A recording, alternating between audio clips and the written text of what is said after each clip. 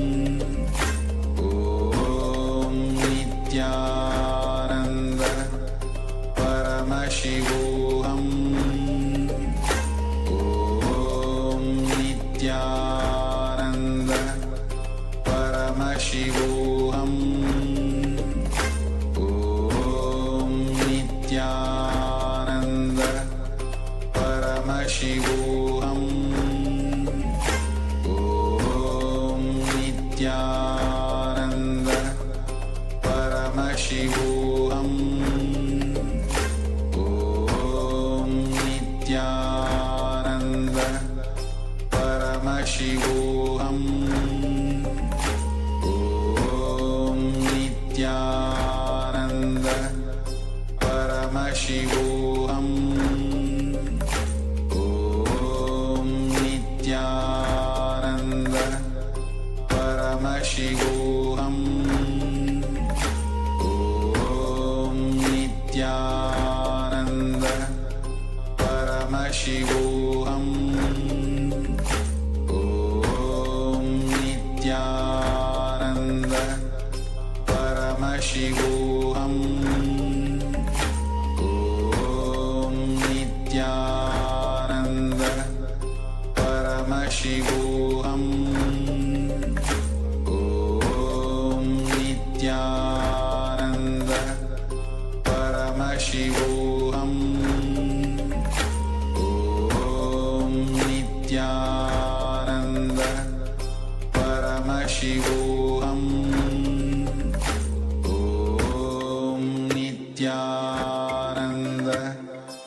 Paramashivoham. Om Nithyananda Paramashivoham. Om Nithyananda Paramashivoham. Om Nithyananda Paramashivoham. Om Nithyananda Paramashivoham. Om Nithyananda Paramashivoham.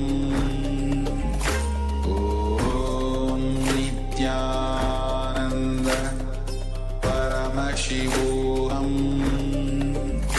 Om Nithyananda Paramashivoham.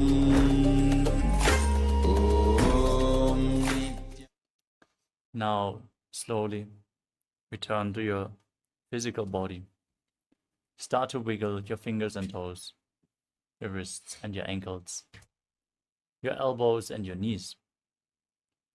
Pull your knees up towards your chest. Rock your body from side to side. And slowly return to a comfortable seated position.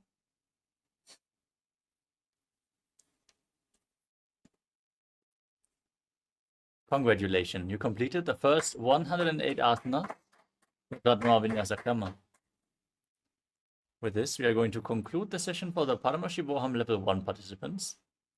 The next Acharya is going to take over in just a few moments, so stay tuned.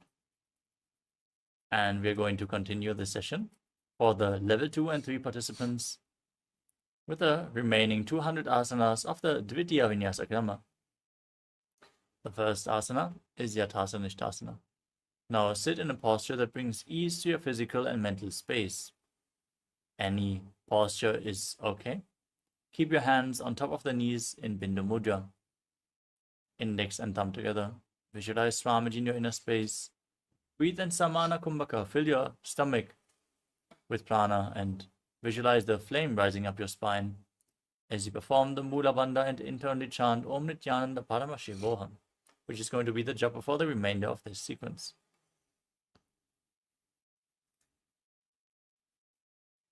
पर्यङ्कं तत्समाख्यातं यतसंस्थं यथा स्थितिः. Next up is Samasana. Now sit in a cross-legged posture. Breathe deeply as you inhale all the way and exhale all the way again and again. Keep your hands on top of the knees in Bindu Mudra and visualize Swamiji in your inner space. इदानीं गर्भिणीनां योगाभ्यासो यथा लघौ.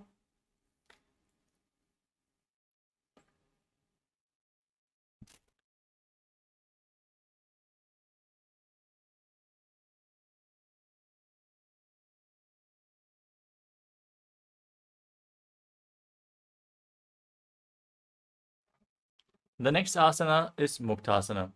Now place the left foot against the perineum and the right foot on top of the left. Keep your hands flat on the knees as you gaze to your nose and visualize yourself as a sage liberated by the Supreme Pontiff of Hinduism in Muktasana. निवेद्य सीमिनीं सूक्ष्मां दक्षिणेतरगुल्पतः. Next up is Siddhasana. Maintain the same posture. Shift your gaze to your third eye and visualize Swamiji in your inner space. स्थानुः ममित्ये. The next asana is Siddhi Asana. Maintain the same posture, but shift your gaze to the ground in front of you. As you visualize Swamiji in your inner space, engage all three bandhas, Mahamudra Bandha. वामपादकेडी जानो सेवनिमदिता सकुंठानो. Next up is Rudrasana 2. Maintain the same posture, but rotate your hands on top of the knees into Bindu Mudra. Gaze up towards your third eye and visualize Lord Rudra in your inner space in Rudrasana 2. वामचरण परिदक्षिण राखे एक जुगति ऐसे विधिधा के. Next up is Santadhunasana. As you gaze to the tip of your nose, maintain your hands on the knees in Bindu Mudra and embody tranquility and an unshakable nature. आसन गौगुण मन की चंचलता meet.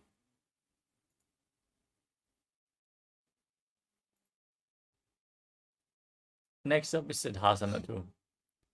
Maintain one heel over top of the other and bring your hands in front of the navel, cupping one palm over the other in Samputa Mudra, resembling a lotus flower. As visualize Swamiji in your inner space in Siddhasana 2.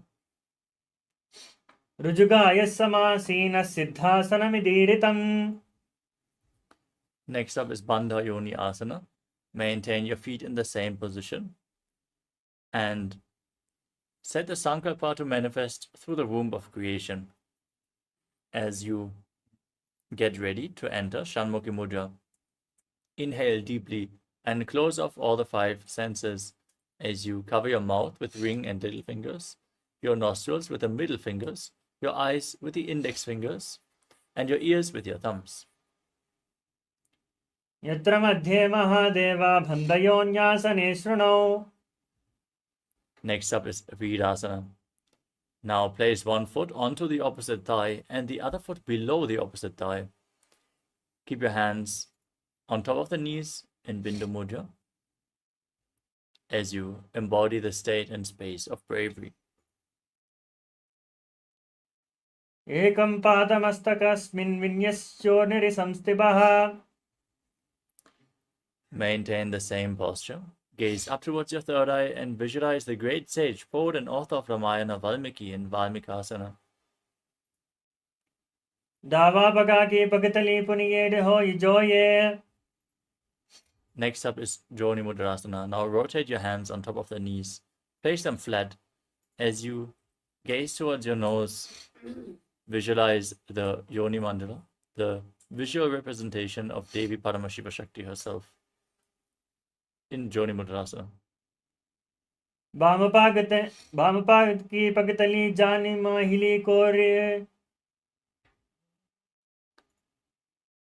Maintain the same posture, but shift your gaze up towards your third eye. Keep visualizing the Yoni Mandala in Yoni Asana.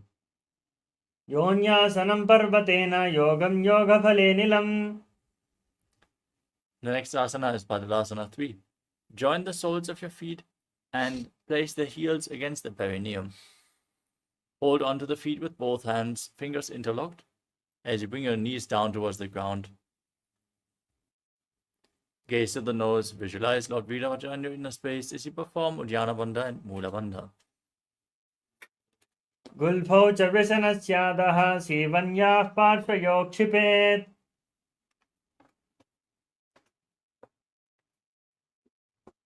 Next up is Aghodasana.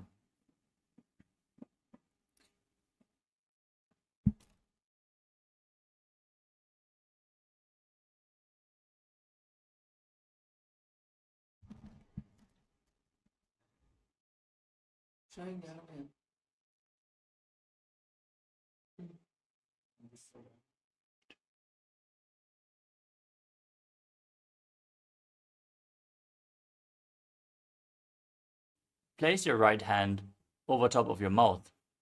Close the left nostril with your index finger. Inhale through the right nostril. Then close both nostrils. Hold your breath. Exhale through the left nostril. And then repeat the breathing flow in the opposite direction in Abhyantara Kumbhaka.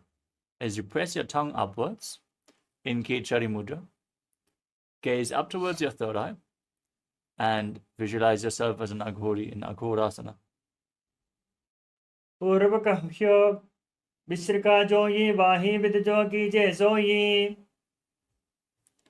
Next up is Kanari Pavasana. Now bring the toes of the feet together and the heels apart. As you lean forward, place your elbows onto your heels and rest your face on your hands. Gaze to your nose. Exhale all the way in Rechaka Kumbhaka. Engage Uddiyana Bandha and Mula Bandha as you visualize yourself as a female elephant drinking water in Kanari Pavasana. ग्वाली पवासन कह्यो है जैसे Yahoo में जाने विदिते से. Next up is Padasana. Now sit with your knees raised. Bring your arms in between the thighs and calves. As you interlock them in front of your feet.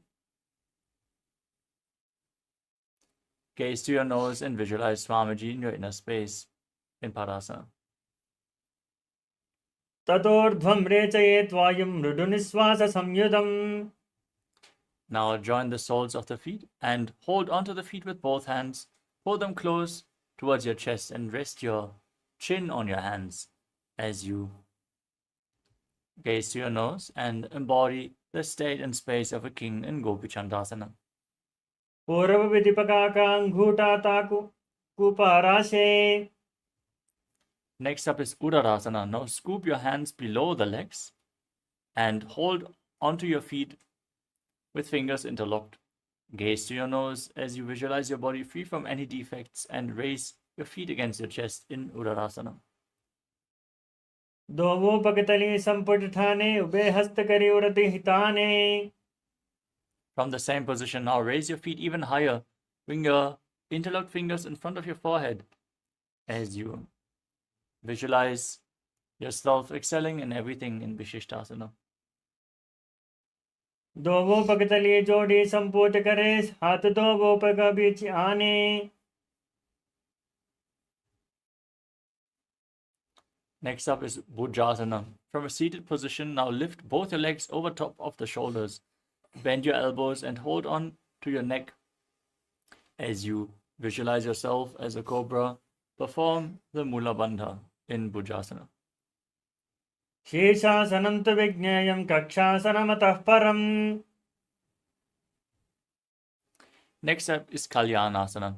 With your legs over your shoulders, now bring your arms behind your back.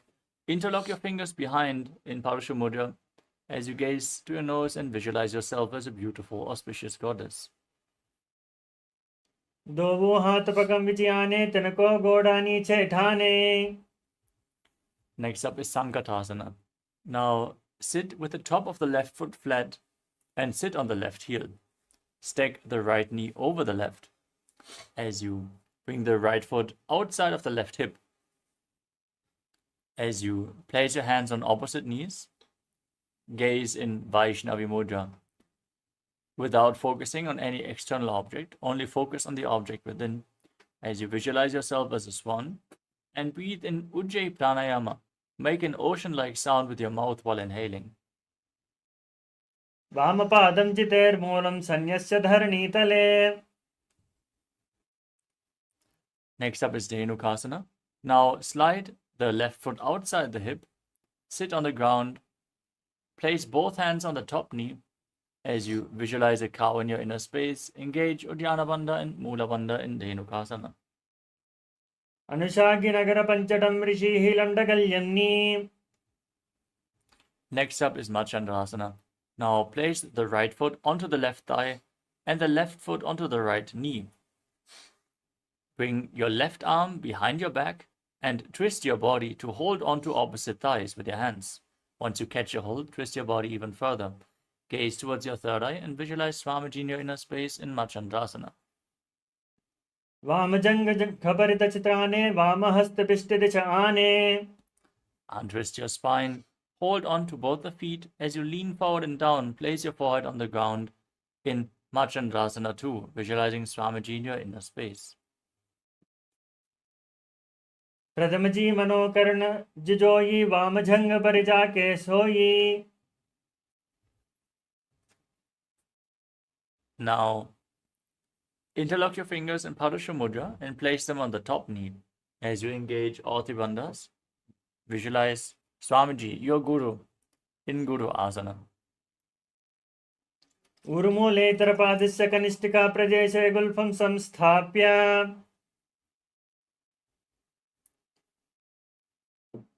Next up is Sankatasana on the other side. Now place the top of the right foot flat on the mat as you sit on the right heel. Stack the left foot over top. Bring the left foot outside the hip as you place your hands on opposite knees. Visualize yourself as a swan. वामपादं चितेर्मूलं सन्यस्य धरणीतले.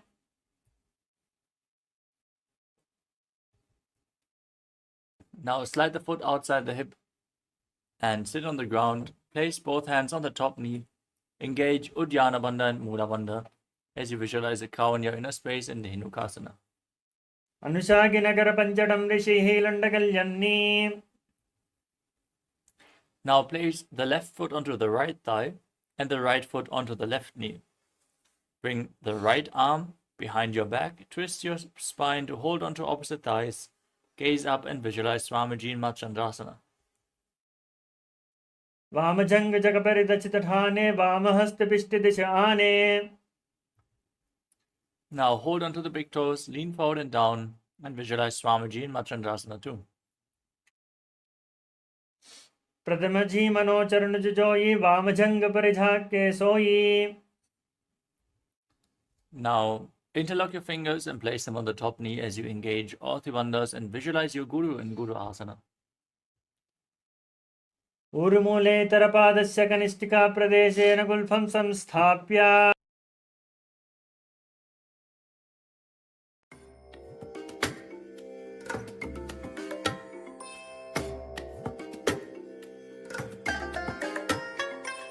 I bless you all. Let you all open all your three eyes and manifest the powers of MahaParamashivoham. Om Nithyananda Paramashivoham. Om Nithyananda Paramashivoham. Om Nithyananda Paramashivoham.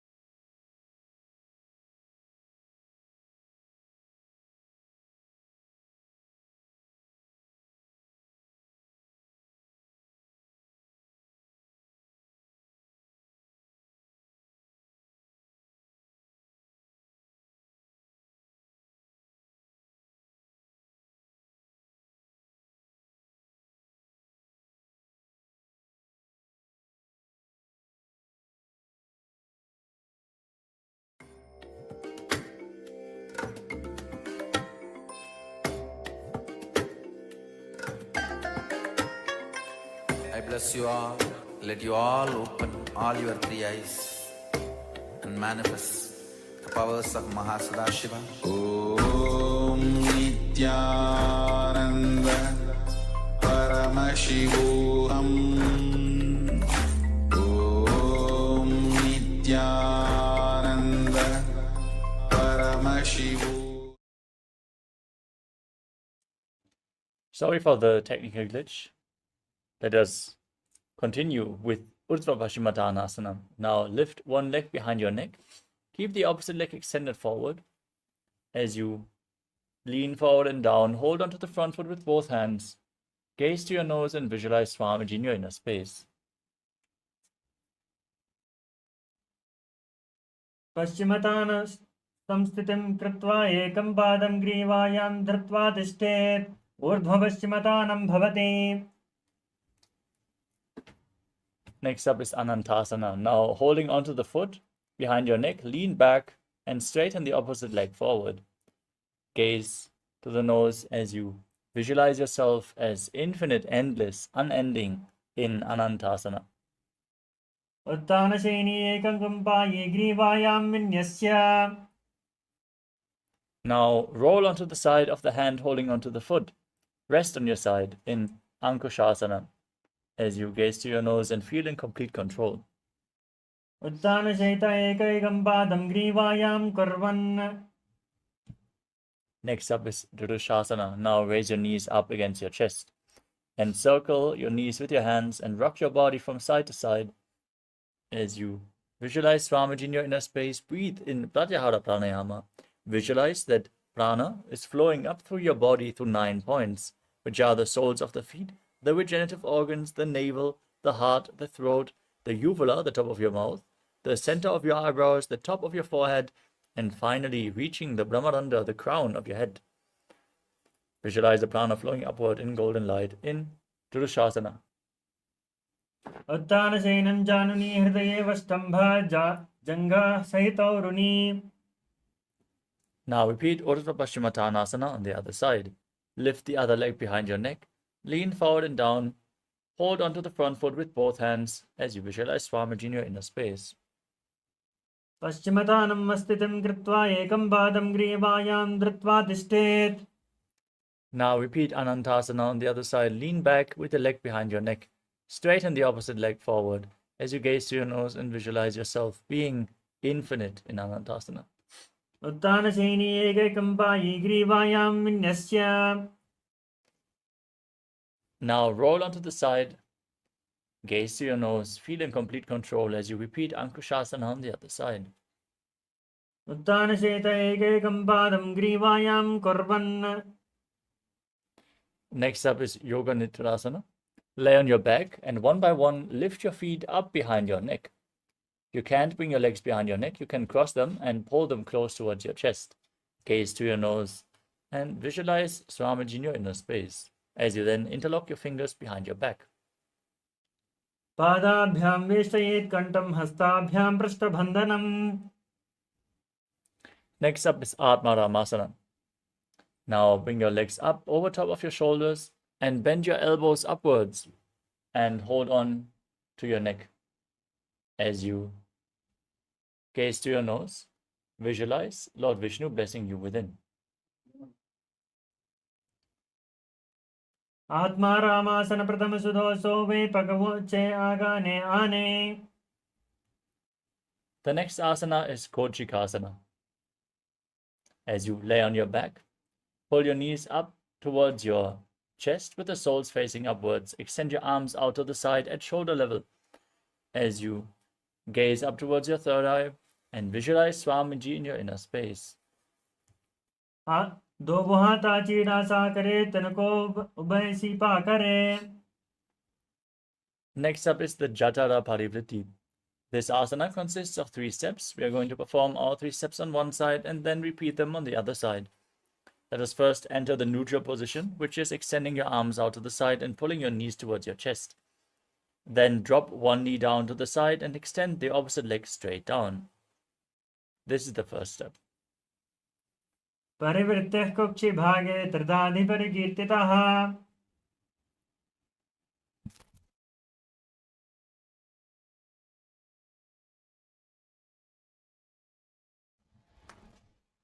Now bend both knees to the side. Keep the arms extended. Step 2. Extend both legs to the side. Hold onto the feet and gaze away from the feet. Now return to the center. Drop the other knee to the side and extend the opposite leg down. Step 1. Bend both knees to the side. Step 2. Now extend both your legs to the side, hold onto the feet and gaze in the opposite direction. परिवृत्य कुक्षिभागे त्रिदाहि परिकीर्तितः. The next asana is the Dviparapitam. As you lay on your back, with your feet flat, hold on to your ankles and push your hips up. As you gaze through your nose, visualize yourself as sturdy as a bridge. Tuck your chin to the chest, contract the throat as you breathe in Mocha Kumbhaka and perform the Mula Bandha. प्रतिक्रियात्वं द्वन्द्वपीठं सर्वबलप्रदम्. Now bring your hands over top of the shoulders, fingers pointing towards your feet. Place them flat on the mat and push your entire body up off the ground, visualizing yourself as sturdy as stone furniture as you breathe calmly through your nose in Paryankasana. उत्तानशयनं हस्ततलाभ्यां भूमिमस्तभ्य. Now lower your body down into Shvottanasana. As you lift your knees up and hold on to the respective shoulders with your hands, rotate your hips in a circular motion and visualize yourself as a dog playfully rolling around on its back. स्ववत् शरीरं संस्थाप्य जानुनी सम्मील्य नाभो आनीय. Next up is Viparita Karani. Now place your arms flat on the mat, palms facing down. As you raise your legs up, straight, point your toes upwards. Lock your throat, breathe in Mocha Kumbhaka as you visualize Swamiji in Viparita Karani. अथ विपरीतकरणी मुद्रा भूतलेषु शिरो धत्वा.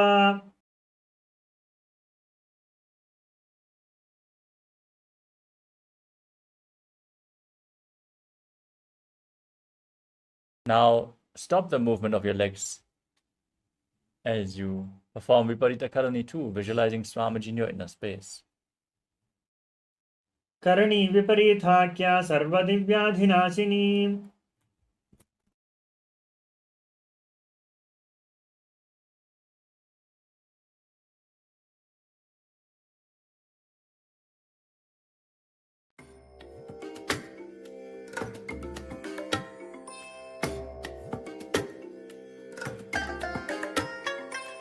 I bless you all. Let you all open all your three eyes and manifest the powers of MahaParamashivoham. Om Nithyananda Paramashivoham. Om Nithyananda Paramashivoham. Om Nithyananda Paramashivoham. Om Nithyananda Paramashivoham. Om Nithyananda Paramashivoham. Om Nithyananda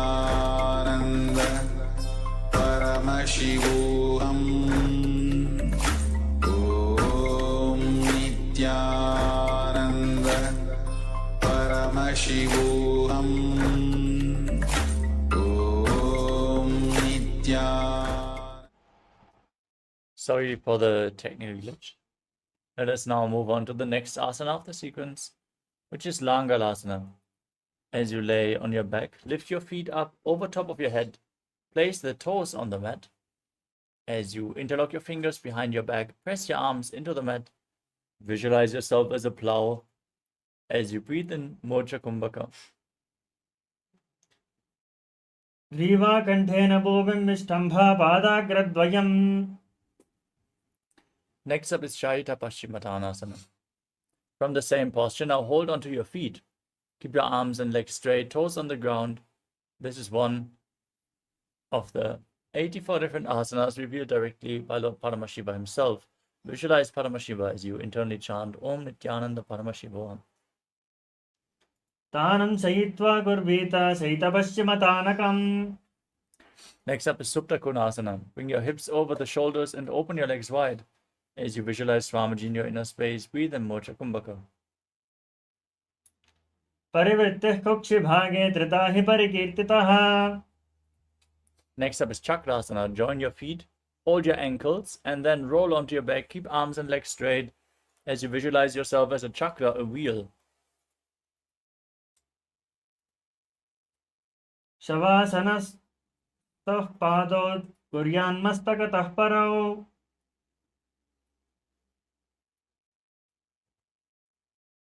Next up is Supta Prasarita Parangushtasana. Now extend your legs up straight, vertically. Hold onto the big toes in Prana Mudra. And then open your legs wide to the side. Visualize Swamiji as you breathe in Ujjayi Pranayama. Make an ocean-like sound with your mouth.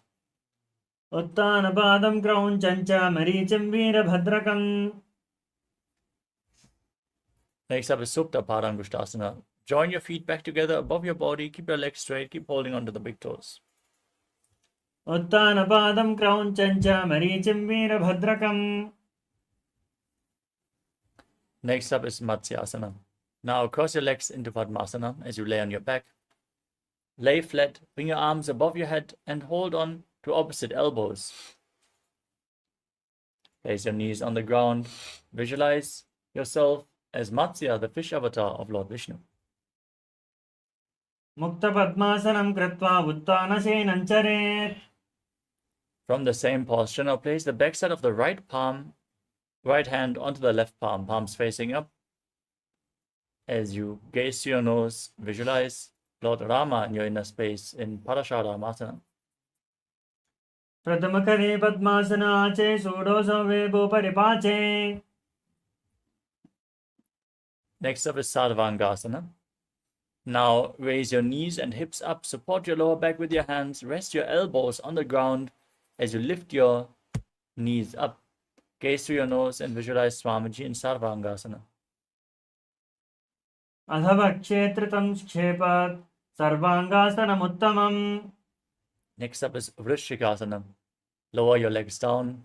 Place one foot onto the opposite thigh as you pull the opposite knee up against your chest. Extend your arms up above your head, hook your fingers forward, and gaze up towards your third eye as you visualize yourself as a scorpion in Vrishikasana. प्रथमशयनशूधोशीशकेशिकी सन्धि सुधाके. Now place the other foot onto the opposite thigh. Repeat Vrishikasana, the scorpion posture on the other side. प्रथमशयनशूधोशीशकेशिकी सन्धि सुधाके. Next up is Vrishaparakshipasana. As you lay on your back, bring your hands underneath your neck, interlock your fingers. As you lift both your legs up off the ground and alternate pulling one knee in towards your chest, back and forth. As you visualize Swamiji in your inner space, calmly breathe through your nose in Sahadra Kumbhaka. उत्तानं शयनं कृत्वा अनुलम्भिः कन्दरां भद्वा. Next up is Marottanasana. Now place your hands flat next to your hips and alternate pulling one knee in towards your ear, back and forth. Touch your ears with your knees back and forth as you visualize Swamiji in your inner space. स्वोत्तानवस्थं स्थितिं कृत्वा जानोत्वय पर्येन कर्णयोः संस्पृशेत् मारोत्तनं भवति. Next up is Vrikasana. As you lay on your back, place your feet flat and then stand up and lay back down again and again, visualizing yourself as a wolf. उत्तानशयनं कृत्वा पादतलाभ्यां भूमिं धृत्वा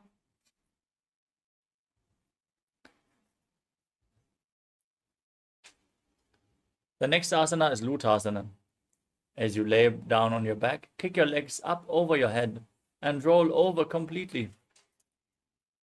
Visualize Swamiji in your inner space as you perform the Mula Bandha and finally end in a prone position on your stomach.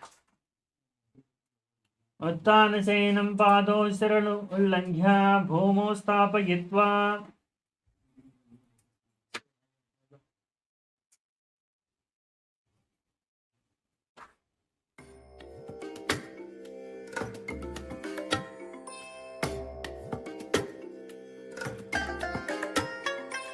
I bless you all. Let you all open all your three eyes and manifest the powers of Mahasudashiva. Om Nithyananda Paramashivoham. Om Nithyananda Paramashivoham. Om Nithyananda Paramashivoham. Om Nithyananda Paramashivoham. Om Nithyananda Paramashivoham. Om Nithyananda Paramashivoham. Om Nithyananda Paramashivoham. Om Nithyananda Paramashivoham. Sorry for the technical glitch. Let us now continue. The next asana of the sequence, which is Saladhasana. Lay flat on your stomach with your hands next to the shoulders and contract your lips. Make a whistling sound like a flute as you inhale. Visualize yourself as a chariot carrying warriors into a battle for Dharma on your chariot back in Saladhasana. युद्धं शयनं कृत्वा नाभिं भूमिं निधाय Next up is Dehal Yolanganasana. As you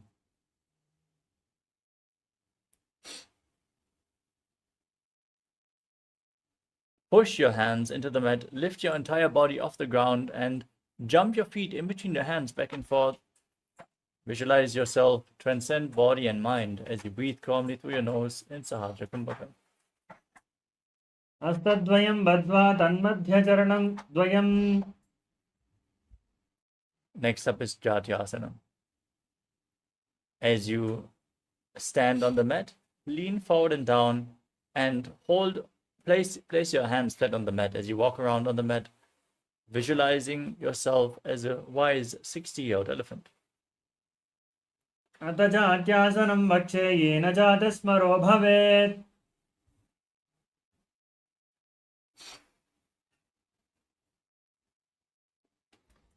Next up is Lolitika Karana. Now keep your heels together, toes pointing outwards and the knees bent.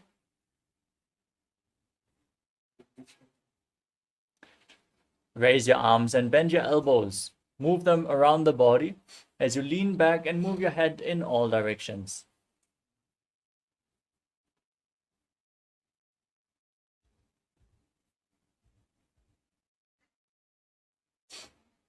The next asana is Sarabhasana. Now, tie your feet with a rope if you have a rope available and stand erect on the mat like a rod. Keep your arms close to your body, hands on your thighs as you visualize your Kundalini Devi raising and curling upward around your body.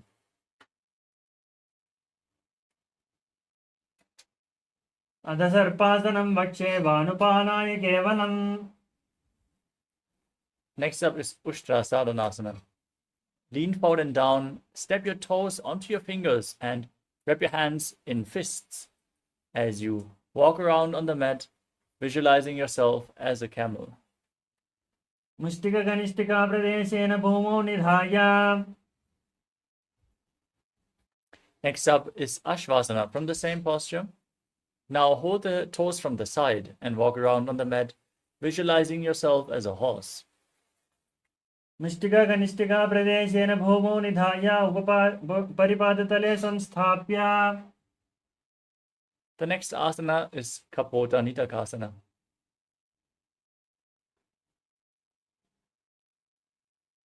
As you stand straight with your feet together, interlock your fingers behind and pull your hands down towards your calves. Lean back as far as you can as you tilt your head back and visualize yourself as a soaring bird diving. पादतले भौमौ निधाय पृष्ठभागेन हस्तौ जङ्घापर्यन्तं नीत्वा. Next up is the Tala Pushpaputam Karana. Now stand in Arimandi posture, heels together, toes pointing outwards and your knees bent. Join your hands in Namaskara Mudra in front of the heart center. Bow down to one side and open up your palms as you raise the respective heel off the ground. Visualize yourself holding a bouquet of flowers and offering it to Paramashiva.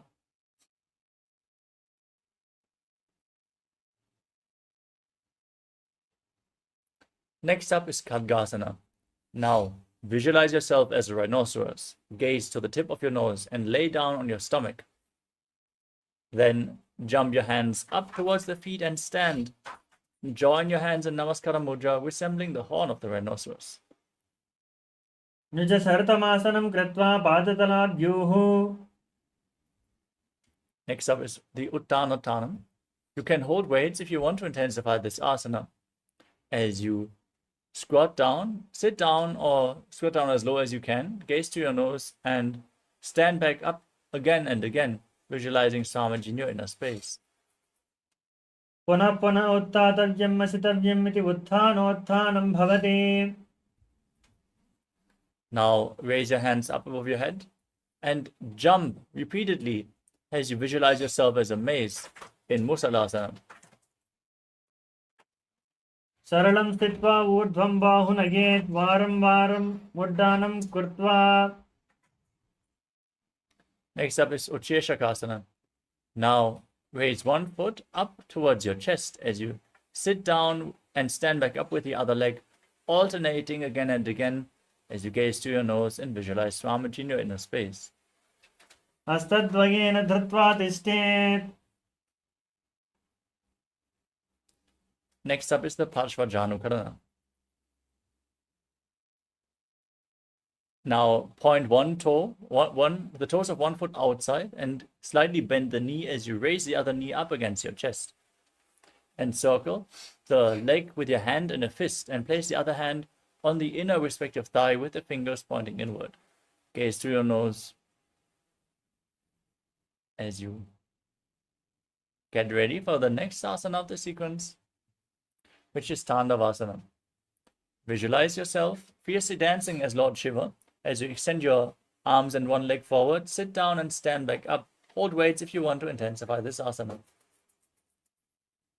एकेन पादेन स्थातव्यं ताण्डवासनं भवति. Next up is Brahmanasana. Now place the foot towards the inner opposite thigh. Keep your hands relaxed by the knees and visualize Lord Brahma blessing you from within. ब्राह्मणासनमावक्षे यत्कृत्वा ब्राह्मणो भवेत्. Next up is Garudasana 3. Now bring the raised foot over and behind the opposite leg. Bring the respective hand below the opposite hand and join your hands in Namaskara Mudra as you visualize yourself as Lord Garuda. उत्थानकूर्मपीठं च सैमस्गारुडमेव च वातायनं गोमुखं च भारद्वाजं त्रिविक्रमम्. Next up is Ekapadasana. Now raise the foot onto the opposite thigh. Keep your hands relaxed by the side. Stand one-legged as you visualize Swamiji in your inner space. दक्षाङ्घ्रिं वामपादस्य जङ्घोपरिनिधाय च.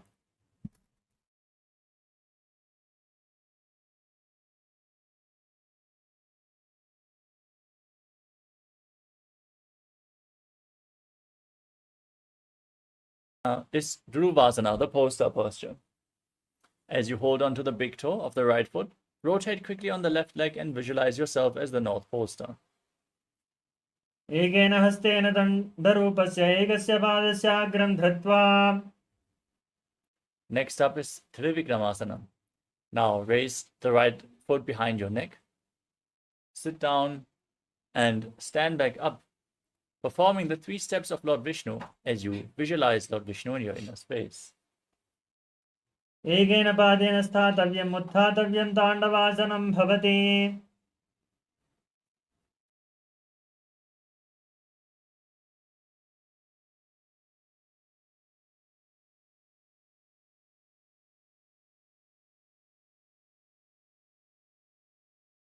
Pull the other knee against your chest with a hand and a fist.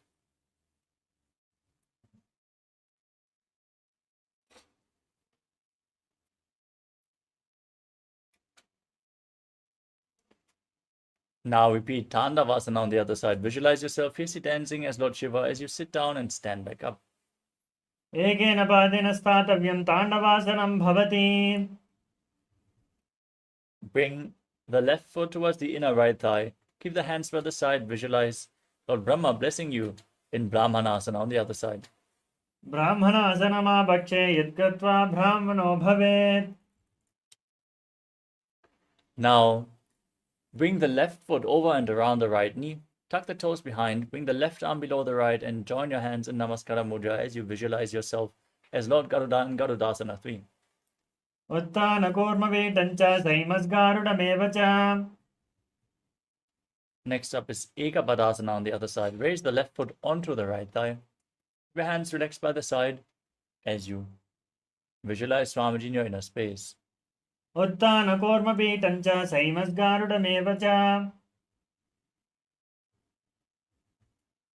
Now repeat Dhruvasana, the pole star posture on the other side. Rotate quickly on the standing leg as you visualize yourself as the North Pole Star. एकेन हस्तेन दण्डरूपस्य एकस्य पादस्याग्रं धृत्वा.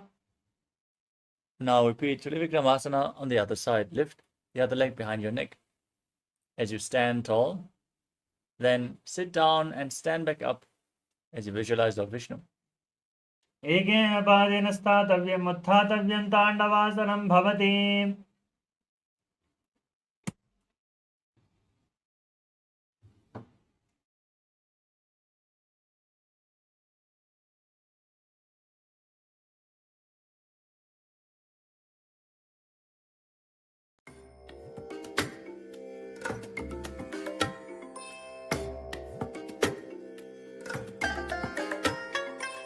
I bless you all. Let you all open all your 3 eyes and manifest the powers of Mahasudashiva. Om Nithyananda Paramashivoham. Om Nithyananda Paramashivoham. Om Nithyananda Paramashivoham. Om Nithyananda Paramashivoham. Om Nithyananda Paramashivoham. Yes, we move on to the next Karana of the sequence, which is Samanaka Karana. Now stand with your heels together, toes pointing outwards, and keep your hands by the side of your hips, slightly extended away from the body. Point your fingers one by one as you stand in this neutral posture. Feel the energy coursing through your body as we move on to the final 100 asanas of this sequence, starting off with Godak Anjali Asana. Now, slightly squat down, bring your hands in between the thighs and calves from the outside and interlock your fingers, bringing them to the navel. Squat down all the way. Visualize the great sage Godaknath, the founder of the Natha Yoga Hindu Sampradaya. As you perform the Jivachala Kumbhaka, inhale deeply, hold your breath, and move the prana upwards and downwards and through your limbs in Jivachala Kumbhaka by the force of your will alone. प्रथम ही उपो होये बाहुरी नीचोपनि होवे. Next up is Kanchi Asana. Now squat down all the way and interlock your fingers behind your back. Now visualize Swamiji in your inner space as you perform the Mula Bandha. ऊरुमध्याधस्थो निवेश्य नितम्बं धृत्वा. Next up is Bhairo Asana. As you sit with your feet together, heels against your perineum, interlock your fingers behind your back and gaze towards your navel as you visualize Bhagavan Kala Bhairava, the Lord of Time, in Bhairo Asana.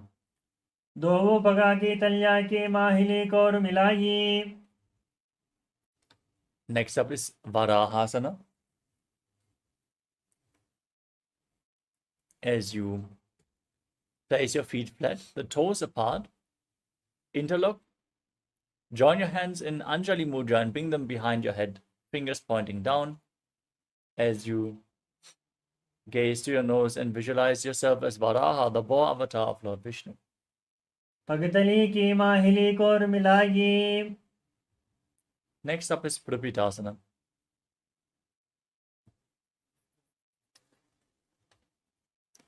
Hold onto the big toes in Prana Mudra and then raise your hips to the same level as your knees. Visualize Swamiji in your inner space and perform the Mula Bandha. अथ उत्तानासनानि पार्श्वद्वय सम्मील्य. Next up is Bakasana. Place your hands flat on the ground and bring your knees onto your arms towards your armpits. Lean forward, find balance, and then lift your feet off the mat as you visualize yourself as a crow. हस्ताभ्याम् अवनिवस्तम्भा जानुद्वयं नाभो सम्मील्य.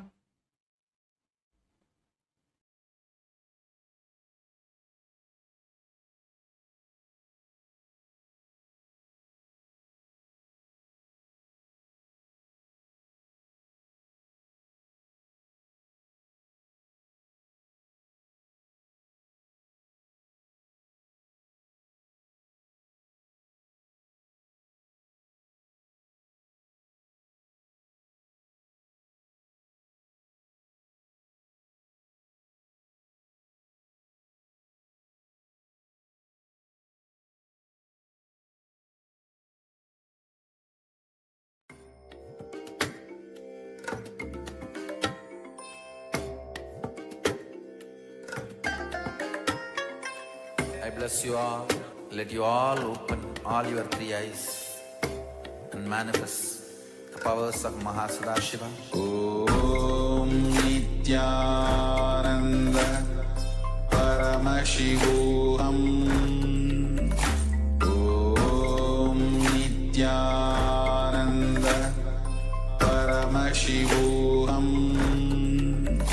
Om Nithyananda Paramashivoham. Om Nithyananda Paramashivoham. Om Nithyananda Paramashivoham. Om Nithyananda Paramashivoham.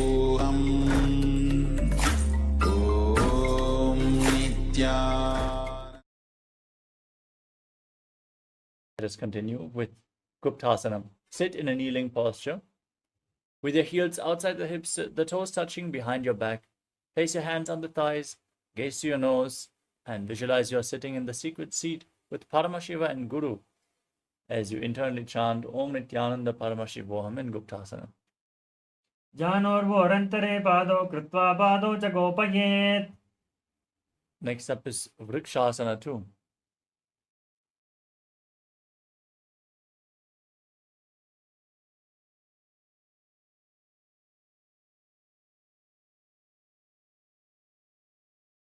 Now place your hands flat on the ground and raise your legs up into a handstand. You can lean against the wall or ask a partner to aid you in the performance of this asana. Everyone should perform this asana to purify the 7 chakras. Now visualize yourself as a tree with deep roots growing into the ground. सप्तचक्रक्षालनाय vrikshasana विशेषकान्. Next up is Shiva Asana. From the headstand, Bring your feet together and gaze up towards your third eye. Visualize Tejas, energy flowing to your third eye and rejuvenating your body. Dovopakajoi mahigulphamula maile. Gently lower your legs down and place your hands flat on the ground, shoulder width apart. Step your feet back, lower your body down, and push it back up again and again as you visualize yourself as a fish in Matsyasana. Nubjam sayanam korparo parshvabhagayam murdhakritya. Next up is Sadapasana too. As you lay prone on your stomach, keep your hands on your hips and raise your chest from left to right. Visualize and move your body like a snake in Sadapasana as you breathe calmly through your nose. Nubjam sayanam kritva hasto nitambam samsthapya. Now point your toes back. Bring your elbows on the ground in front of you and rest your chin on your hands as you feel self-supported and completely independent in Niralambanasana. Karabhyam pankajam kritva tishtet korparayasudhehe. Next up is Chaturasana. On your stomach, now place your hands flat and straighten your arms. Raise your chest and bend your knees to bring the feet up towards your upper back. Tilt your head back and visualize yourself as an umbrella protecting your guru from the sun rays in Chaturasana. Ardhasana samstitva hastatalabhyam bhumimavastabhyam. Next up is Vajrasana. Now sit on your knees with the toes flat on the ground. Extend your arms out in front. Lean forward and down. Place your palms down as you place your forehead on the ground. Gaze to your nose and visualize yourself as Vajra, the weapon of Indra, symbolizing your indestructibility in Vajrasana. Idanim garbhininam yogadhyaso yadhalago. Now push your hands into the mat. Lift your hips up high. In Gajasana, as you alternate striking the ground with your hands, visualize yourself as powerful as a ram in Meshasana. Gajasana samstito ekekam bahum bhumo tadayet meshasanam bhavati.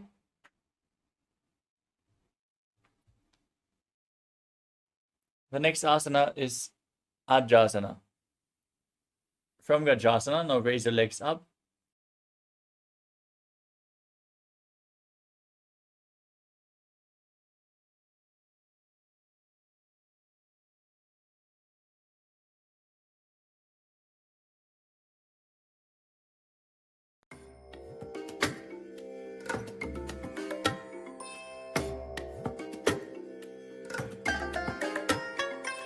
I bless you all.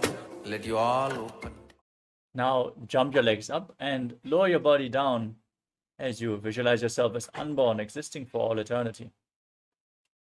Gajasana samstito padadvayam mantarale kritya. Next up is Dhanantarasana. Now sit in a kneeling posture and hold on to the big toes in Prana Mudra. Hold your toes in towards your perineum and then place your hands on top of the knees. Visualize Swamiji as you gaze to your nose and breathe in Ujjayi Pranayama. Make an ocean-like sound with your mouth in Dhanantarasana. Purva vidhi parihata ke kagasisyo phanasara modi.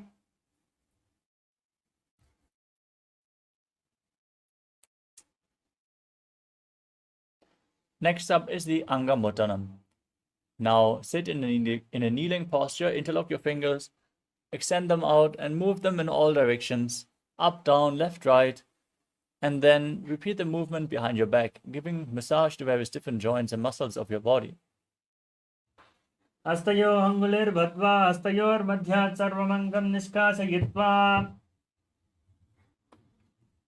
Next up is Garudasana form. Now sit in Vajrasana and turn your feet so the toes are pointing outwards. Place your hands on the knees and visualize yourself as Lord Garuda flying Lord Vishnu and Lakshmi on his back. Jangorubhyam pidya sthirakayo dvijanuna. Next up is Ananda Mandirasana. Keep the toes pointing back, the knees open wide and sit on your heels as you place the front of your buttocks on the ground. Hold your ankles and gaze up towards your third eye. Visualize you're residing in the blissful space of a temple. अधवक्षे वीरनाद आनन्दमन्दिरासनम्.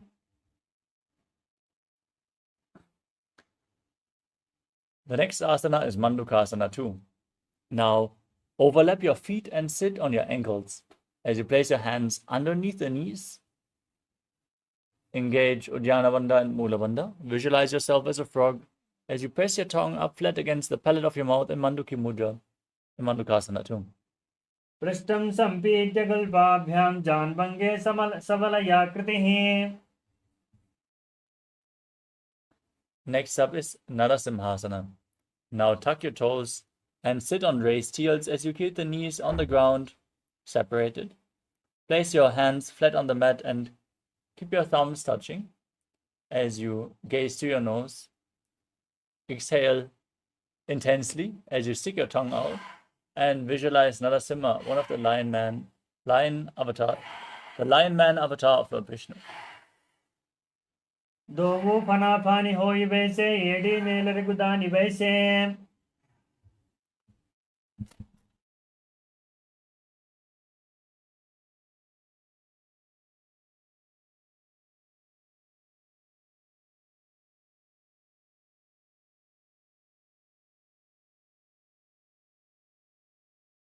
Next asana is Vishlakasana. From the same position, your toes tucked, knees open wide on the ground. Cover your mouth with your hands and bring your thumbs underneath the teeth. Close your lips and inhale through the right nostril and exhale through your mouth as per your capacity. As you breathe in Vishlaka Pranayama, gaze to your nose and visualize yourself as Devi, victorious over all your fears. दोवो पगा की AD जोई गोड़ा फनोम वाम पुनि होई. The next asana is Makadasana. As you sit with the toes pointing back, feet flat on the mat, sit on your heels, gaze up towards your third eye. As you raise your arms and bend your elbows, imitate as if you are a monkey scratching itself as you visualize yourself as a playful monkey. दोवो पगतली संपुट आने तनके विष्टिभू परिथाने. Next up is Vajra Sangarasana. As you bring the soles of your feet together and lift your knees off the ground, separate the knees and hold onto opposite elbows behind your back. Gaze to your nose and embody diamond-like strength for you and your Sangha, your spiritual community. प्रथम फनाफानि होई वैसे दोवो AD गुदानि वैसे. Next up is Kanjanasana. Now, cross your feet, place your knees on the ground and sit on your heels. Place your hands flat on the ground next to you as you gaze to your nose and visualize perfect health beyond any and all physical or mental ailments, performing Uddiyana Bandha and Mula Bandha. कञ्जनासनमावक्षे यत्कृत्वा स्थिरो भवेत्. Next up is Kurmasana. Maintain the same posture. Place your hands on the knees. Make your upper back and neck stiff like the shell of a turtle as you gaze to your nose and visualize yourself as a turtle with a stable body and mind to live for centuries in Kurmasana. गुल्फौ च विसनस्याधो व्युत्क्रमेण समाहितौ. Maintain the same posture. Relax your upper back and neck. Gaze to your nose and visualize Swamiji in Yogasana. गुडं नियमगुल्पाभ्यां व्युत्क्रमेण समाहितः. Now, stand on your knees and cross your feet behind. Place your feet near the opposite knees as you hold the calves with the fingers inside and the thumbs outside. Gaze up towards your third eye and visualize a space of eternal oneness Advaita with your Guru in Vijyogasana. घोड़ा मानो बहोई घोड़ा धारा के दोई. Next up is Ushtrasana 2. In a kneeling position, now bend backwards. Hold on to your heels as you push your hips forward.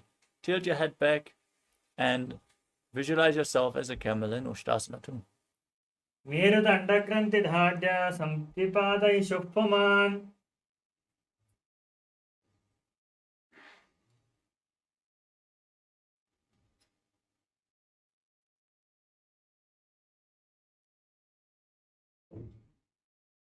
Next up is Jatyasana 2.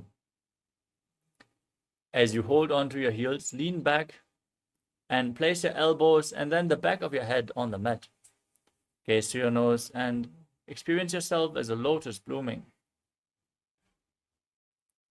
दोवो एडि संपूट करे सोले मूलद्वार तरिधेरे.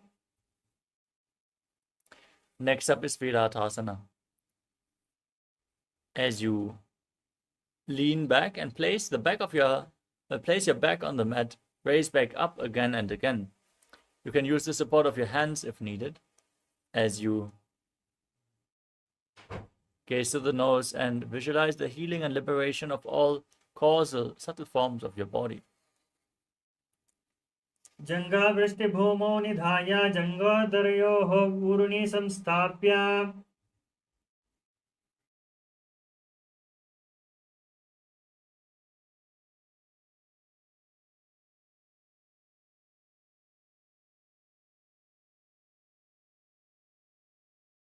Kapotasana.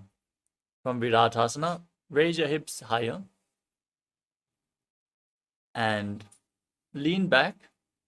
Bring your arms over top of your shoulder and place your forearms on the ground as you bring your head in between the feet.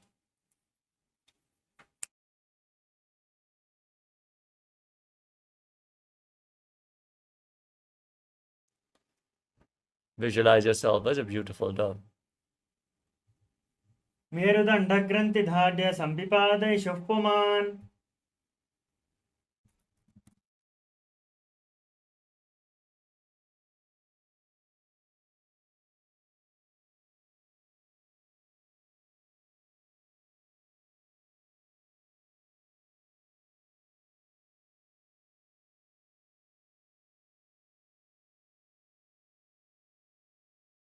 Now stand on your knees with the toes tucked and hold on to opposite arms. Gaze to your nose. This is a boon fulfilling posture. Receive your boon from Paramashiva as you internally chant Om Nithyananda Paramashivoham, visualizing Paramashiva in your inner space in Vadasana. जानुनि भूमौ संस्थाप्य हस्ताभ्यां बाहु परस्परं धृत्वा. Now sit down on your heels, keep your toes tucked, heels raised. As you lean forward and down, place your forearms on the ground and place your head on your hands. Visualize yourself as a boar, one of the 10 incarnations of Mahavishnu in Varahasana 2. सूर्यं चन्द्रं भेदनानि आसनानि निकथ्यते. Next up is Mundasana. Now interlock your fingers, keep your elbows shoulder width apart, place your head on the ground and raise your hips up. Walk your feet forward and lift them off the mat. Enter into a headstand posture. You can lean against a wall for support if needed. As you gaze to your nose, breathe in Sahajra Kumbhaka and visualize yourself as a lopped tree in Mundasana. अधो मुण्डासनं वक्षे सर्वेषां प्राणिनां सुखम्. Next up is Andhasana. Lower your body down and come to a kneeling posture with the top of the feet flat on the ground. Sit on your heels. As you gaze to your nose, lean forward and down, bring your head in between the knees and hold your head with your hands, keeping your elbows outside the knees. Inhale through your nose in Sahajra Kumbhaka. Exhale through your mouth in this asana as you visualize Swamiji in your inner space. प्रथम पगतले समटहरावे कोरुमाहिली ube मिलावे. Next up is Viparita Shalabhasana. As you lay down on your stomach, extend your arms up above your head. Hold on to weights if you want to intensify this asana. And lift your arms, chest and legs off the mat, visualizing yourself as a locust. शलभासन वेधाश्च नटभेरुण्ड नामके. Next up is Kapalasana. Now place your hands flat on the ground next to your hips and bring your forehead flat on the mat as well. Gaze to your nose as you visualize yourself as a skull representing the mind with purified thoughts and the strong will to attain enlightenment as you lift your feet off the mat. कपालं भूमौ निधाय ऊर्ध्वं पादौ नयेत् कपालासनं भवति.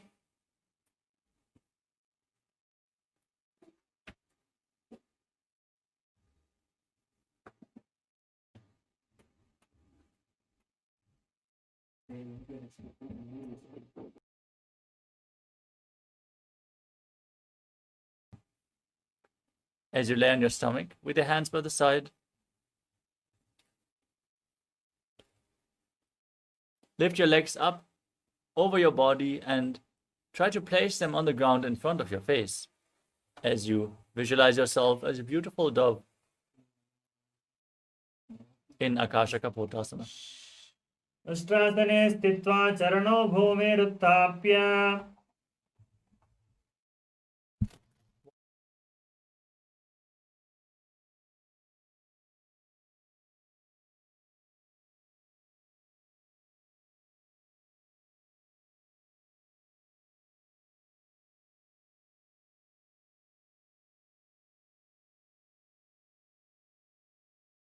Chatakasana. Now sit on your heels with your forearms flat on the ground in front of you.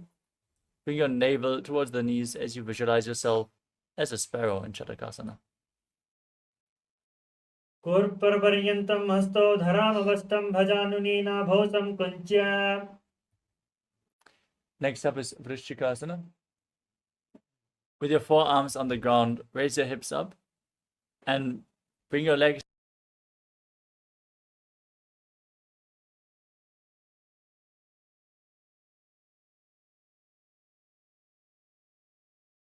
visualize yourself as a scorpion. Breathe calmly through your nose in Sahadra Kumbhaka.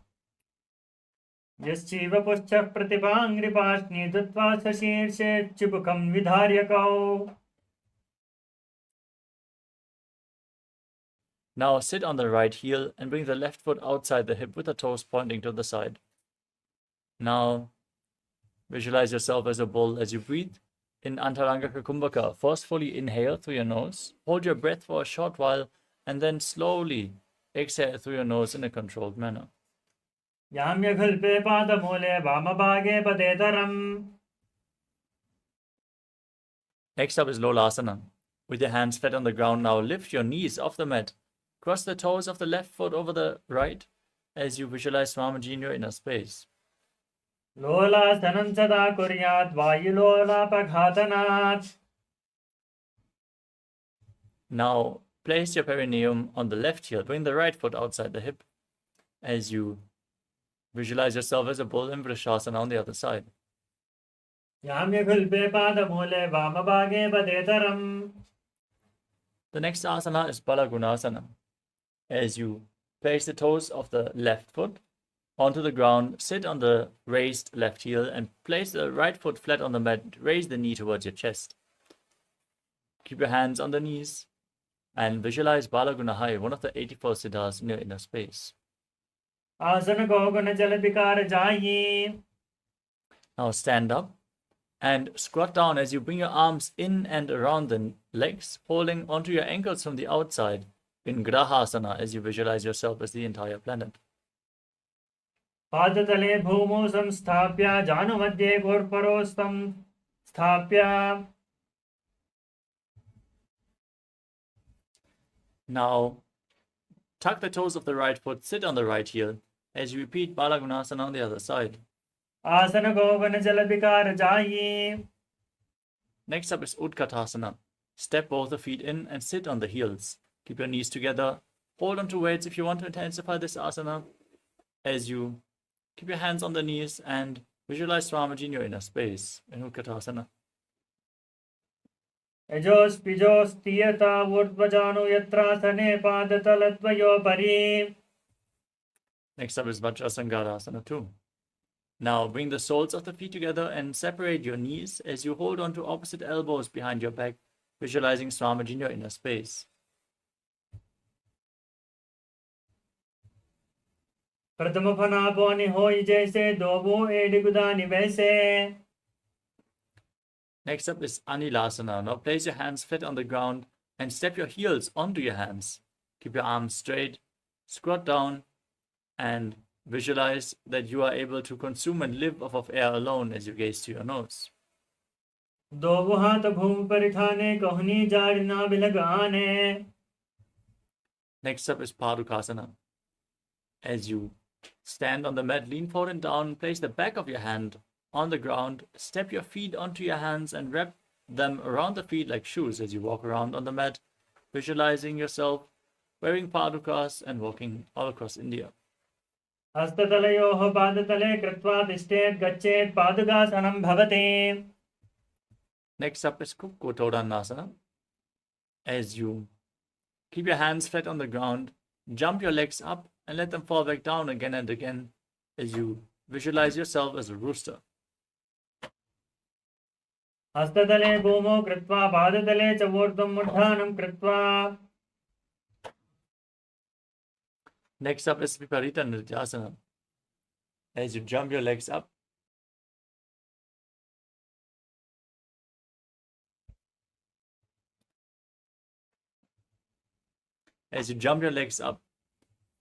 move around on two hands dancing as you feel yourself become free of all inhibitions.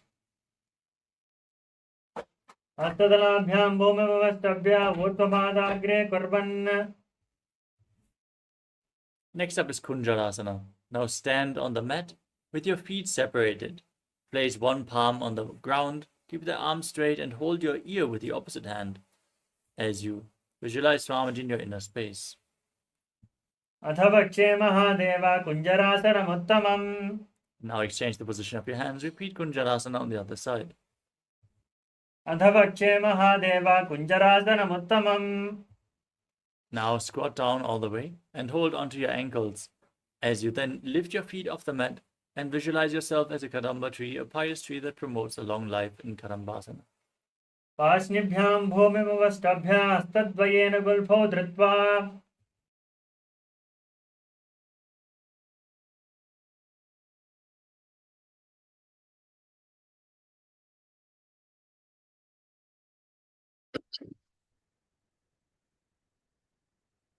Nithyananda, everyone.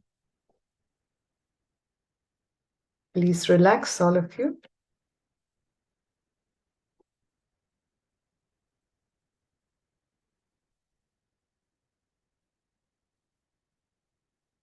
Yes. All the Nithyananda yogis, I'll give you a couple of minutes. Please settle down. We will begin with the Gnana session in Paramashivoham, day 10 today.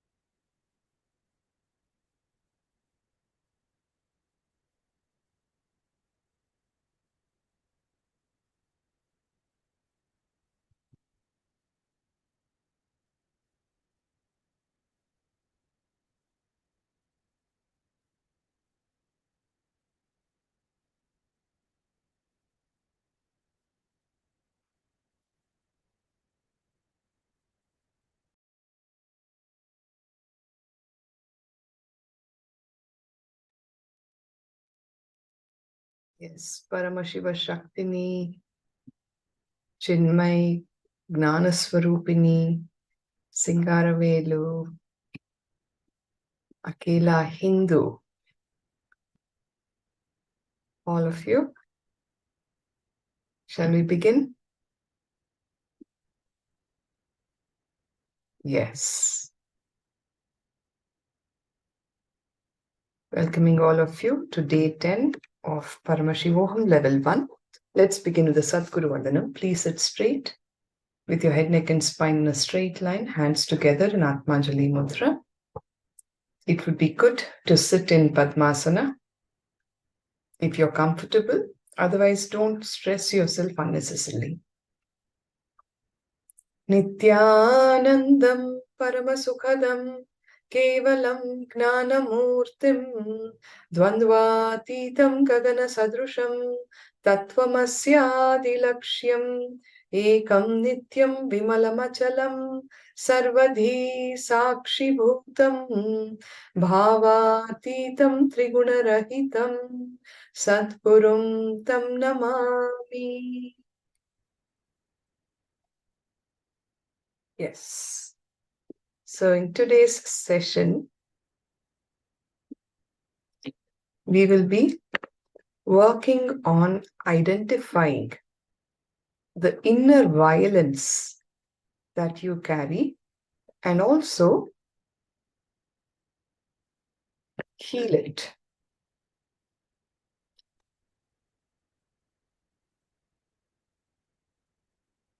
Heal your inner violence is the subject matter for the day.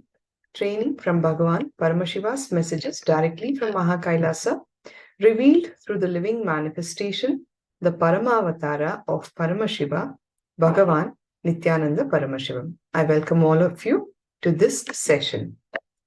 The verse number 3 of the 5th chapter of Bhagavad Gita says, Krishna says, Gneyaha sa nitya sannyasi yona dveshtina kankshati nirdvandvo hi mahabhavo sukham bandhat pramuchyate is the verse 5.3 from Bhagavad Gita. The translation goes, he who neither hates nor desires the fruits of his activities has renounced. He is a sannyasi who neither hates nor desires the fruits of his activities. Such a person, free from all dualities, easily overcomes material bondage and is completely liberated, O Mahabaho, Arjuna. So, Bhagavan Sri Krishna is telling Arjuna that a sannyasi is one who neither hates nor desires the fruits of his activities. Such a person who is free from all dualities, hatred, love, hate, desire, good, bad, all of that, easily overcomes material bondage and is completely liberated, says Bhagavan Krishna. Continuing, let not the fruit of action be your motive, and let not your attachment be to inaction either. Krishna is telling, the motive for your action should not be the fruit of action.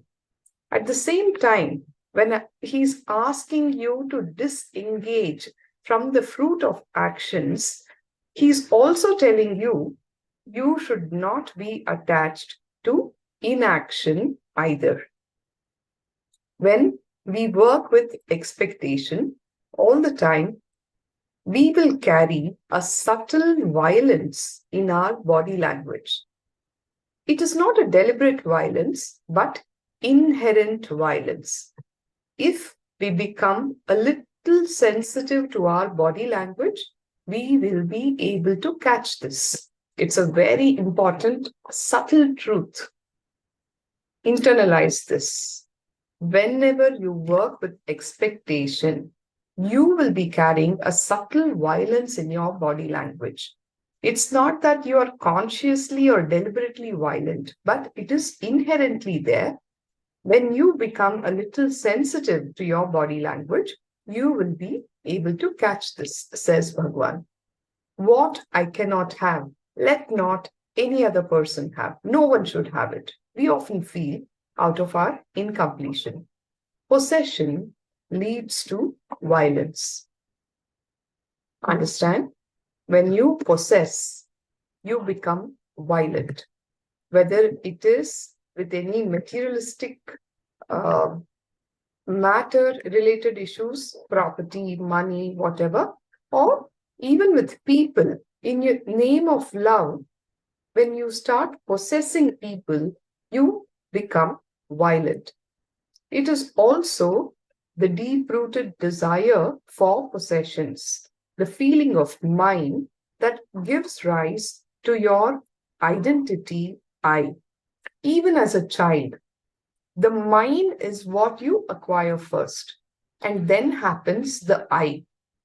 This is mine, that is mine, this is mine. This house is mine. This father is mine. This mother is mine, right? From that, you build your identity, which is the I.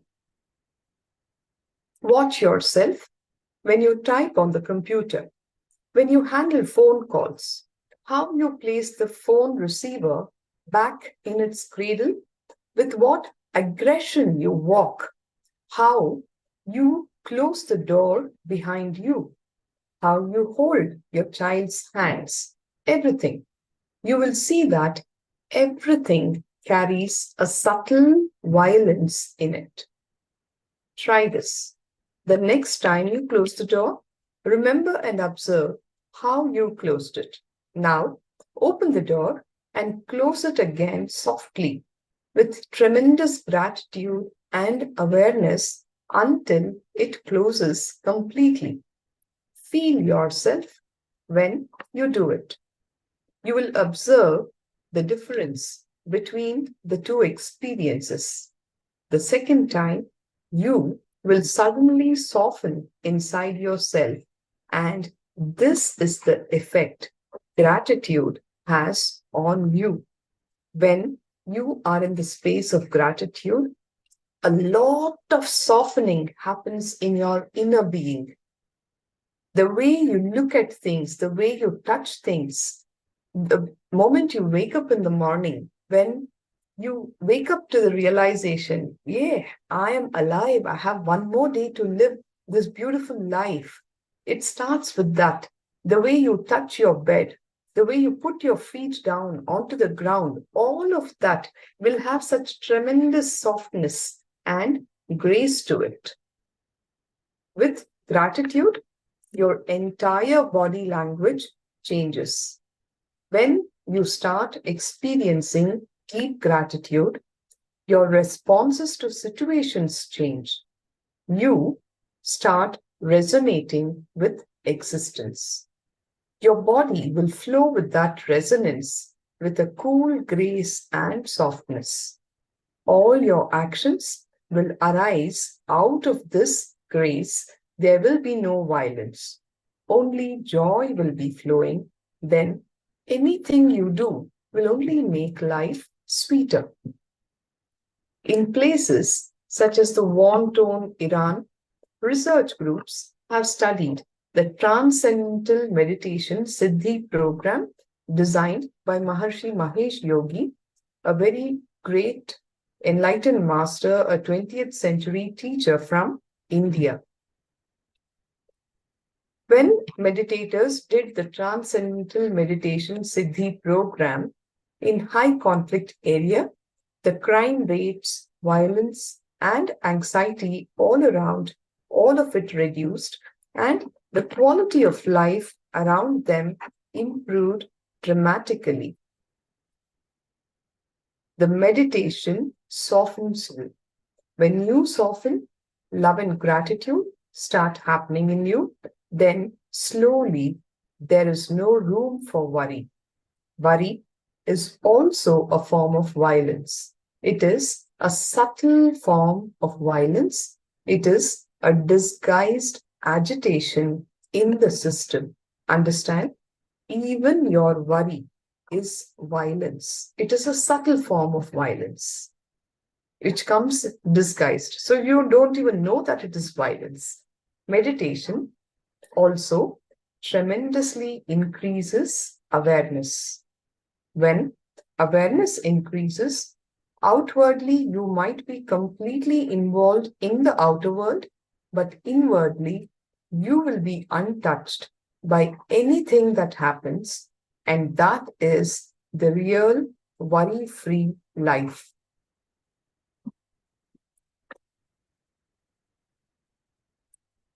Look into yourself.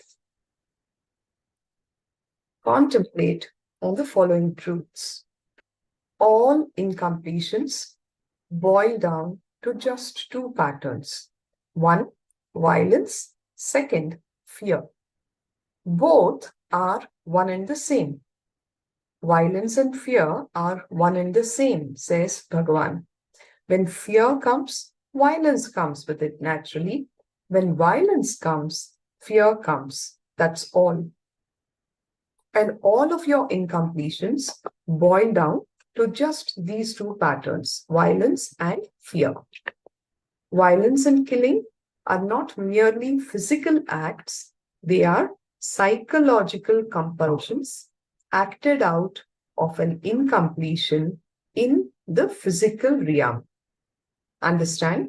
Violence and killing are not merely physical acts, they are psychological compulsions acted out of incompletion in the physical realm.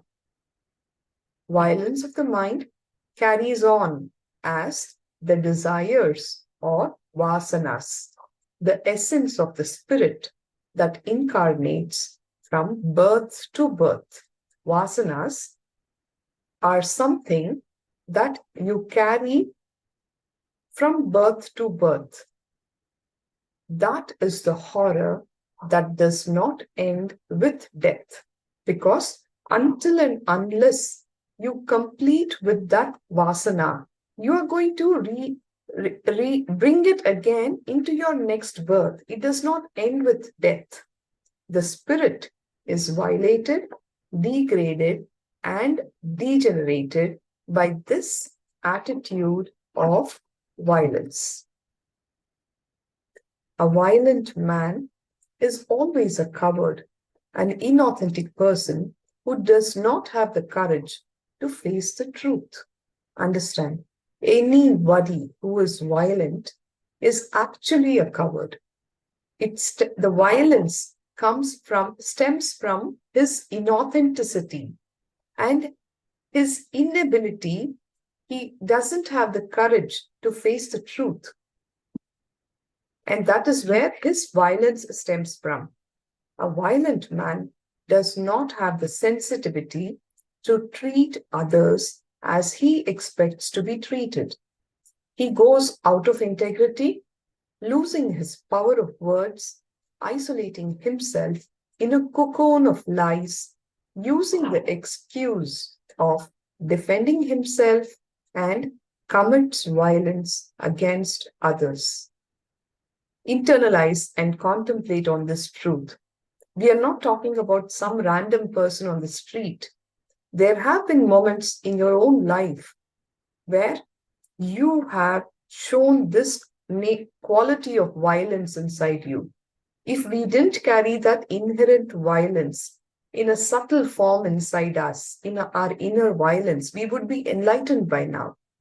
So let us not think that it is somebody's story. We have to contemplate and work on this truth. Whenever you get violent, you lose sensitivity to treat others the way you expected yourself to be treated. Yes or no? Chinmay?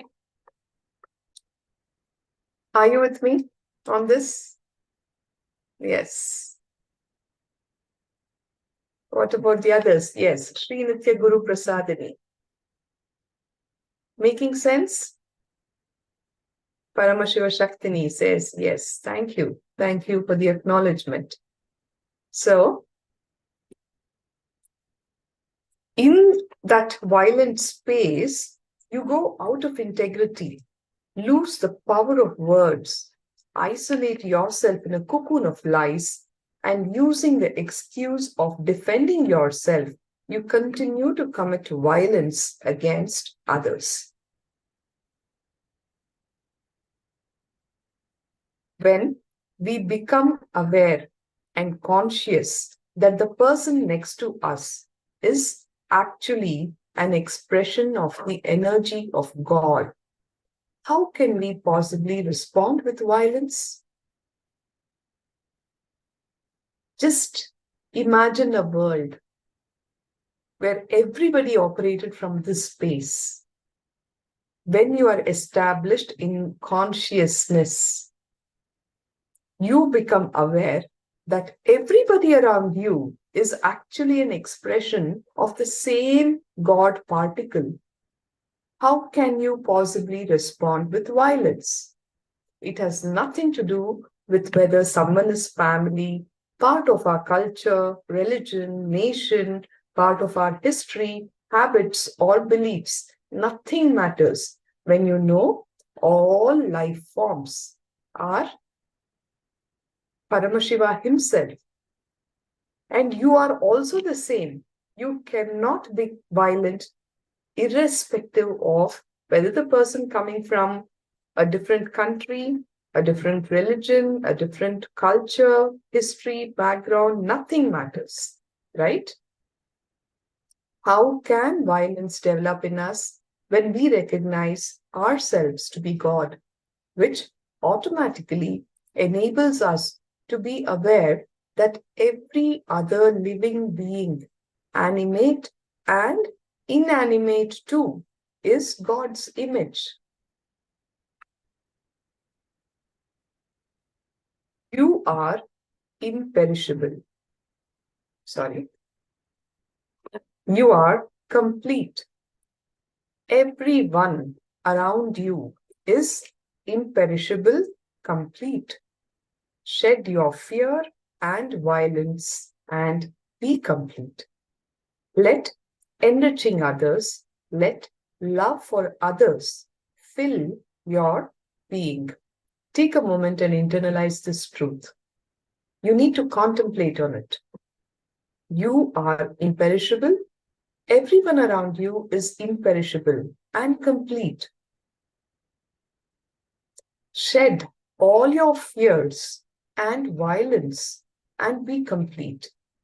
Let your being be filled with love for others and enriching others. Such a beautiful way to live life.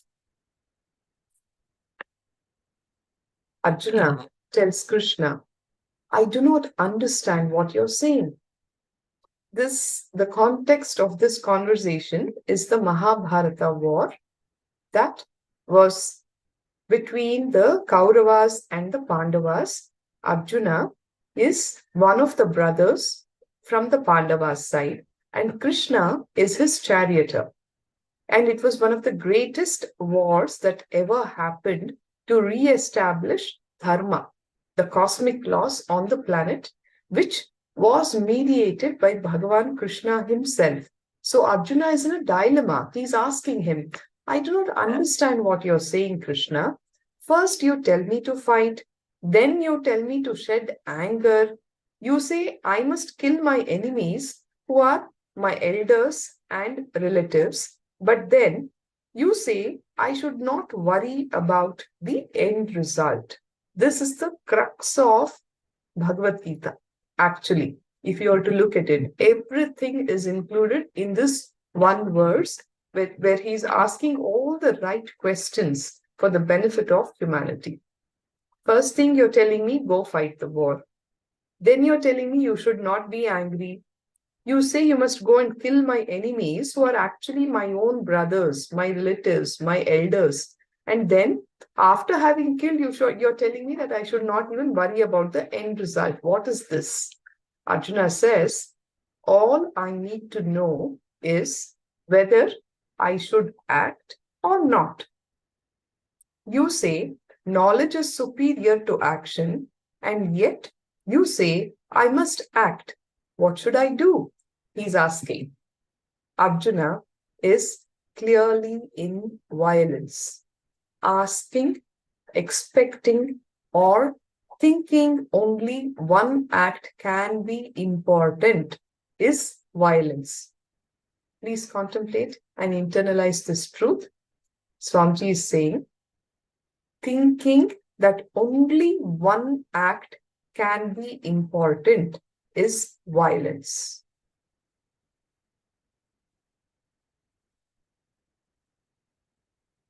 Only violence asks for instruction without inspiration.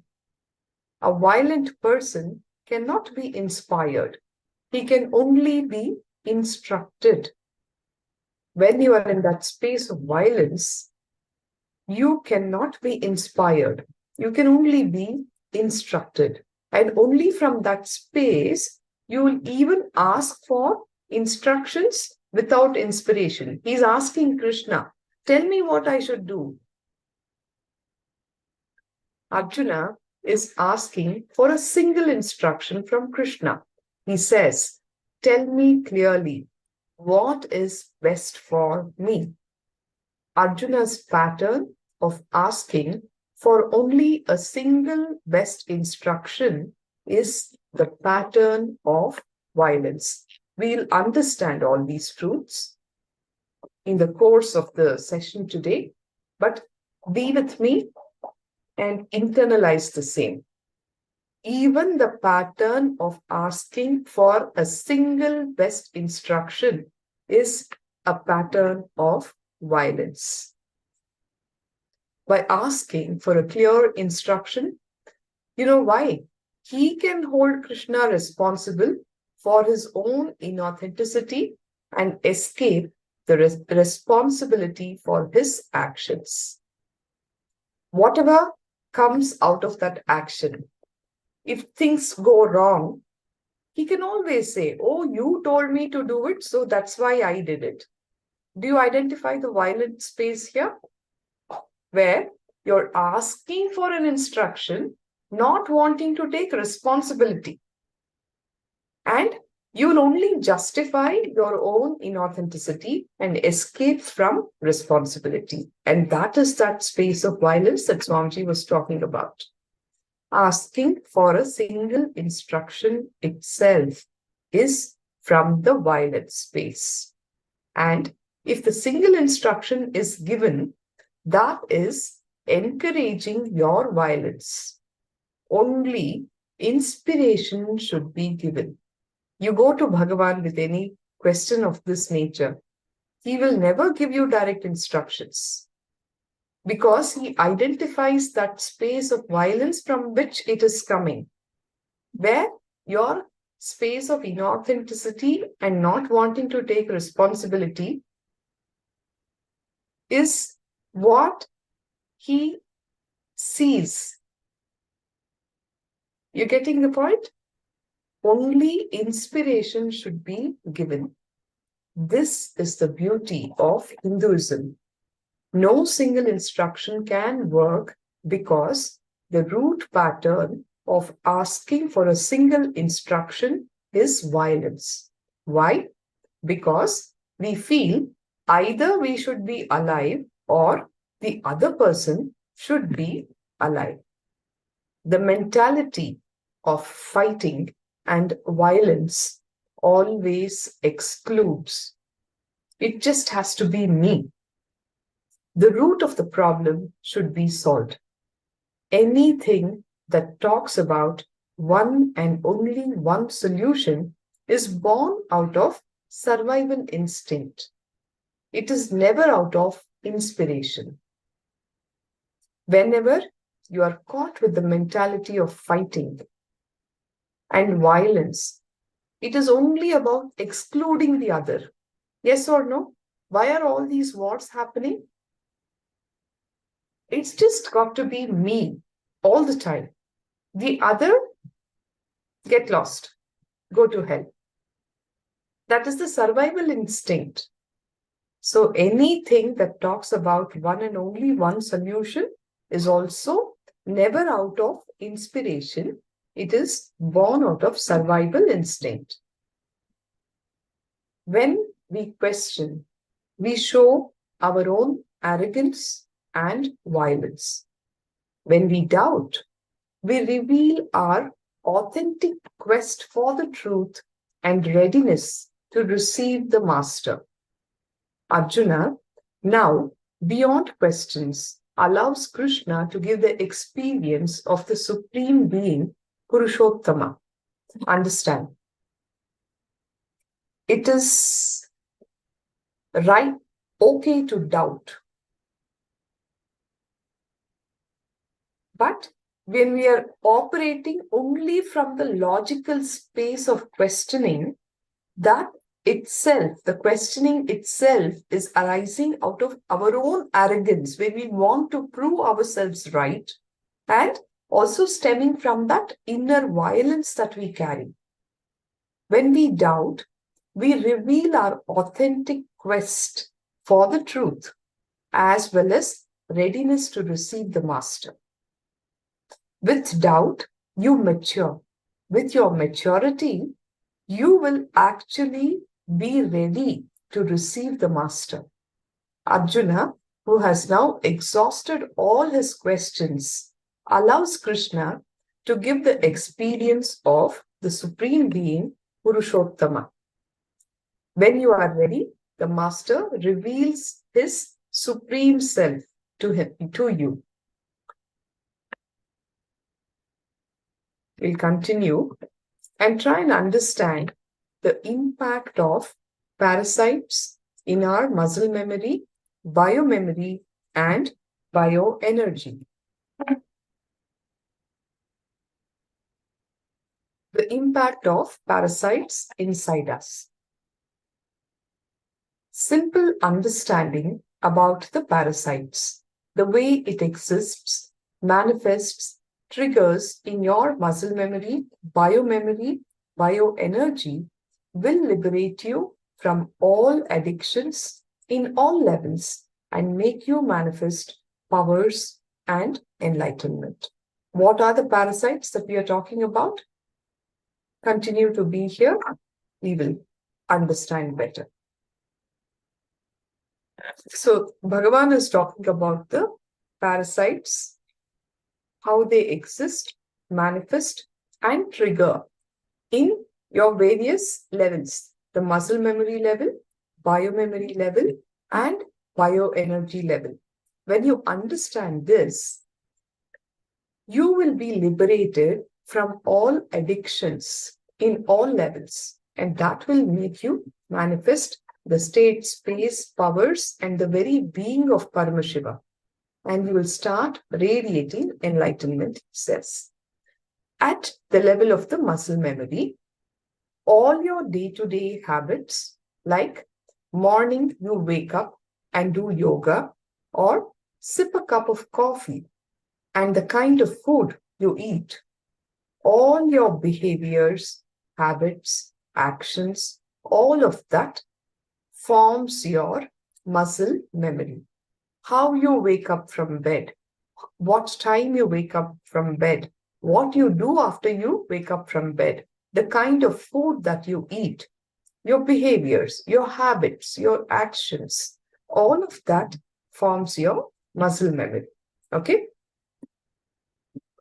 Your muscles keep the memory of all your actions, good or bad, right or wrong. If you create right muscle memories, it helps you to manifest a beautiful right life. If you build wrong muscle memories, it makes you manifest a bad life. At the end of the day, your life you are living is just an expression of the muscle memories that you build. Okay? Is the understanding about muscle memory clear? Can I have a thumbs up? Yes, thank you. Give your complete listening, because many of these terms are new. Yes, Aya. Thank you. Olivera Paso. Guru Prasadini. Yes. Your life is just, the way you're living is just an expression of the muscle memories that you have built. Next, we move on to understanding biomemory. What is biomemory?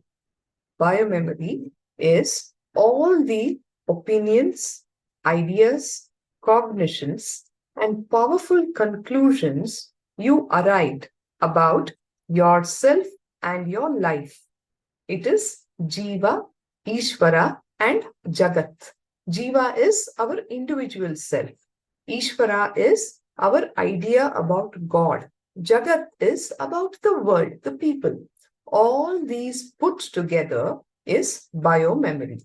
Your idea, your cognition, your conclusion about Jiva, Ishvara, and Jagat put together is biomemory.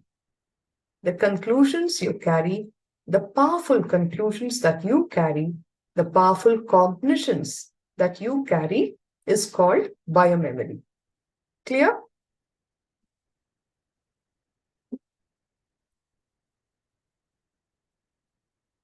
Internalized.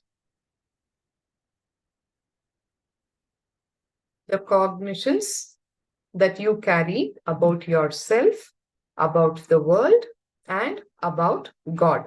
All of this becomes your biomemory. Third, the bioenergy. The consciousness which is manifesting in your body. Its experience about itself is called as the bioenergy. Okay? The consciousness experience about itself is called bioenergy. How you feel about you, your core, due to the total impact of your muscle memory and biomemory, that is called as the bioenergy. How your consciousness experiences itself as a total impact of your muscle memory and your biomemory, that is called as bioenergy. We understood all the three concepts: muscle memory, biomemory, and bioenergy. From this body, when you move to the next body, right? See, the truth is that it's not one life that we have. We take multiple births again and again and again and evolve until we become one with the cosmic consciousness. We dissolve into the cosmic consciousness. So, when you move from one body to the next body, your bioenergy only is carried. The core software coding of your existence is your bioenergy. All right?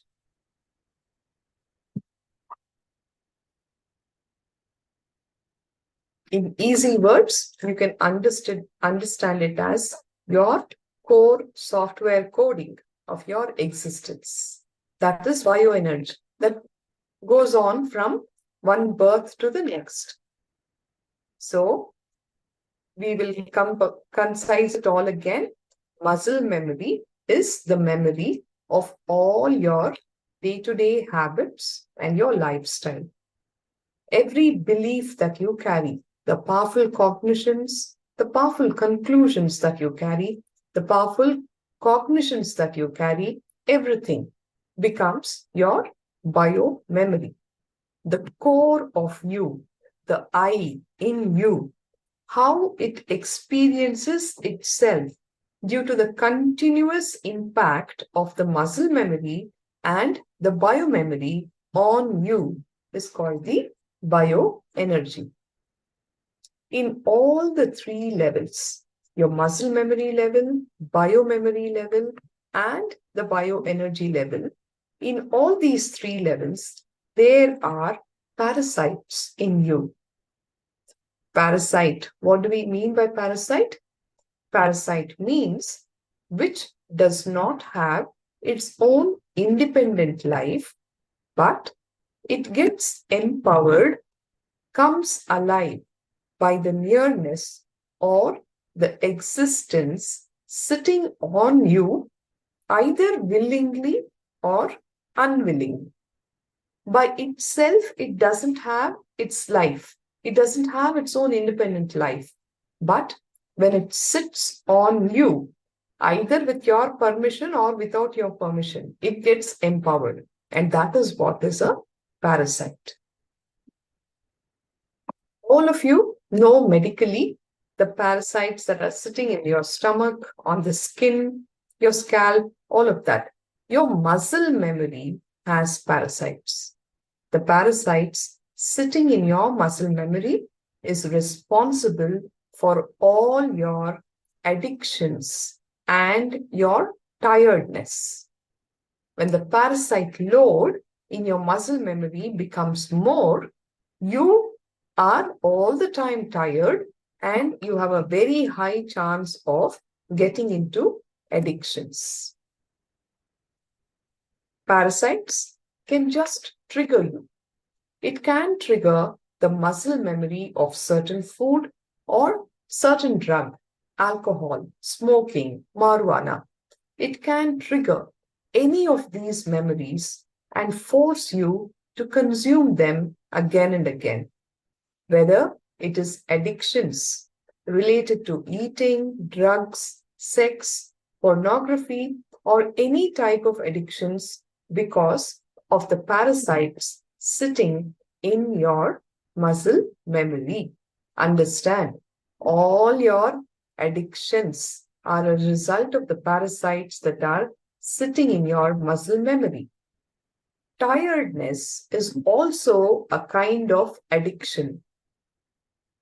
A very easy solution, it just disappears if you start using Haritaki powder. Haritaki powder is called the mother of health. It is made out of a natural, what do we call it? A kind of a dry fruit.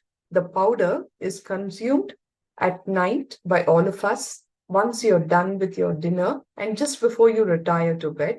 It heals all your stomach ulcers.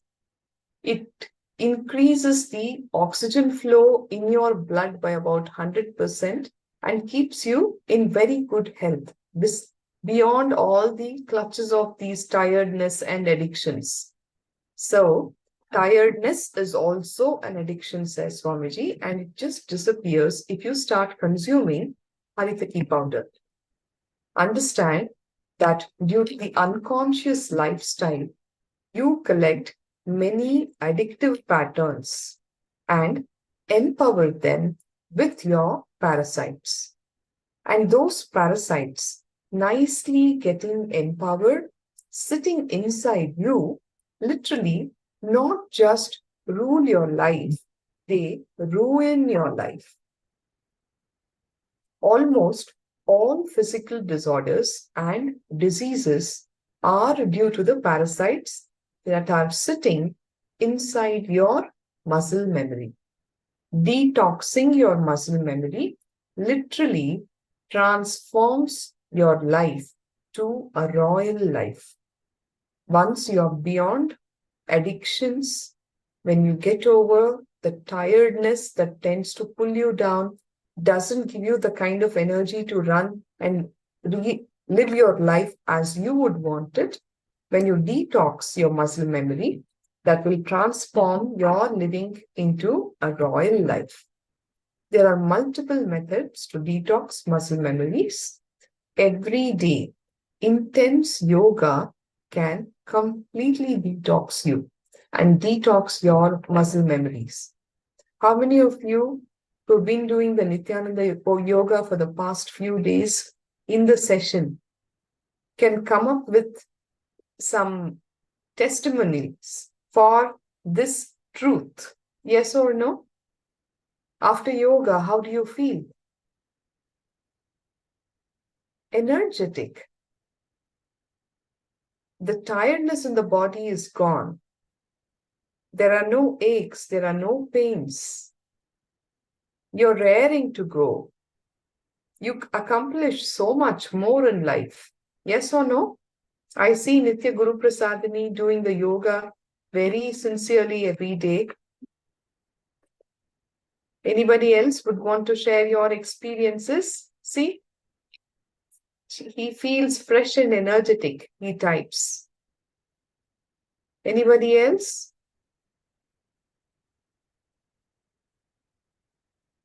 So in the process, you are actually getting rid of those parasites in your muscle memory. And that is why you feel so fresh and energetic. Yoga is intense yoga can completely detox your muscle memories. Yes, MahaParamashivoham also says she feels relaxed. Right. But the most powerful methodology is just realizing it is parasites, somebody else eating your life and destroying your life, ruining your life, ruling your life from inside. You is actually ruining you. Yes, these parasites rule you from inside and ruin you. Even if you realize it, you will get rid of many of these parasites. It's just a conscious coming to conscious awareness. Oh my God, why am I letting this to happen to me? I have to live my life the way I want. How can I give it to the hands of some parasites which are trying to pull me down, getting me into addictions and tiredness? Once your parasites feel empowered, you are going to do what they trigger in you. They move their ground, they go deeper into you, from your muscle memory to your biomemory. They get deeply rooted, they get grounded into your belief about you, into your memory about you. You start feeling this is all what I'm capable of. I can't achieve it. Life has been so unfair to me. People are always trying to violate me. I'm feeling violated. All these kind of wrong understandings will start happening in you. And you start believing it, right? Because these parasites have got deep rooted and now they are forming the base on which you build your very cognitions about you, about God, about life around you. The parasites grown in the biomemory level are that suicidal tendencies. You are even ready to die, but not ready to come out of many of your delusions and beliefs. It's better I die rather than be living this life. Who wants this kind of a life? All of these nonsensical cognitions stem out of these deep-rooted parasites that actually come out from our own inner violence. You must understand that. When the parasites sit in your biomemory level, they become part of your very cognition about you. The very cognition about you, that is getting damaged. It's a very big risk. Frustration, anger, violence, boredom, all these are parasites sitting in your biomemory. Understand? If you're feeling bored, you're feeling frustrated, anger, violence, all of these are parasites that are sitting in your biomemory. When you are angry, when you are frustrated, just see how violent you become towards your own self, towards people around you, and how you start looking at life. You feel denied. You feel that life has not been fair to you. You start complaining a lot more. You stop counting your blessings. You see this happening? These are all the parasites that are sitting in your very biomemory. Because why do you feel anger? Let us analyze this. Because you have certain conclusions about you, about others, about the world. When those conclusions are triggered by these parasites, something crisscrosses by these parasites, it triggers you so much and it makes you react. You just destroy everything around you and your life. Please internalize this truth. Take a moment. I will read this out for you again. Why do you feel anger? Because you have certain conclusions about you, about others, and about the world. The conclusions and cognitions that are stemming from your biomemory. You understood? Cognitions about yourself, about others, and about the world is your biomemory, right? So, these conclusions are getting triggered by the parasites. Something crisscrosses by these parasites and it triggers you so much and it makes you react. And you start destroying everything around you and your life. The boredom that is sitting inside, the tiredness that's sitting inside you, the anger, the violence, the frustration, all of that has given you some conclusions that, I am the most denied person. I'm very unlucky. Life has not been fair to me. That person is always abusing me. These are all the conclusions that you have come to. Now, these conclusions are crisscrossing each other, and that triggers you and makes you react. In that anger, you destroy everything in your life and everything around you.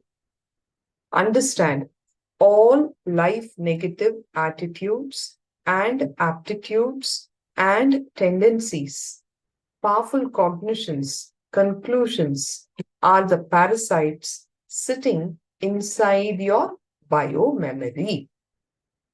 What are all the parasites that are sitting inside your biomemory? All your life negative conclusions are your parasites, which are sitting in the biomemory. Yes? Are you all with me? Can I have an acknowledgement?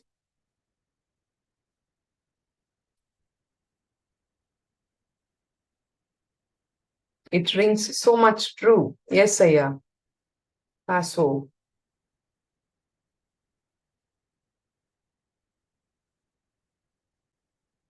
Thank you, Jenny. So all your life negative attitudes, aptitudes, and tendencies, which are so powerful enough that they dictate everything about your life. These are the parasites that are sitting inside your biomemory. The most beautiful way of working and detoxing your biomemory is taking 1,200 long breaths every day. 1,200 long breaths and working on your sexual identity. This is the way to detox your biomemory. All gender bias, people who are homophobic or any phobia you carry related to sexuality is a parasite sitting in your biomemory, and that is life negative. Any kind of gender bias that you carry, any kind of phobia that you carry around sexuality is a parasite that is sitting inside your biomemory, which is life negative.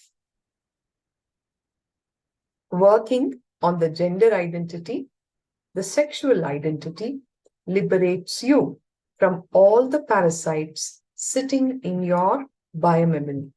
Bhagavan says, your gender is not just male, female. There are 11 types of gender.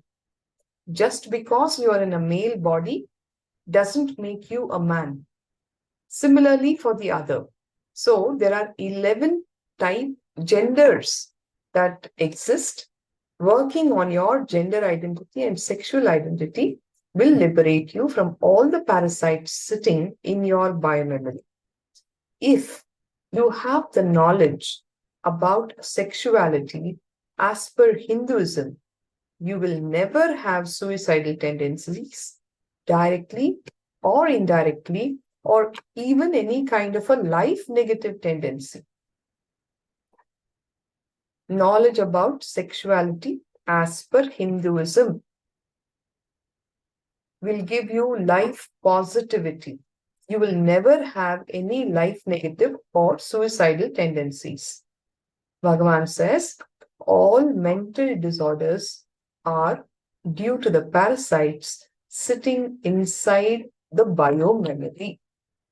Any mental and all mental disorders are because of these parasites that are sitting inside your biomemory. All your problems, mental or physical, is not because you are bad. Understand, it is because your parasites are bad. No need to beat yourself up. No need to put yourself down, labeling yourself as bad. You are not bad. It is the parasites inside you that is making it bad. You are letting those parasites sitting inside you. Turn your anger towards your parasites, not towards you. You will win the game. Right? No need to put yourself down. No need to beat yourself up. Don't be angry towards you. Turn your anger towards the parasite, which is making it bad for you, the bad parasites, and you will win the game. If you decide consciously, I will turn all my anger, frustration, violence, everything towards the parasites that are sitting in my muscle memory, bioenergy, not towards me, you have already won the game. The parasites sitting inside your bioenergy. Now we'll come to the bioenergy level. The parasites that are sitting inside your bioenergy is delusion and giving up attitude. What can I do? That's all. This kind of extreme enlightenment negative, anti-enlightenment attitude is the parasite that is sitting inside your bioenergy. When you give up on yourself, give up on others, you are in the deluded space. These are all the parasites that are sitting inside your bioenergy. Oh, there's nothing I can do. I give up. This is all. That's it. These kind of extreme life negative, anti-enlightenment attitude is the parasite that is sitting inside your biomemory. This parasite will not only destroy you in this life, it will destroy you life after life after life. Why? Because bioenergy is something that you will carry with you after death also. So if you do not complete with that, this tendency of you will continue how many ever janmas that you take, right? So you will see the same kind of father, mother, and end up with the same kind of attachment, same problem, same land, in the same kind of mess, even in your next birth. Pick up the next body with also the same kind or type of parents and family situations. You will land in the same mess and the same rut and will go on and on and on and on. Stuck, but not breaking out of the parasite that is sitting inside your bioenergy. Only one thing can detox you from all the parasites that are sitting inside your bioenergy, that is living around the master. You need to see master constantly, how he behaves, how the master lives, how the master's muscle memory is working, how the master's biomemory is working, how the master bioenergy is working. Guru Seva is the only way the parasites in the bioenergy will be detoxed.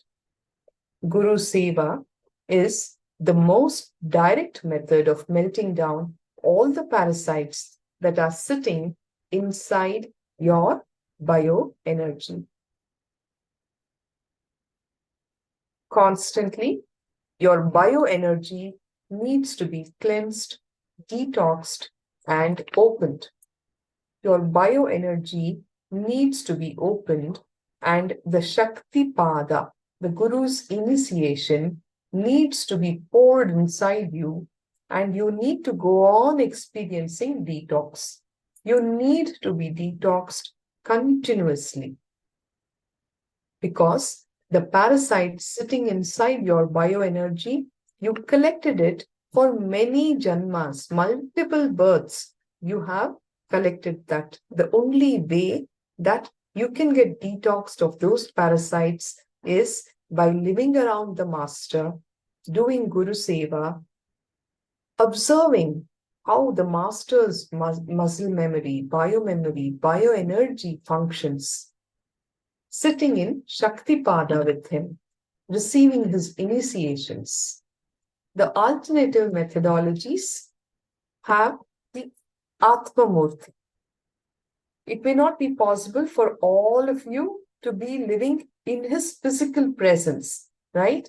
So, Bhagavan has given us alternative methodologies to experience that detoxification of the bioenergy, so that we do not carry these parasites and live the same rut life, life after life, birth after birth.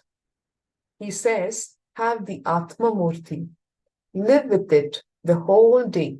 When you wake up the Atma Murti. When you brush the teeth, brush his teeth. After your bath, give him bath. Before you eat, give him food. Before you go to bed, put him to bed, living with the Atma Murti. Living with the Atma Murti can detox all the parasites sitting in your bioenergy. Detox your bioenergy through living with the Atma Murti. Atma Murti is your own personal deity of the Guru, your personal intimate version of Guru in the form of deity. Live with that deity. That can be a substitute as of now till you get the opportunity to live with the Master, with the Guru.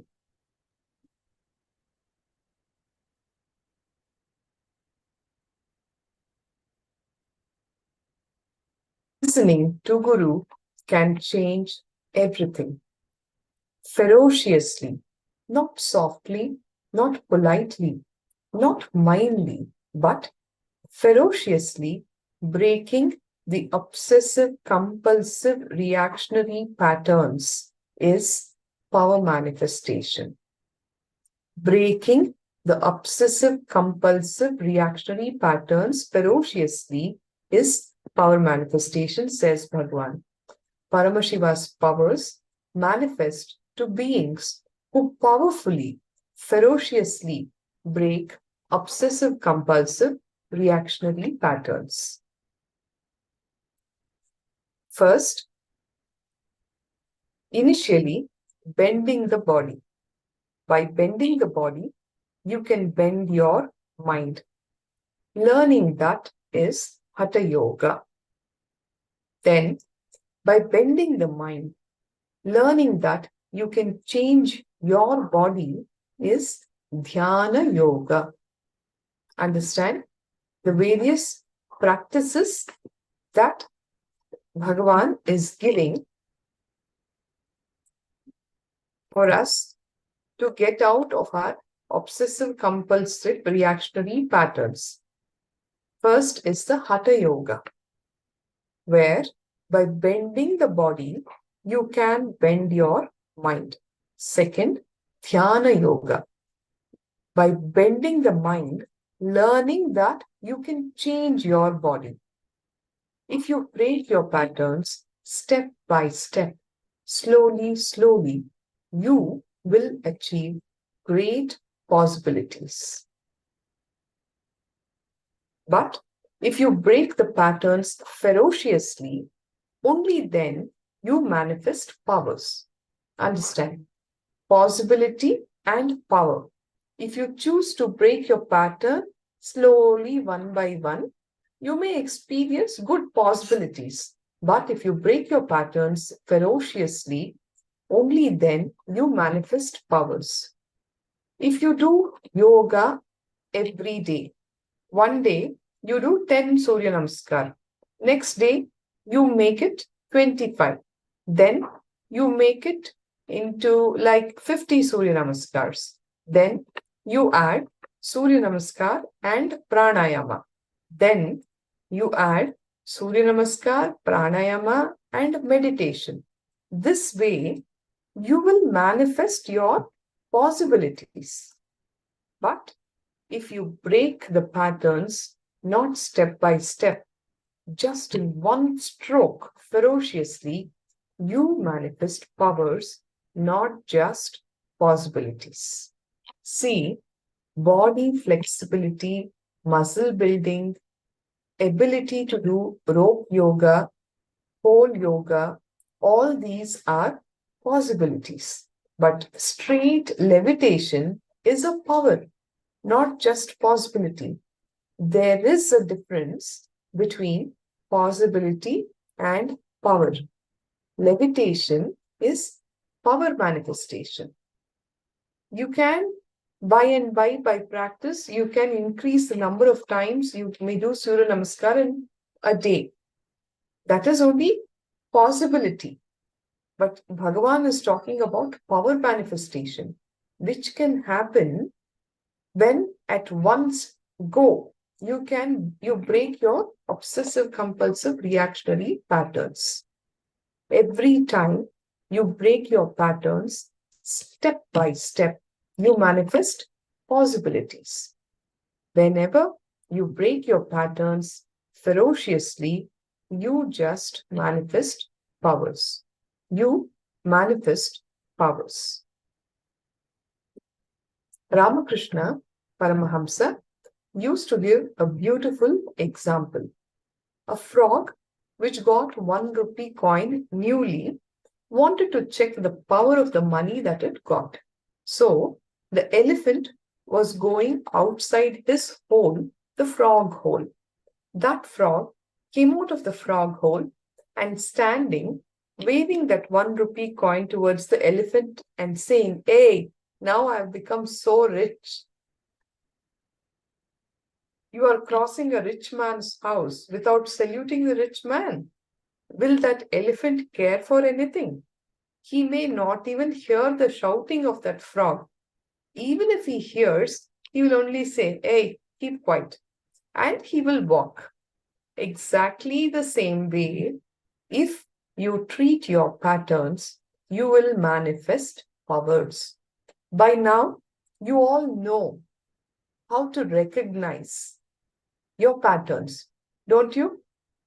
Every time you catch yourself getting powerless around anything, the way you respond to situations in your life, you know that it is coming out of a certain pattern.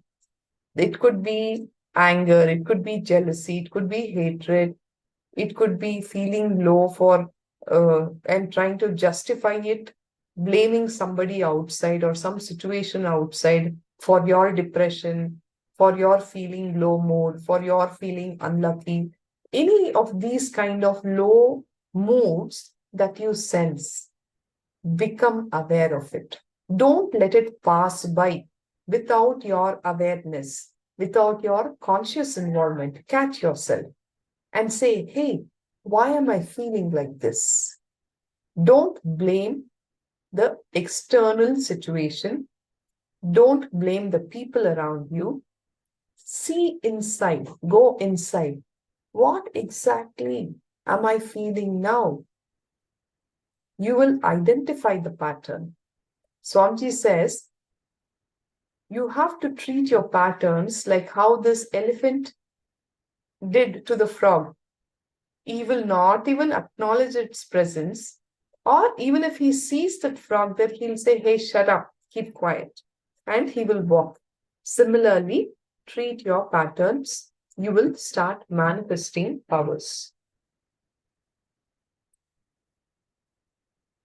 Even once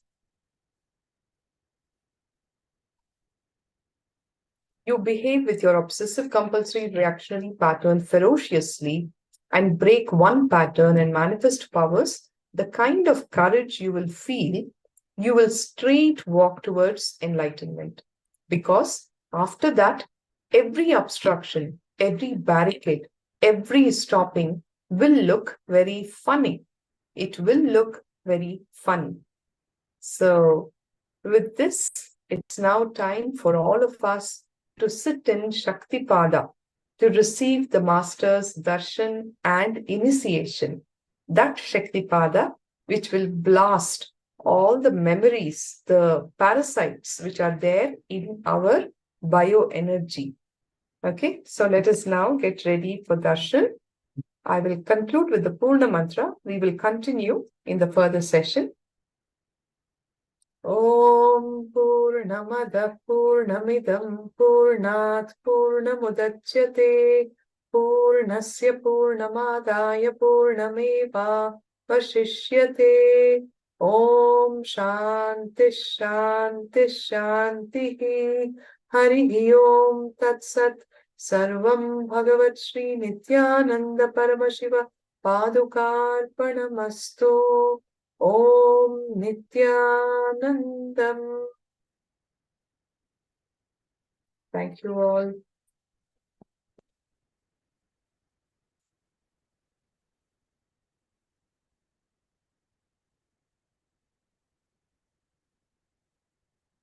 Nitya Arunachala Guru Nithyananda.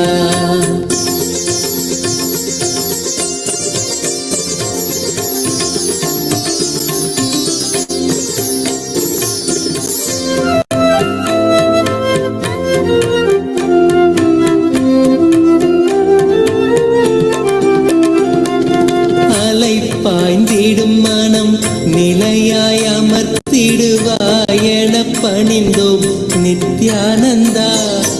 மனம் தாண்டிய மலை மகனே புயலென புகுந்தாய் மனந்தனில் நித்யானந்தா.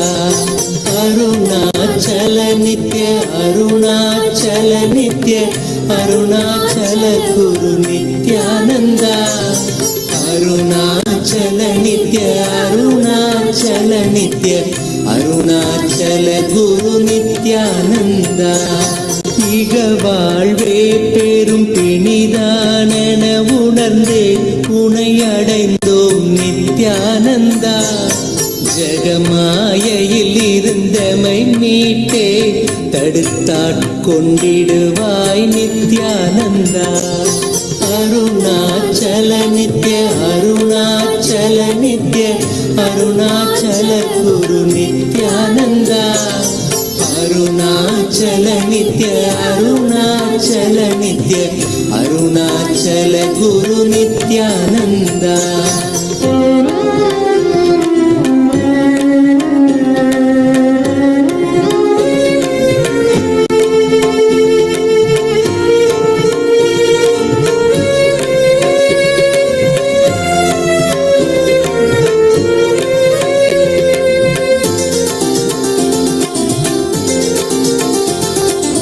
அகங்காரம் அதன் விளைவாய் யுகங்களாய் பிறந்தே தவித்தோம் நித்யானந்தா. நிலையானது ஆன்மாவென உணர்ந்துந்தன் பதம் சரண் புகுந்தோம் நித்யானந்தா. அருணாச்சல நித்ய அருணாச்சல நித்ய அருணாச்சல குரு நித்யானந்தா. அருணாச்சல நித்ய அருணாச்சல நித்ய அருணாச்சல குரு நித்யானந்தா. எதிராய் புரிந்திந்த புவி மேல் நீதம் வந்த அகந்தையில் உழன்றோம் நித்யானந்தா. கதிராய் நிலைதனை எரித்தே வழி தரும் ஒளியாய் மலர்ந்த எம் நித்யானந்தா. அருணாச்சல நித்ய அருணாச்சல நித்ய அருணாச்சல குரு நித்யானந்தா அருணாச்சல நித்ய அருணாச்சல நித்ய அருணாச்சல குரு நித்யானந்தா நித்யானந்த குரு நித்யானந்த குரு நித்யானந்த சத்குருவே நித்யானந்த குரு நித்யானந்த குரு நித்யானந்த சத்குருவே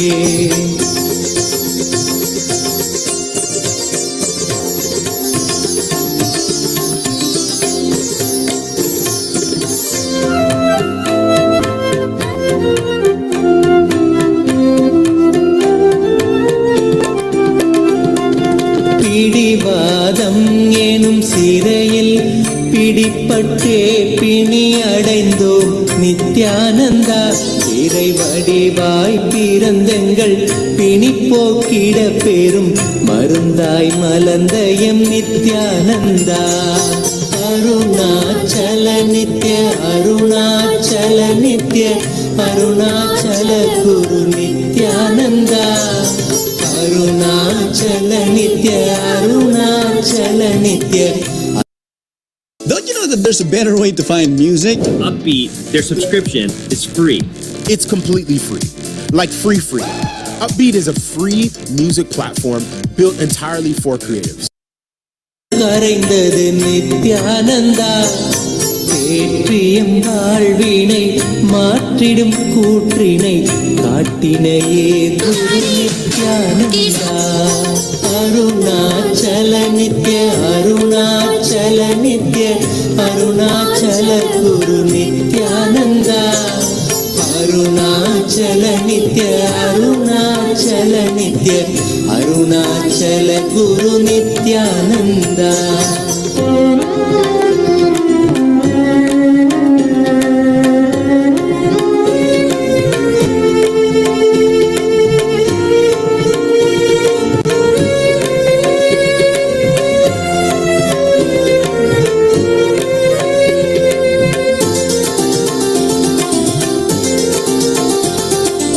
நாவினில் தோன்றிடும் பாவினில் ஆழ்ந்த பொருள் என நின்றிடும் நித்யானந்தா நான் மறை மூன்று தமிழ் தனை காத்திடும் ஞான முதல்வனே நித்யானந்தா அருணாச்சல நித்ய அருணாச்சல நித்ய அருணாச்சல குரு நித்யானந்தா அருணாச்சல நித்ய அருணாச்சல நித்ய அருணாச்சல குரு நித்யானந்தா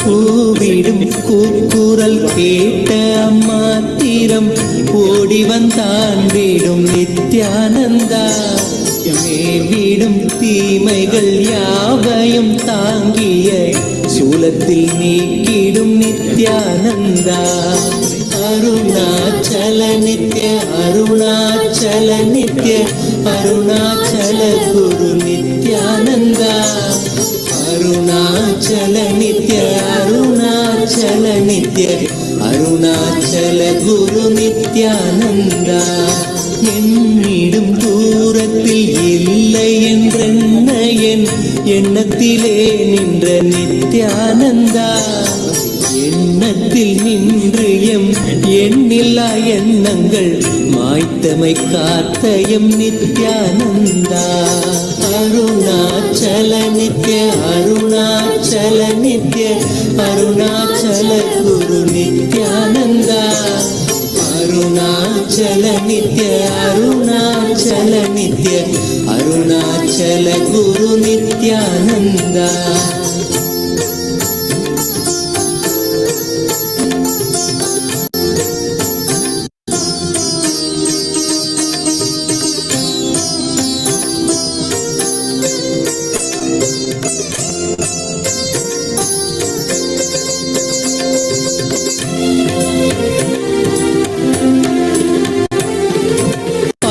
மனமும் பல ஆயிரம் கேள்விகள் தாங்கியே தவித்தது நித்யானந்தா. கேள்விகள் யாவும் அம்மாத்திரமே உந்தன் மௌனம் துடைத்தது நித்யானந்தா. அருணாச்சல நித்ய அருணாச்சல நித்ய அருணாச்சல குரு நித்யானந்தா. அருணாச்சல நித்ய அருணாச்சல நித்ய அருணாச்சல குரு நித்யானந்தா. வருந்தும் அடியவரை உயர்நிலை கேற்றிட உனையன்றி எவரில்லை நித்யானந்தா. அறிந்துந்தன் பதமலர் சரணமடைந்தோம் கருணை பொழிந்திடு நித்யானந்தா. அருணாச்சல நித்ய அருணாச்சல நித்ய அருணாச்சல குரு நித்யானந்தா. அருணாச்சல நித்ய அருணாச்சல நித்ய அருணாச்சல ध्याये दुर्गां दयाख्यां त्रिदशकरिवृतां सेवितां सिद्धिकामैः। अथ धूपः। ॐ दशाङ्गं गुग्गुलोपेतं सुगन्धं च सुमनोहरम् आग्रेय सर्वदेवानां धूपोऽयं प्रतिगृह्यताम्। सर्वाभ्यो देवताभ्यो नमो नमः। सर्वदेव देवी स्वरूपाय भगवते श्री नित्यानंद शिवाय नमः। धूपमाघ्रापयामि।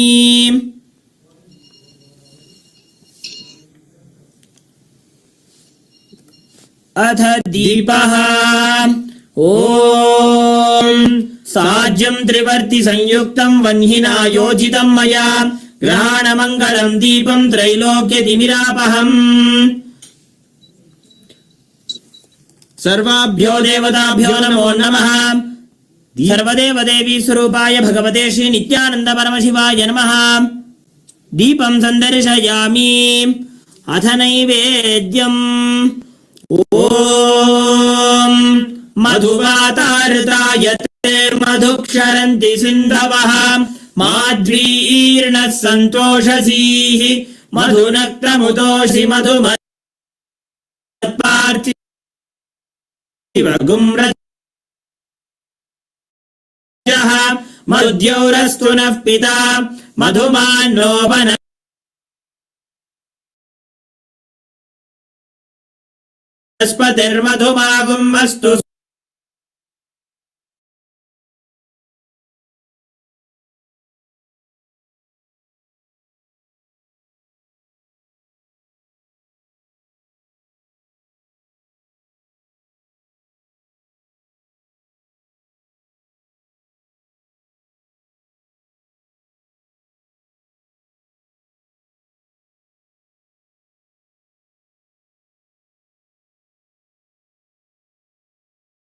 सूर्यः माद्वीर्गावो भवन्तु नः।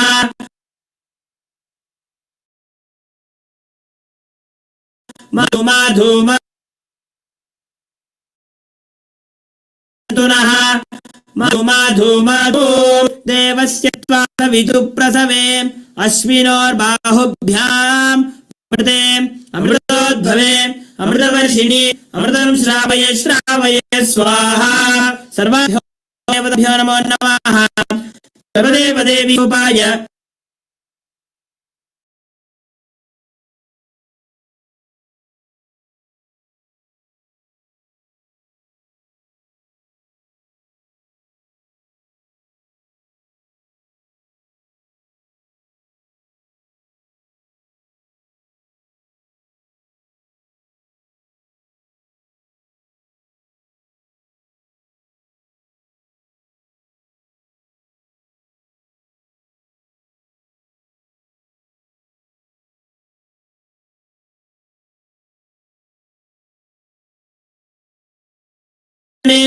चामुण्डे मुण्डमथने नारायणि नमोऽस्तुते। कालकालाय विद्महे कालातीताय धीमहि तन्नो कालभैरव प्रचोदयात्। हंसाय विद्महे परमहंसाय धीमहि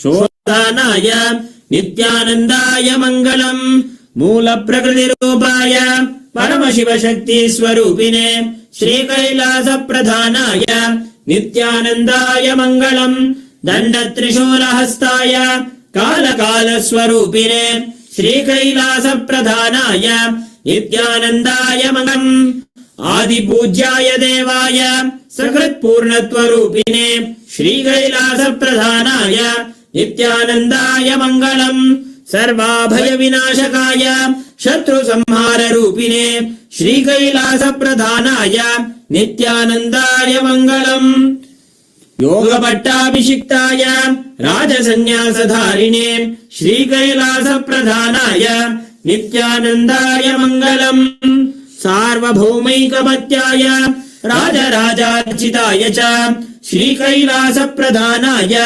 नित्यानन्दाय मङ्गलम् मङ्गलम् कल्पवृक्षाय मङ्गलम् ज्ञानदायिने परमशिवाय श्रीनित्यानन्देश्वराय मङ्गलम् मङ्गलम् श्रीविद्याम्बायै मङ्गलम् कामदायिन्यै सर्वमङ्गलदात्री नित्यानन्देश्वर्यै मङ्गलम् मङ्गलम् गुरुदेवाय मोक्षमूलाय मङ्गलम् परमावताराय नित्यानन्दाय गुरवे मङ्गलम् त्वम् स्मृतमहम् धन्य मम प्राणमहेश्वर गङ्गाधर नामेति स्तोत्रस्थानम् दधाम्यहम् हरि ओम् तत्सत् सर्वम् भगवत् श्री नित्यानन्द परमशिव पादुकार्पणमस्तु ओम् नित्यानन्दम्।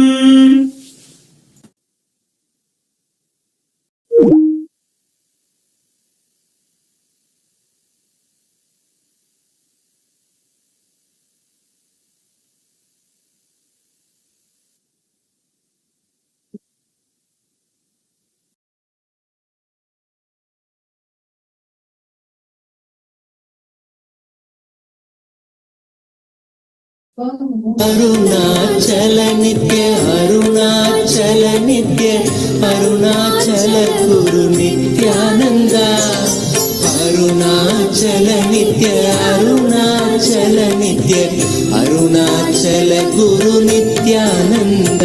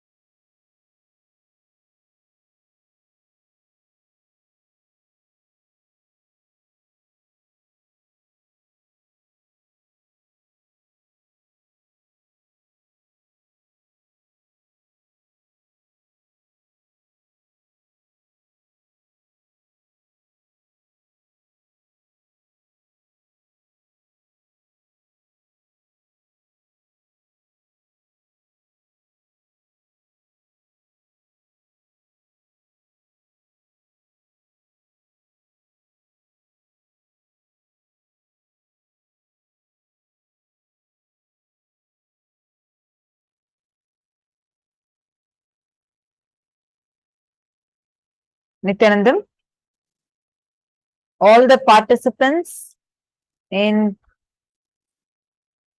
okay, wonderful.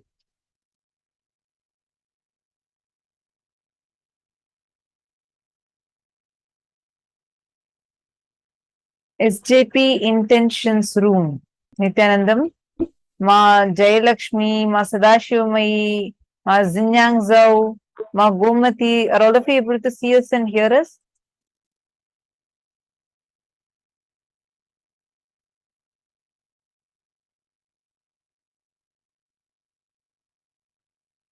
Okay. Now, Swamiji was explaining about how very beautifully Swamiji explained in detail about how this Ganga, Mata Ganga, descended on the planet Earth with the intense persistence, tapas of Bhagirath, and how with that will persistence and that intense tapas, she came down from Satyaloka and rejuvenated whole of the planet. Many of you understood and clicked with it.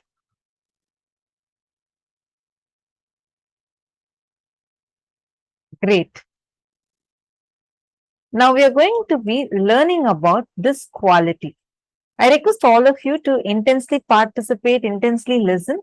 See, learning about the Satyaloka and story of Mother Ganga, something very important that we need to catch is how Ganga breaks the Himalayas.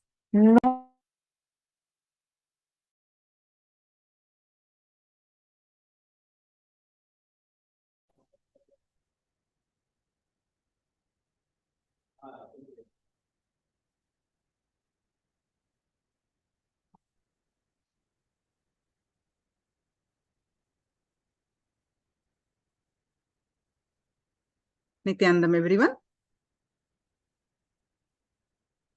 Can you all hear me? Am I audible? Can I have a thumbs up? Yes.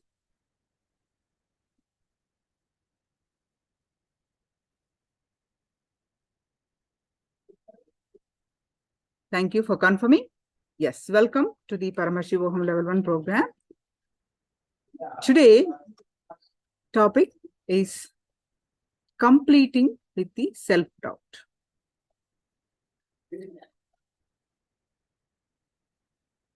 What is self-doubt?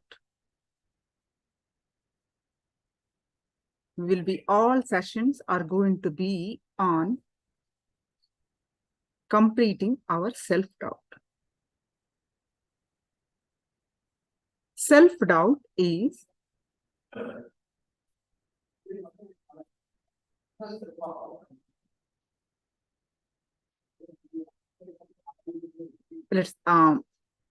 the difference, the gap between the inner image and the outer image that we learn, the genesis of identity. I will briefly explain. Now, let's start our session with the Sadguru Vandanam. All of you, please sit straight with your head back straight line, with the folded hands. And you can also chant along with me.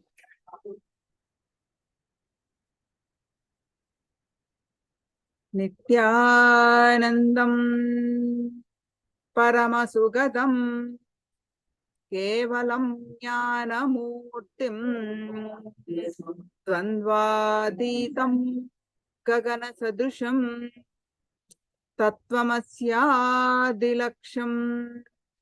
Ekam Nityam Vimalamachalam Sarvadi Sakshi Bhutam Bhavatitam Trigunarahitam Sadgurum Tam Namami.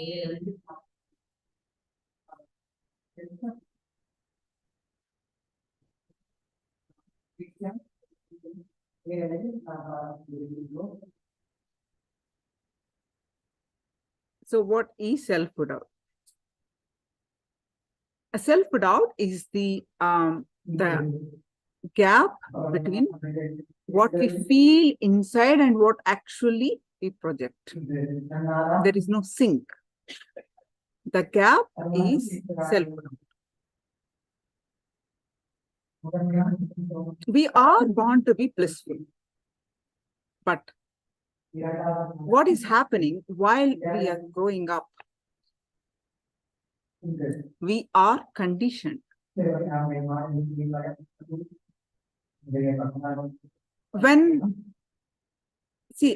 you notice the small kids, how blissful they are. When they're growing up, around the age, before about age 3, 4, 5, before the age 7, when they had the first shock, first setback of their life, it could be their mother shouting at them. It could be their friends casually while playing, just push them. And it could be a kid see their parents fighting on something. It could be anything. The way they cognize first time, they feel shock of their life. First time they feel so low in their life. And they cognize. They feel inside so powerless. They tell something about themselves. Say, for example, if two kids are playing, but suddenly one kid out of play just pushed the other kid and the kid fell down. It's a common play, but supposing if a kid chooses to be powerless, weak, he felt inside, I am weak. That doesn't stop there. He doesn't forget that. He keeps that feeling of powerlessness, that feeling of I am weak. He continues. But that is not what he wants to project to the outside. He will show as if he's strong. As if everything is all right with him. So that is outer image. The projection is he showed as strong, but inside he feels so weak. So the gap is self-doubt. When you face for the first time the powerlessness for various reasons that you choose as a kid, the first self-image, the inner image, the first outer image, what you're feeling inside, powerless thoughts, and the first outer image, what you're projecting for the first time, is not the same. You hide your feelings inside and you try to project something. So naturally, when you talk to people or when you projecting yourself, there is a doubt about yourself when you're talking. That's self-doubt. It becomes, this kind of conditioning happened throughout your lifetime. Supposing if you are 30, if this powerlessness happened, this feeling, this genesis of identity happened when you're really young.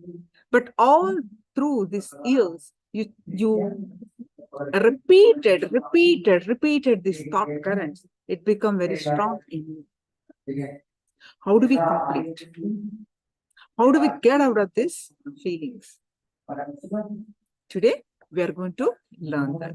You have any questions? Please feel free to ask me. about this?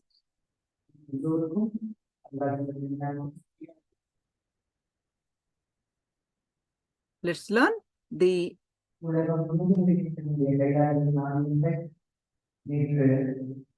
completing with the self-doubt.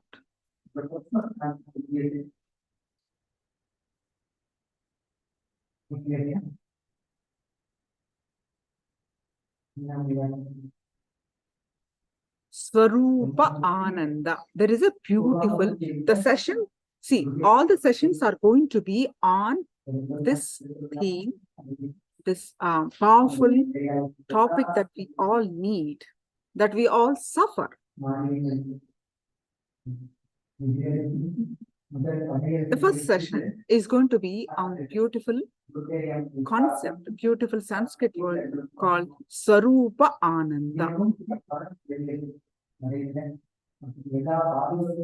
When you are blissful, when there is no genesis of identity, when you are enlightened, when you are blissful, that is called Swarupa Ananda.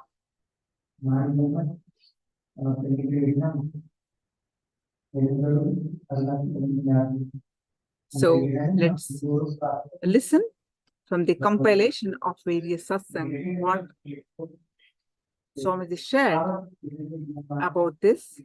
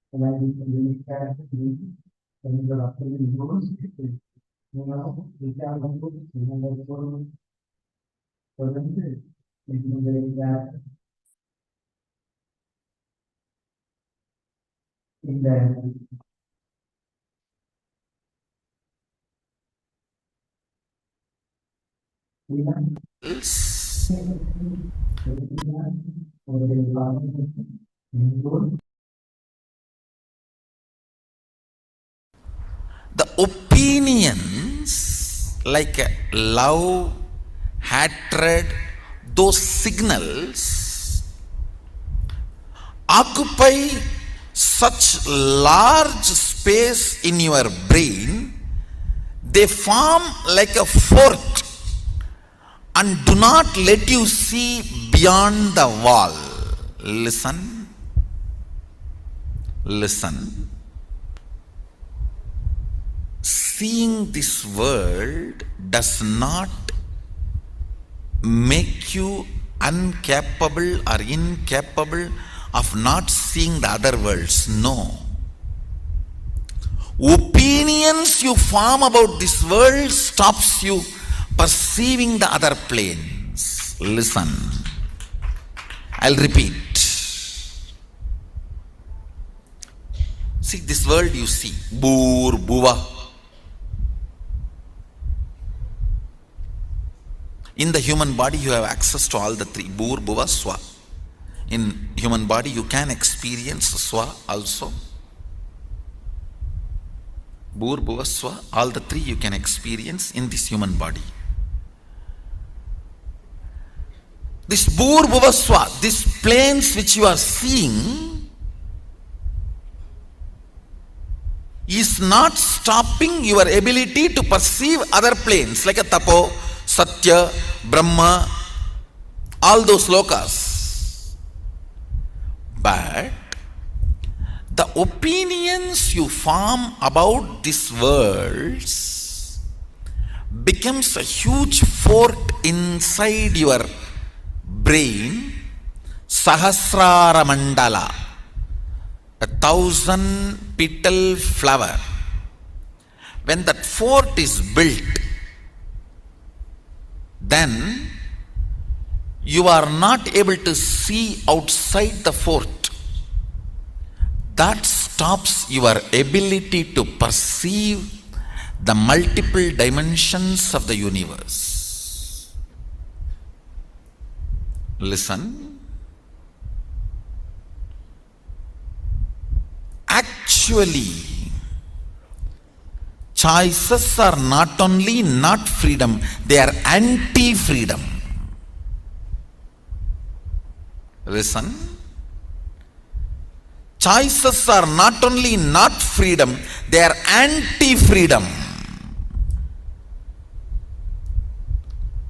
You are so engrossed, engaged, feeling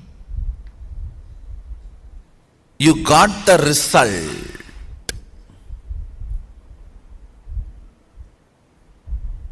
Because you do not know the way to check whether some stone is a diamond or a shining ordinary stone, you go on collecting your whole life something.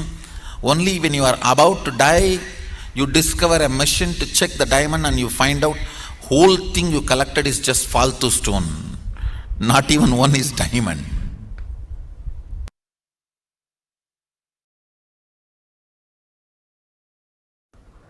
The more dimension life you manifest, more fulfilling you are, more complete you are, more Sadashivatva manifests through you. Understand? Understand? Through puja, if your breathing becomes very, listen, intense does not mean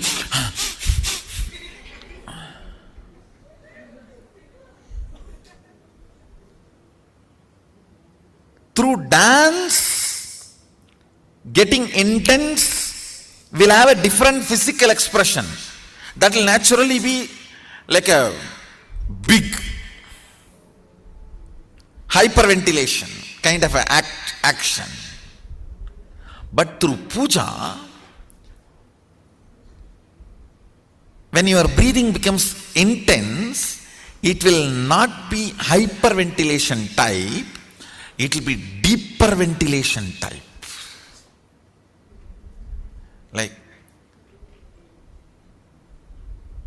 Sahasradala Pangaje Shagala Siddharashmi Prabham Varabhayagarambujam Vimalaganda Pushpambaram Prasannavadanikshanam Sagala Devata Rupinam Smarechirasiyam Sagam Tatapimana Purvam Gurum. It's actually Dhyana Sloka for Guru. I can see very clearly Arunagiri Yogeshwara.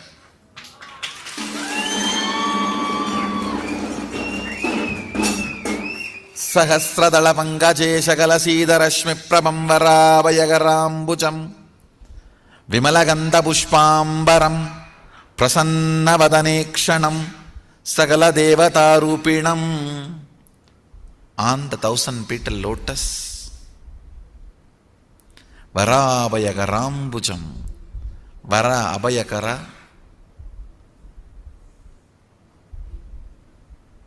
Prasannavadanekshanam, with a beautiful, alive, Prasannavadana, smiling, welcoming. Prasanna cannot be translated just as a smiling or welcoming. Prasanna should be smiling, welcoming, alive, illumined, graceful. All that words should be added. Prasanna is something which brings you to the present. Prasannavadanekshanam Sagala Devata Rupinam, embodiment, or in the form of Sagala Devatas, all the gods and goddesses. Smarechirasi hamsaham tatapimana purvam gurum means with my breathing flow, hamsakam. See, hamsam is the integrity syllable of your breathing. Listen carefully. Integrity means being what you are known for.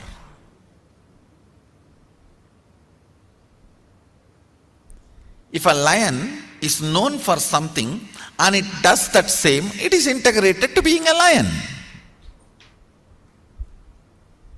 An elephant is known for something and it is doing the same thing, it is integrated to being an elephant. If suddenly elephant starts eating the flesh, what will happen? He is not known for it. If he does for what he is known, he is integrated to it. So, the integrity syllable of your breathing is hamsam. Hamsam. This hamsam is the ajapa japa mantra,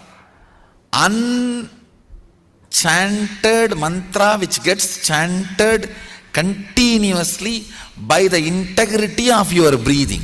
When your breathing gets into your system and comes out, the natural sound it makes is called hamsa.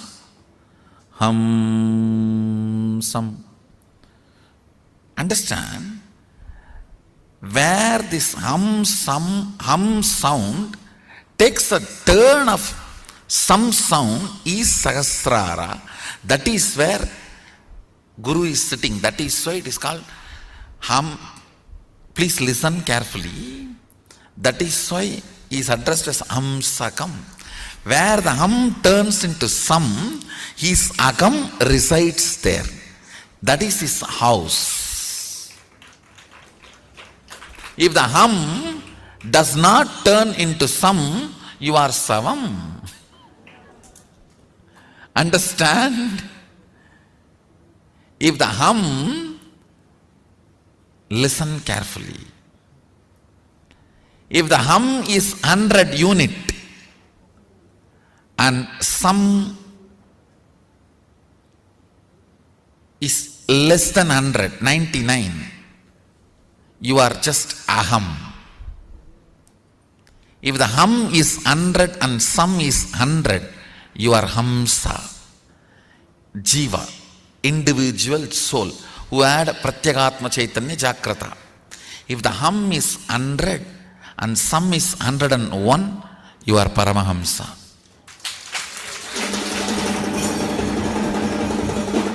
Listen carefully. This hum-sam proportion decides the level of integrity you have in your system. This hum-sam, that decides how many dimensions in your brain are open and available, accessible to you. Listen very carefully.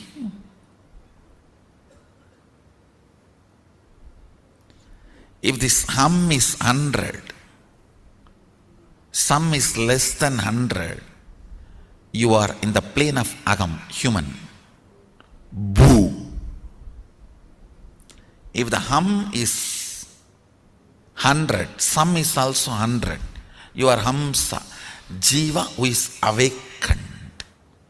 If the hum is 100, sam is even 101, you started entering into the Paramahamsa dimension. Means the Guru component has started manifesting in your jiva. Means he started mixing in your taste of life. What is your desire? Your Guru's desires. What is your taste of life? Your Guru's taste. What is your joy? Your Guru's joy. What is your opinions about death? Your Guru's opinions. What is your opinion about life? Your Guru's opinions.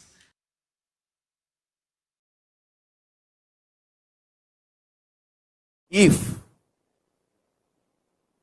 you start enjoying the narration you carry about you, Swarupa Ananda, and everyone around you enjoys the narration about you, which they carry in them. In that space,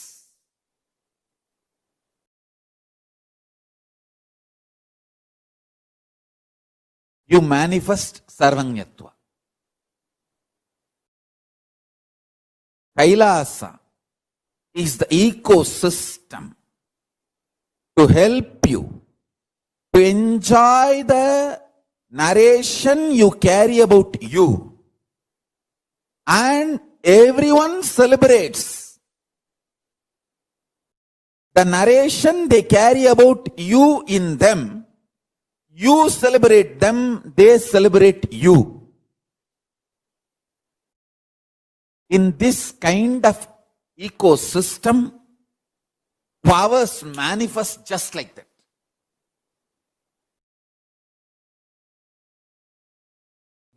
That kind of an ecosystem makes nectar flow in your Sahasrara chakra, in your crown center.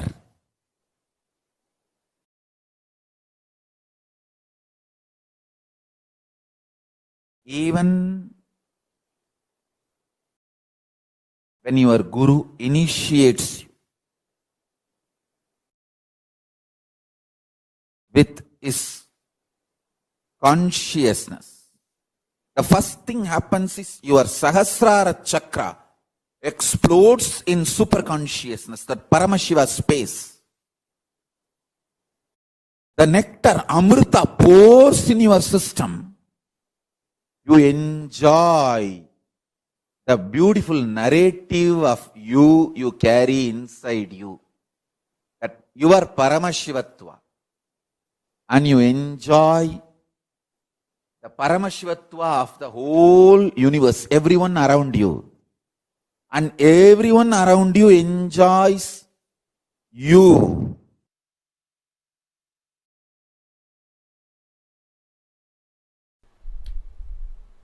Let me come back to the subject. Listen. Whenever you are not able to hold the lit up 1,000 lotus petals, that Sahasrara, and come down only with prayer. Prayer will grow roots and push you back to that same higher electrical structure and chemical structure in your brain, to the Sahasrara. If you start analyzing, why am I not retaining maybe all the sins I have done?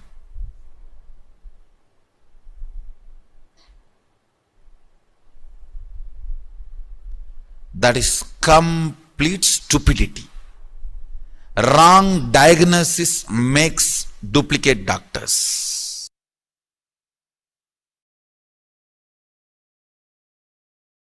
Listen carefully.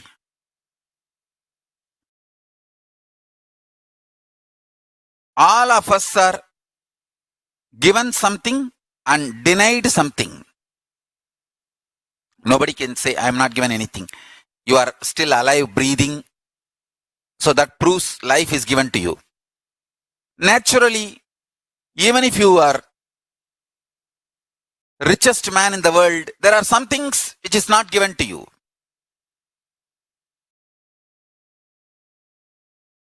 If you cultivate consciously a consciousness, the inner space, which feels grateful for whatever is showered, your biology is ready to give birth to great boons of life. Understand?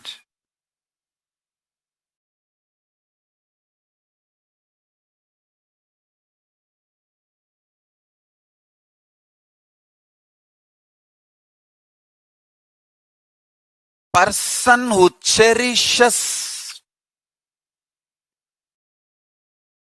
what is showered in the life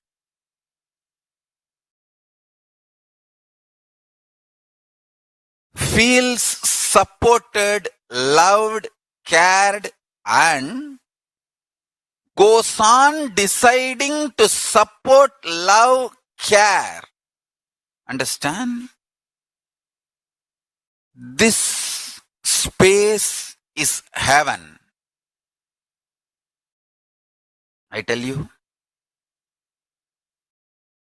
all I need for me to run my whole day is just consciously feeling joyful. Those devotees smile, that's all. See, when I open the eyes from Samadhi and see the two-way, when I see all these people, that's all is my food. Nothing else is needed. No other food is needed.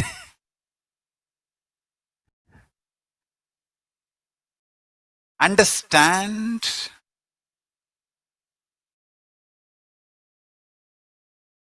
The biology you carry, inner space you carry, gives birth to your reality.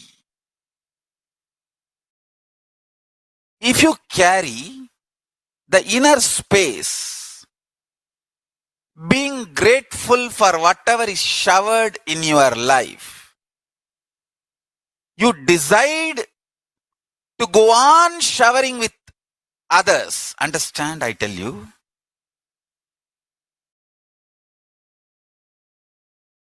Whoever enjoys by contributing are gods,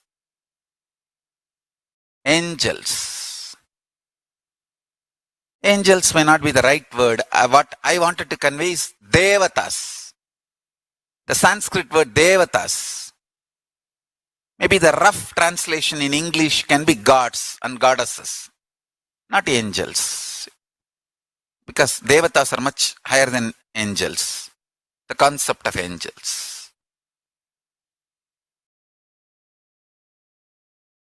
Listen carefully.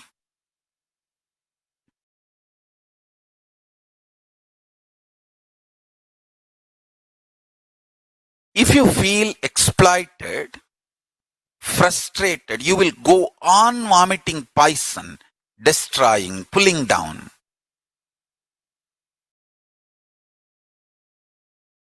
Spreading hatred, vomiting poison.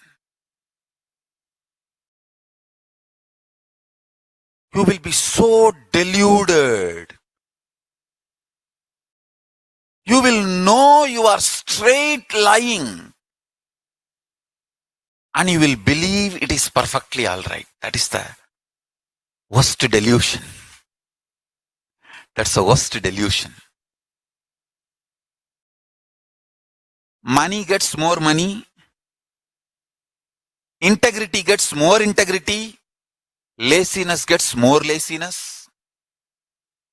Abuse gets more abuse. Joy gets more joy. Bliss gets more bliss. Sadness gets more sadness. What you work for, you get that. I tell you, listen carefully. I really tell you.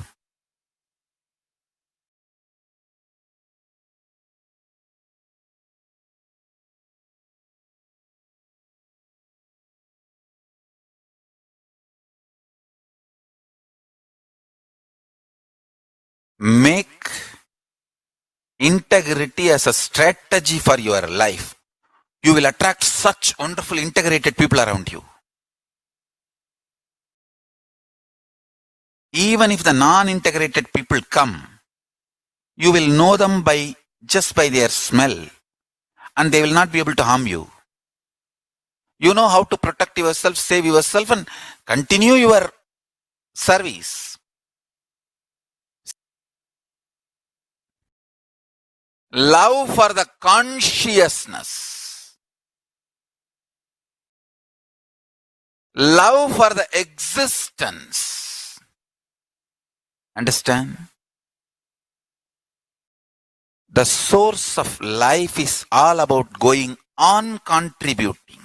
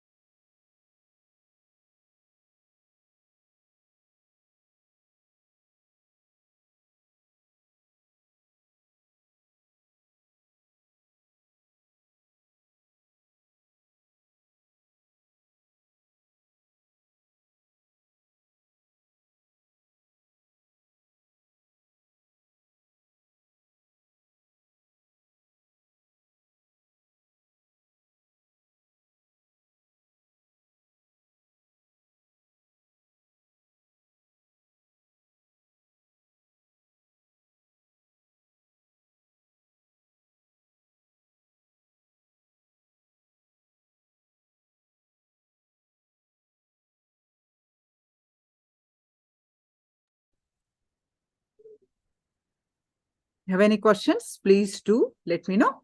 Now, we will be doing one internalization exercise.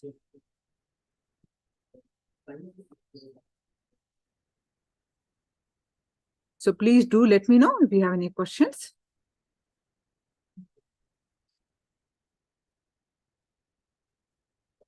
So think about, look in and see what is your inner image, and pen down what is your outer image, and what is actually your self-doubt. Just try to do this for next few minutes.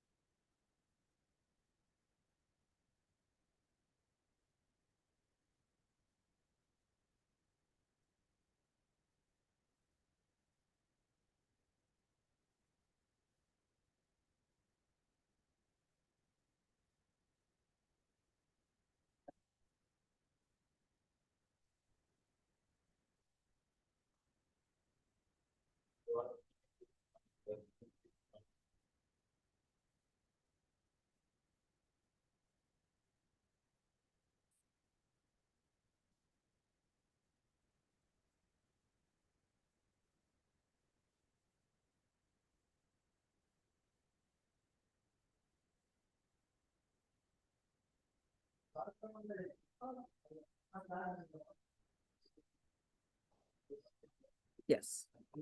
With the understanding that you have, now let's do a meditation to experience Swarupa Ananda. Meaning, what is the meaning of this Sanskrit word? Is feeling one, feeling unite, feeling bliss inside your own self. Swarupa Ananda is bliss. You will experience the Ganga flow in your crown center. Let's understand how to do this meditation.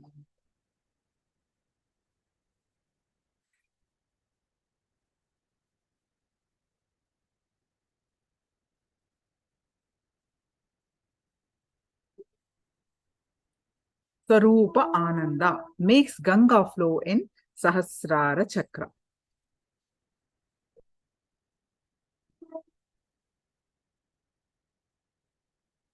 Ganga is Paramashiva's own nectar from his Sahasrara.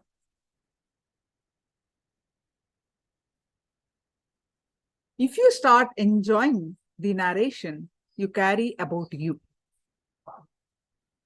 Swarupa Ananda, and everyone around you enjoys the narration about you which they carry in them. In that space, all powers manifest. Are you in question yourself, ponder yourself? At this point of time, do you like to talk? Do you enjoy talking about yourself? That means you are in Swarupa Ananda, embodiment of bliss. If you start enjoying the narration you carry about you, Swarupa Ananda, and everyone around you enjoys the narration about you, which they carry in them. In that space, all powers manifest. KAILASA is the ecosystem where this happens. Nectar flows in your Sahasrara Chakra. That is, Sahasrara Chakra is crown center.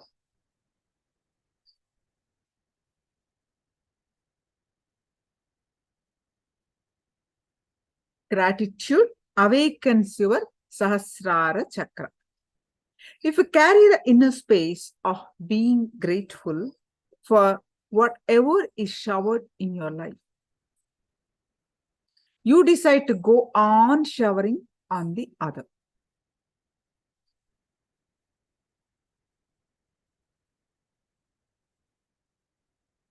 Feeling gratitude for what you have first. Then with that space, you decide to go on showering on the other. If you feel exploited, if you feel frustrated, you will go on vomiting poison, destroying, pulling down others, spreading hatred, vomiting poison. You will be so deluded. You will know you are straight away lying, and you will believe it is perfectly all right.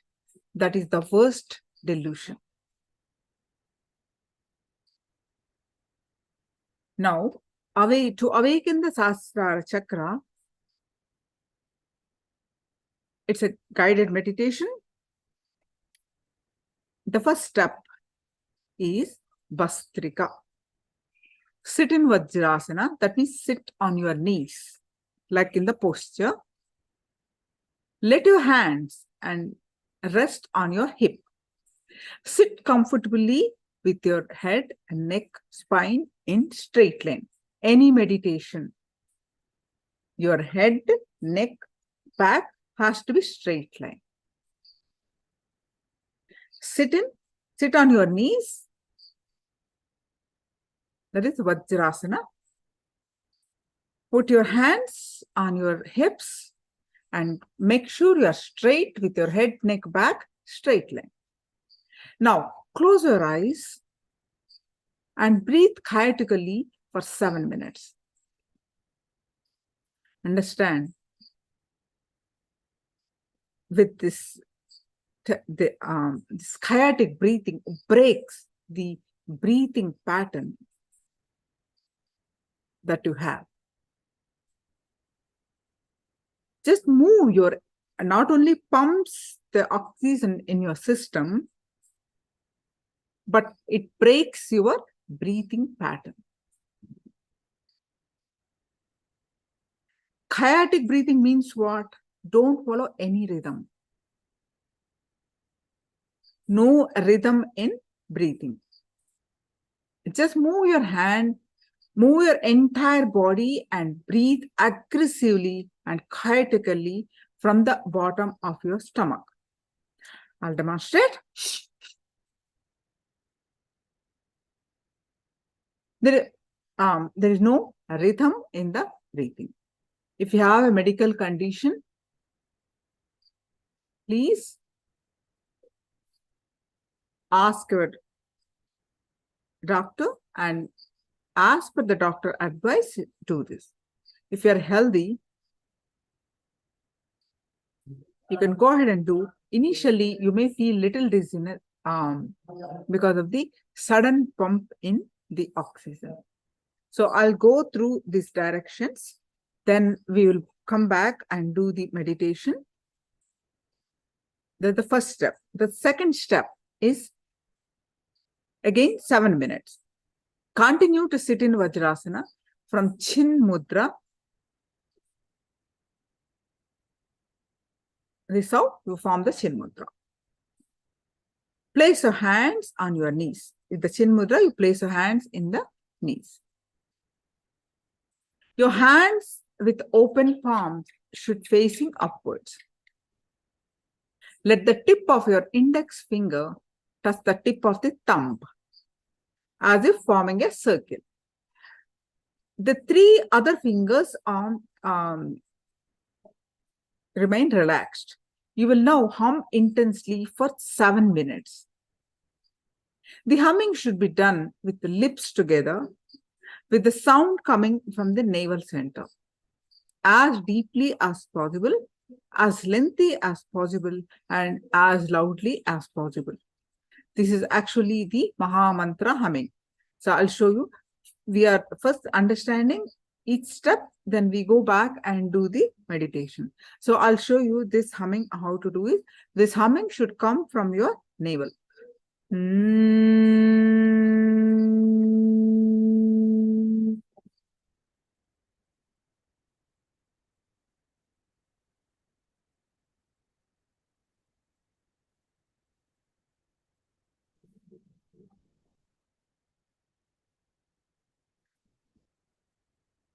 As long as possible, as loud as possible, as intensely as possible, become humming.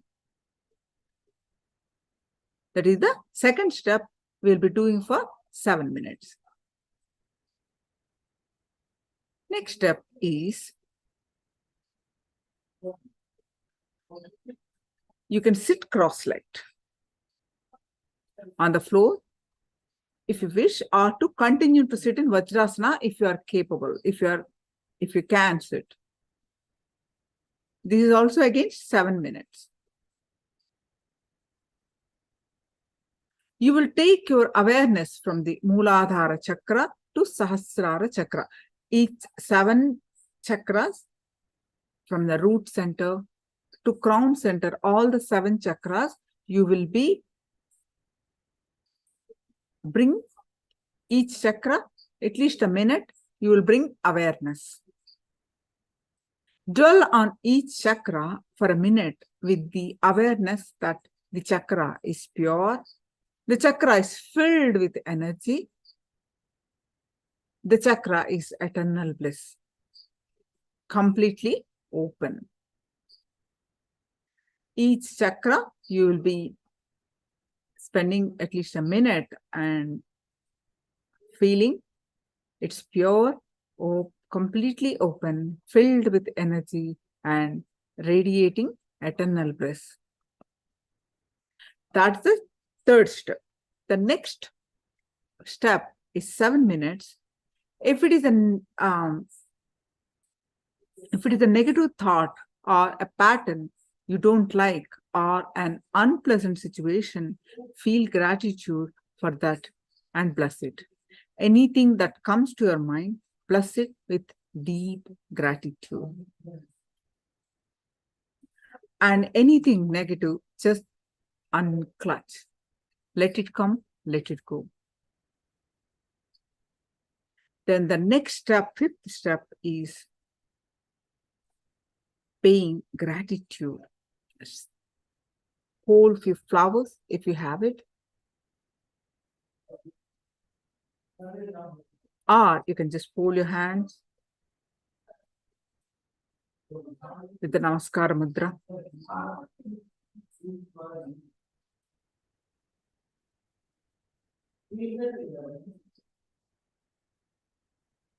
With your awareness on your Sahasrara Chakra, forget all parts of the body. Complete awareness on the Sahasrara Chakra, crown center. Concentrate only on the crown center and relax there. Wear a beautiful smile and relax. With your whole being, you'll be offering your gratitude to your mother, and you remember everyone, mother, father, everyone who come to your life, you'll be remembering and paying gratitude for them. That is the whole meditation. So please get ready. I'll give you a couple of minutes. You please get ready to do this meditation.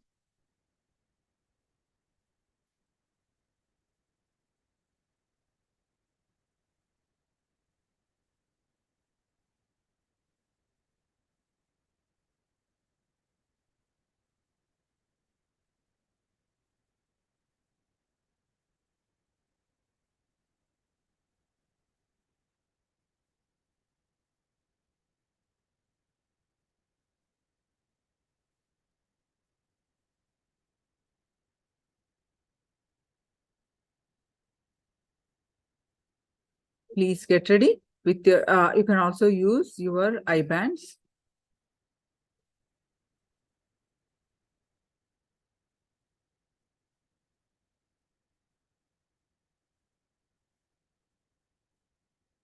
And you'll be doing this guided meditation. I hope you have any questions. Please do let me know.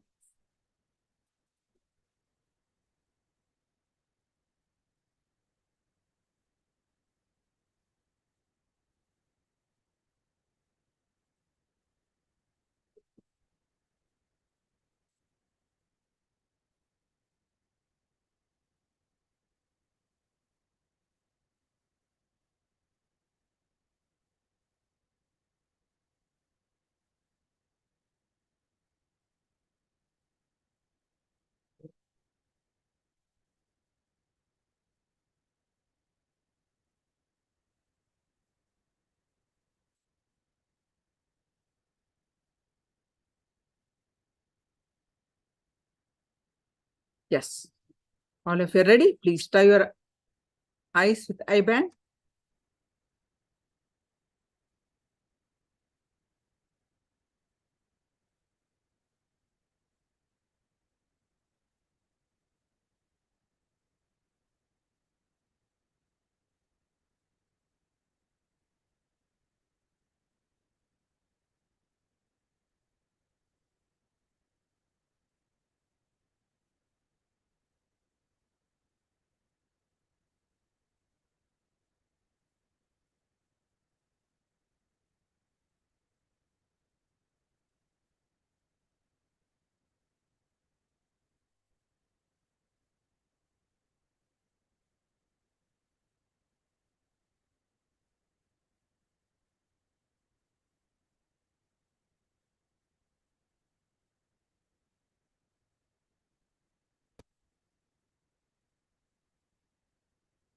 life bliss meditation,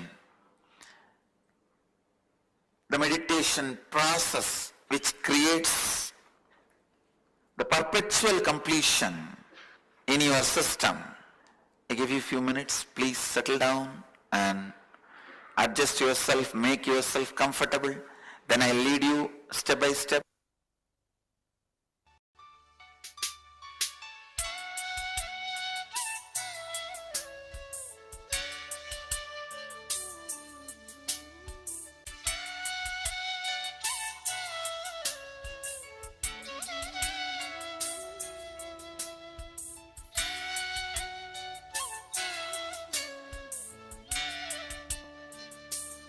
Yes. The first step, please understand, first step of the process is chaotic breathing, means awakening and arising the prana, life energy level in your body to its peak possibility. It is the most dynamic aspect. You can put your hands on the hip and start breathing as deep as possible and as powerfully as possible. It's like a hyperventilating you. That's all, nothing else. Hyperventilating. I can show you.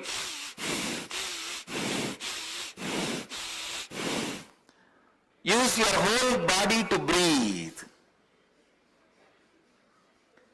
The first step is 7 minutes. If you want, you can sit on your heels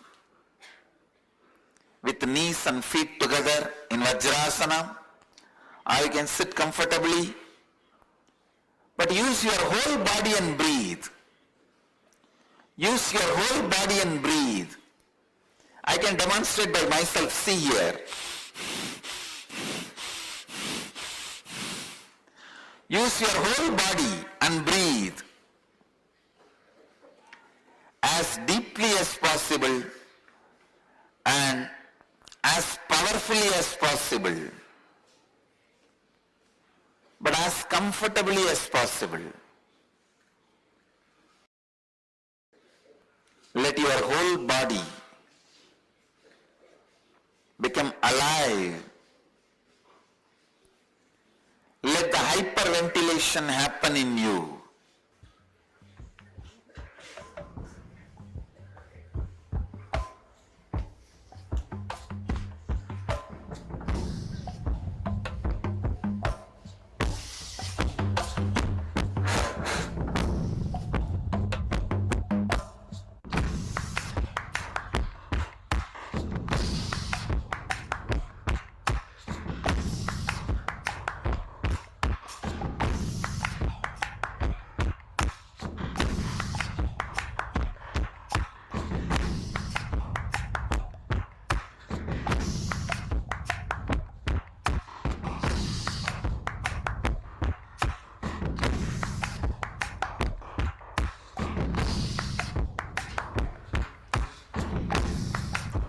Please be sincere as much as you can. Do it as long as you are comfortable.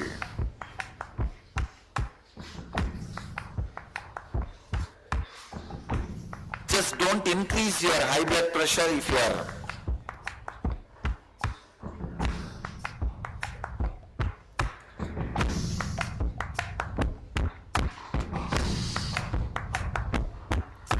high blood pressure, do it mildly, comfortably. Others do it sincerely, authentically.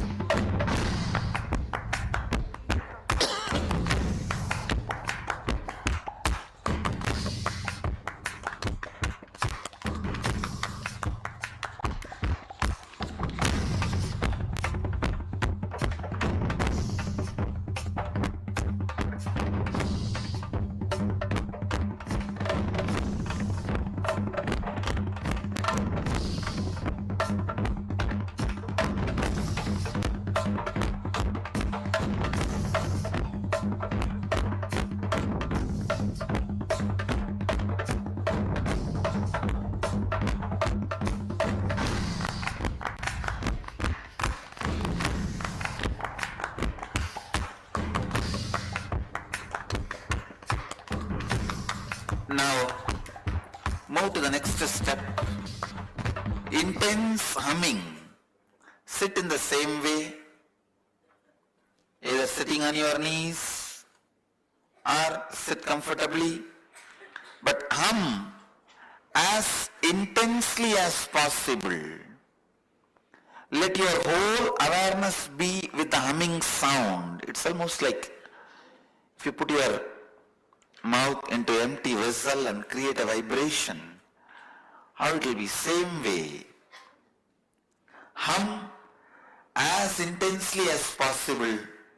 Let your whole body vibrate with that humming sound.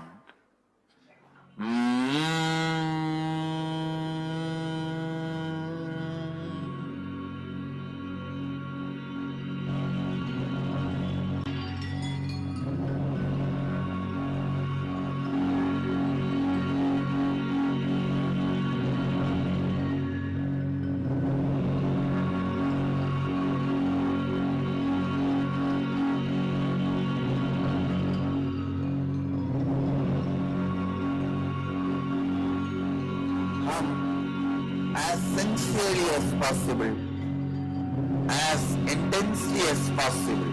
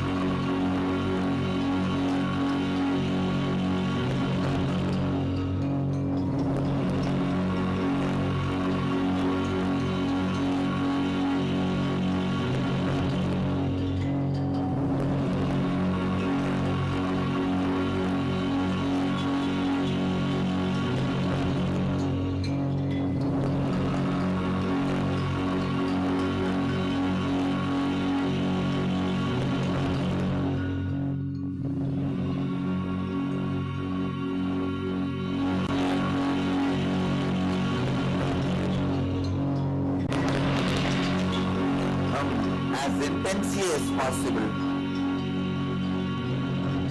Do it as sincerely as possible, as loudly as possible, as deeply as possible.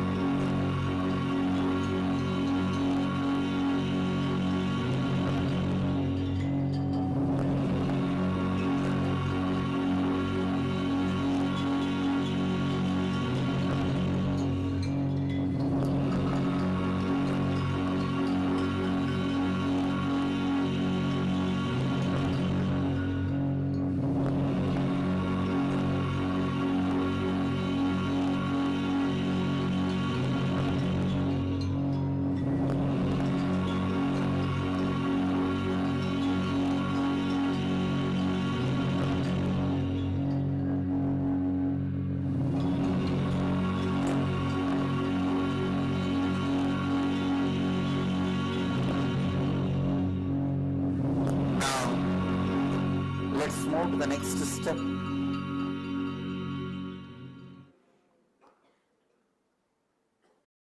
Bring your awareness to the 7 energy centers in your body.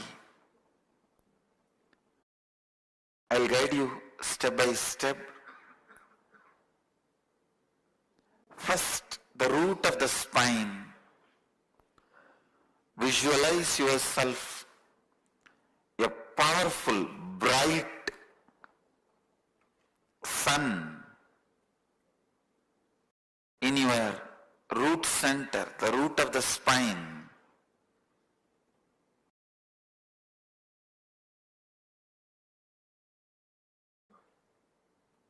Be in the space of restful awareness.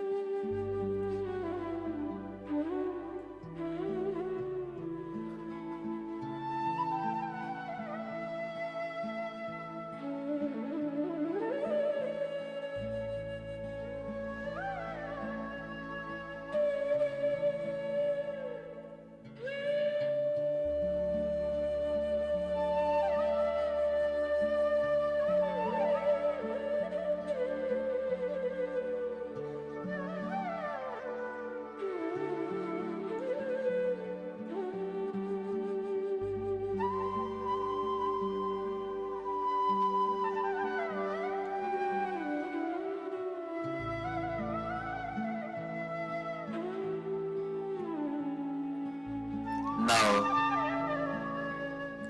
bring your awareness to the spleen center, the spleen area. Visualize yourself as a powerful light, the spleen area.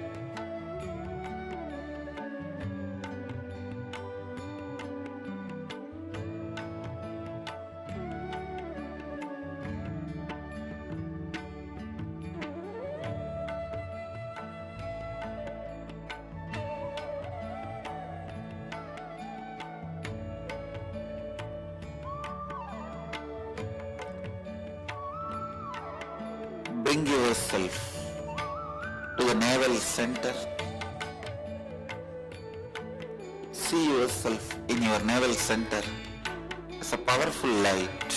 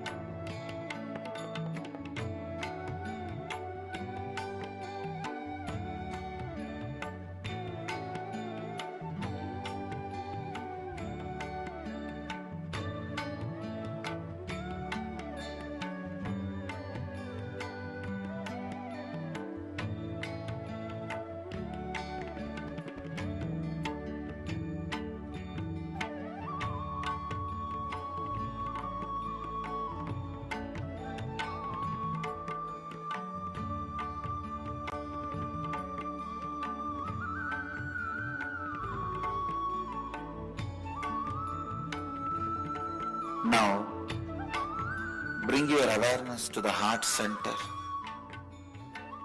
Center of the heart. Visualize yourself as a powerful light.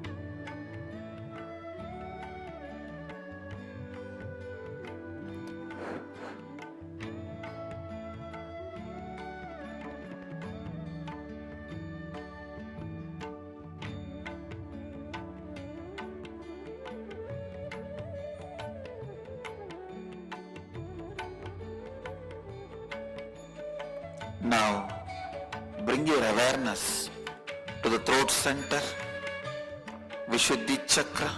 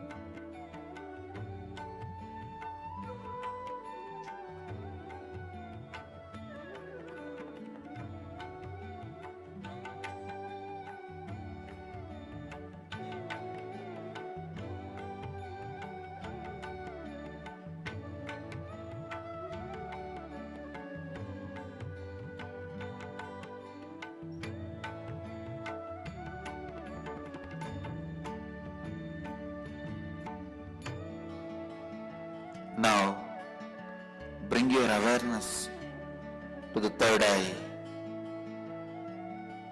between both the eyes, Ajna Chakra. See yourself as a powerful light on the third eye.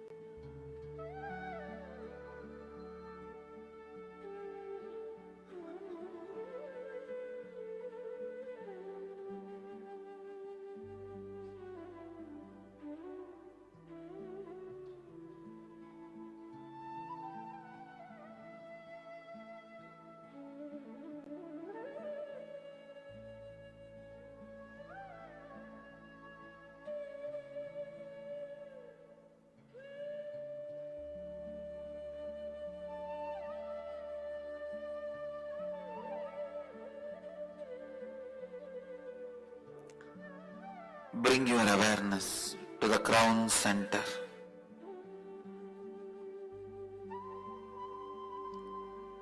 The top of your head, Sahasrara Chakra. See yourself as a light on the crown center. With my integrity and authenticity, I bless you all. Let you all experience Kundalini awakening. Namah Shivaya.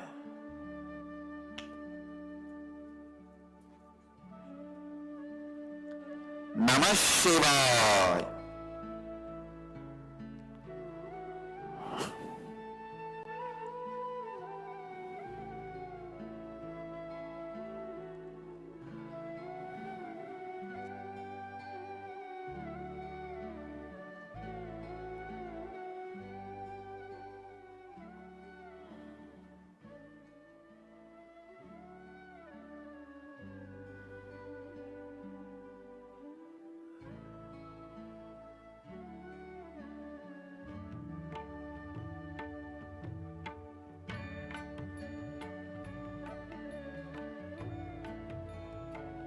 Now,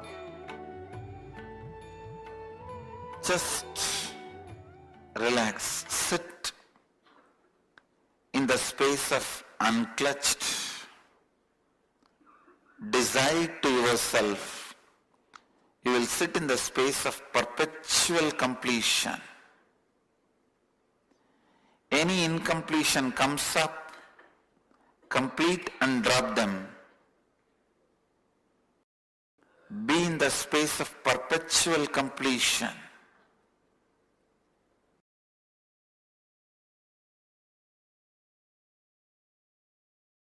Any doubt, fear, powerlessness comes up in you,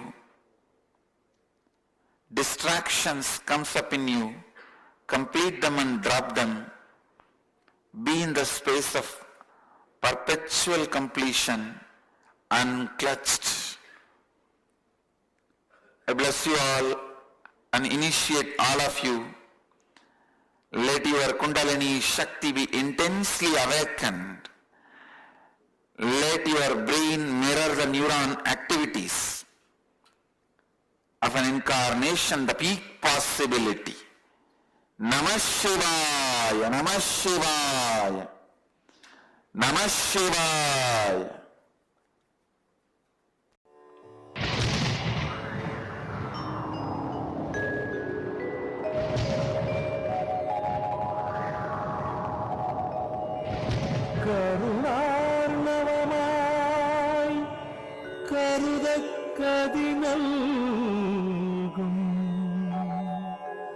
Arunachal சிவமீதா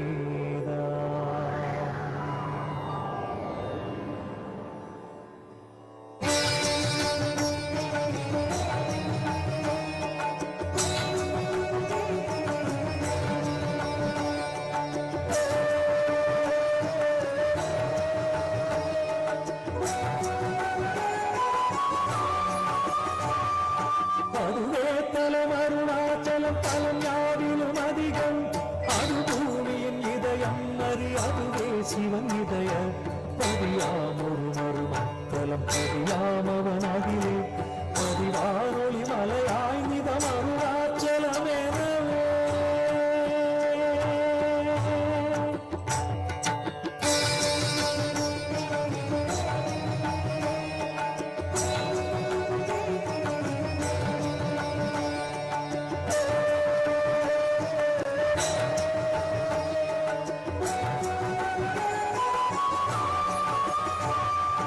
ஆதி அருணாச்சலத்தே அற்புதலிங்க துருக்கள் ஆதிநாள் மார்கை இல்லாதிரை அஜோதியிலும் ஈசனிமால் நின்னமரர் ஏற்றி வழிபட்ட நாள் மாசி சிவராத்திரி அம்மத்து.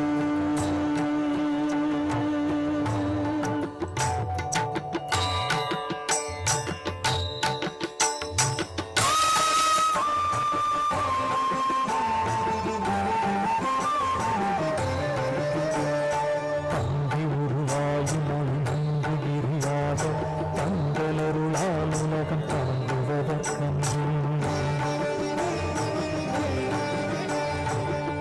இறைவன் சித்தமென என்றும் எனதுள்ளே பொங்கி ஒளிருந்து வைப்பல் போதமொடு என்றுள்ளே.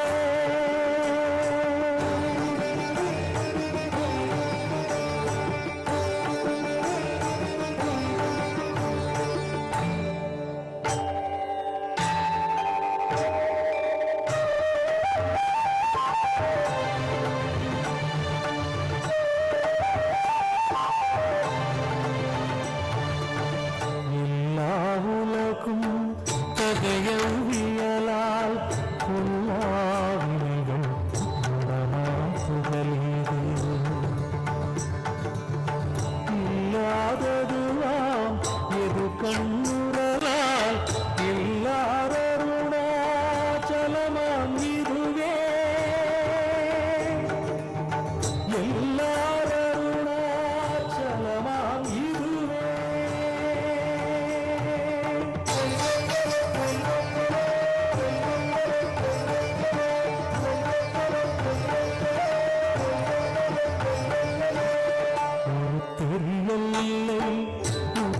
கண்ணுற்றாய் கருத்தினால் ஊற கருதினால் உண்மை வருத்தமுறாது வராத வேதாந்த கருத்த விஞ்ஞானம் பார்க்குமுண்டாமே அறுத்த விஞ்ஞானம் பார்க்குமுண்டாமே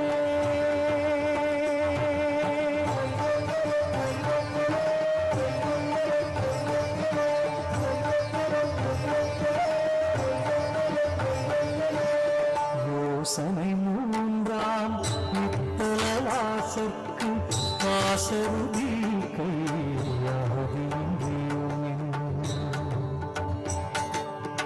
பாசமில் சாயுச்சியம் பயக்கும்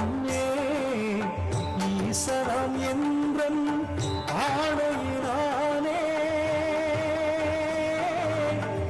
ஈசனம் என்றன் ஆணையினானே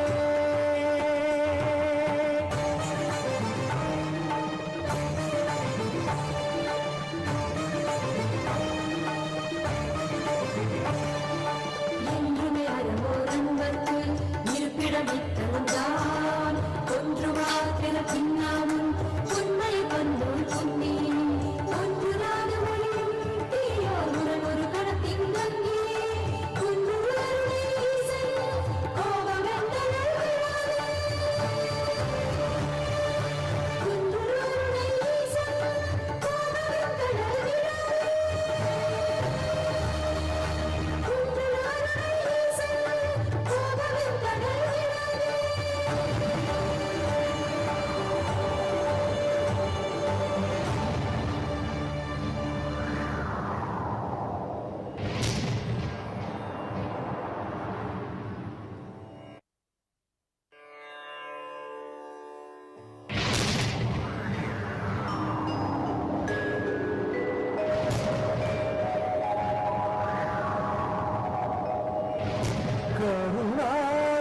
கருணார்ணவமாய் கருதக் கதிநல்கும்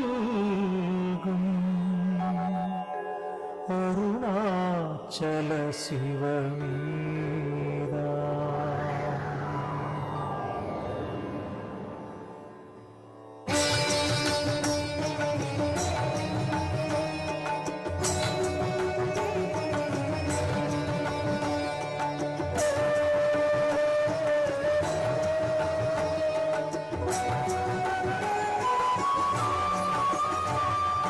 அதுவே தலம் அருணாச்சலம் தலம் யாவிலும் அதிகம் அது பூமியின் இதயம் அதுவே சிவன் இதய பதியாமொரு மருமத்தலம் பதியாமவன் அதிலே பதிவானொலி மலையாய் நிதம் அருணாச்சலமேனவே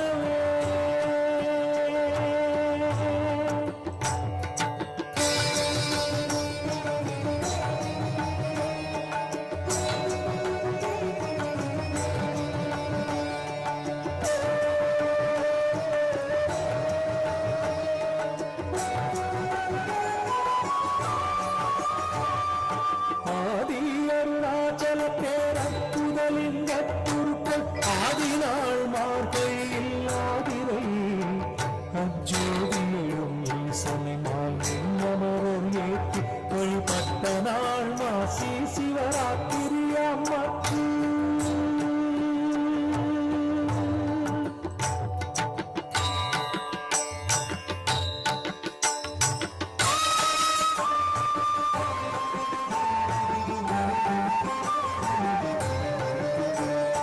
தங்கி உருவாயும் மொழி நம்புகிறியாக தங்களருளால் உலகம் தங்குவதற்கன்றி நங்குறைவன் சித்தனென என்றும் எனதுள்ளே பொங்கி ஒளிருந்து வைப்பல் போகமொடு என்றுள்ளே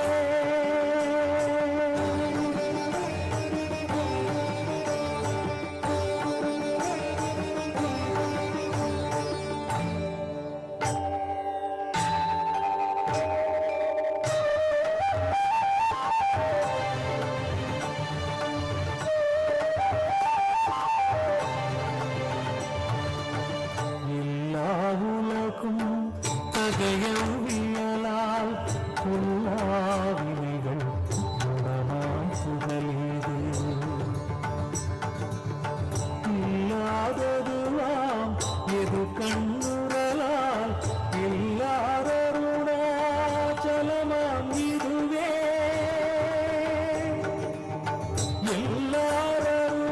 எல்லாரருணாச்சலமாம் இதுவே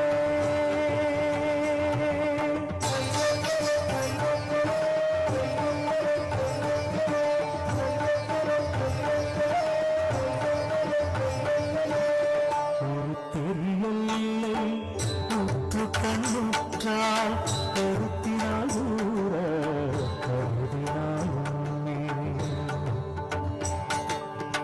வருத்தமுறாது வராத வேதாந்த அறுத்த விஞ்ஞானம் பார்க்குண்டாமே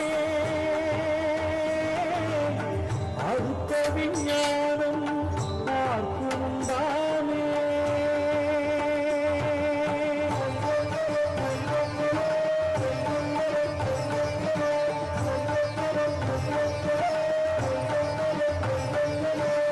யோசனை மூன்றாம் நித்தலவாசற்கு வாசருதி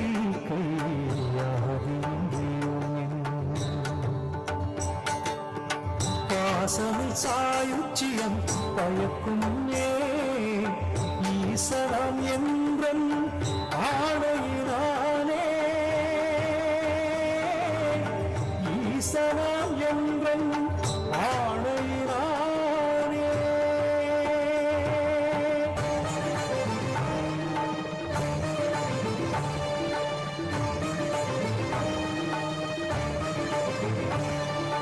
என்றுமே அறவோர் அன்பர்க்கு இருப்பிடமிட்டழுந்தான் ஒன்று வாழ்க்கிற பின்னாமும் உண்மை கண்டோல் பொன்னி ஒன்றுராத மொழியும் தீயோர் உடன் ஒரு கடத்தின் கங்கி குன்று அருளை ஈசன் கோபமென்றனல் குன்று அருளை ஈசன் கோபமென்றனல்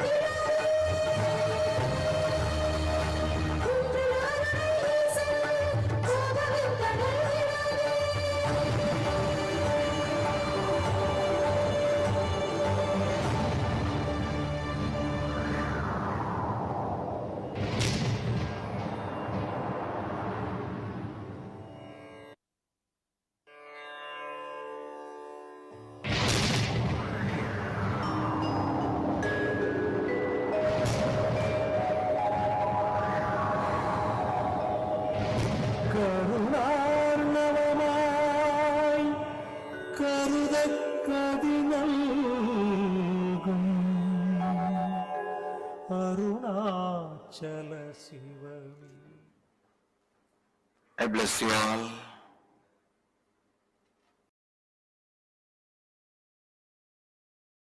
Let you all experience the complete completion with yourself and others. Let you all be the space of perpetual completion. Let you all be the space of perpetual possibility. Let you all be the space of perpetual living enlightenment. Let you all be the space of perpetual living Advaita.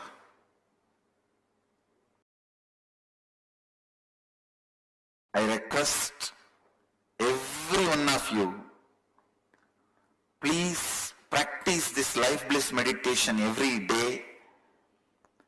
The guiding music is available for free download in our website. You can download this music with voice guided. The guided CD is available in our website for free download.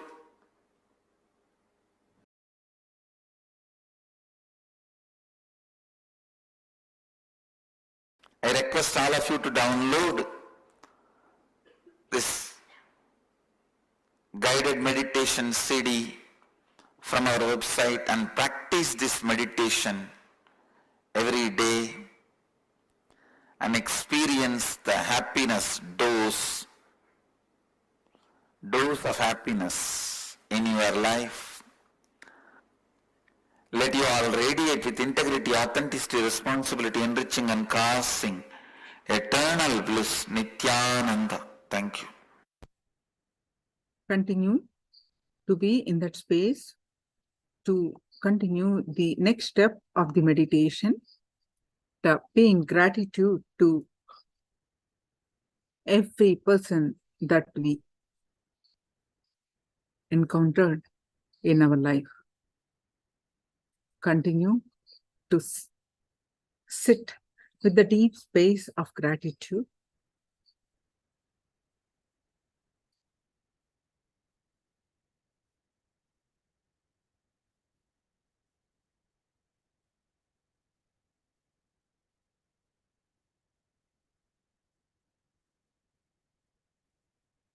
Sit with your folded hands.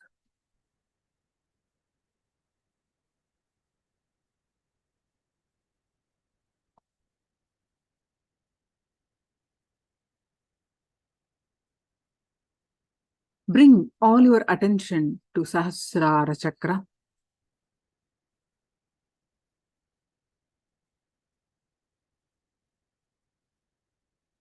Forget rest of the body. Complete awareness on the Sahasrara Chakra.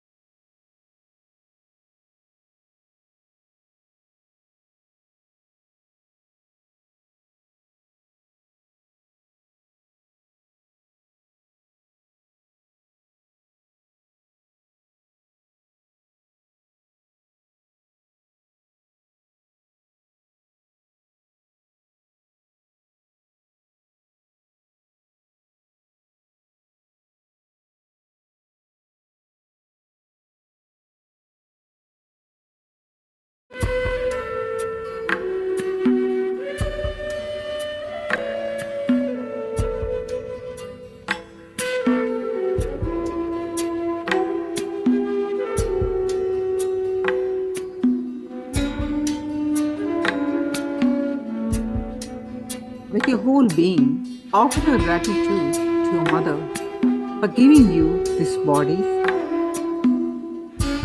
Remember and give your gratitude to your mother with all your heart, with all your being.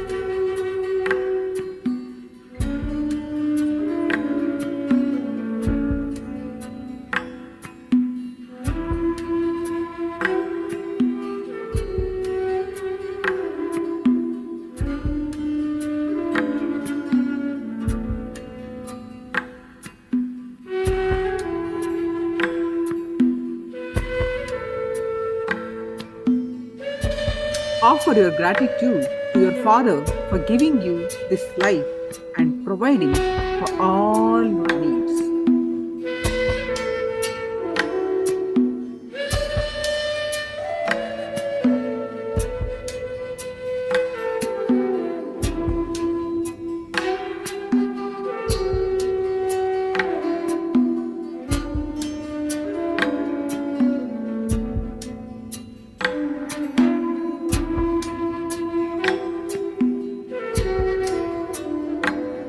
Offer your gratitude to all the doctors and nurses who received you when you came to planet Earth.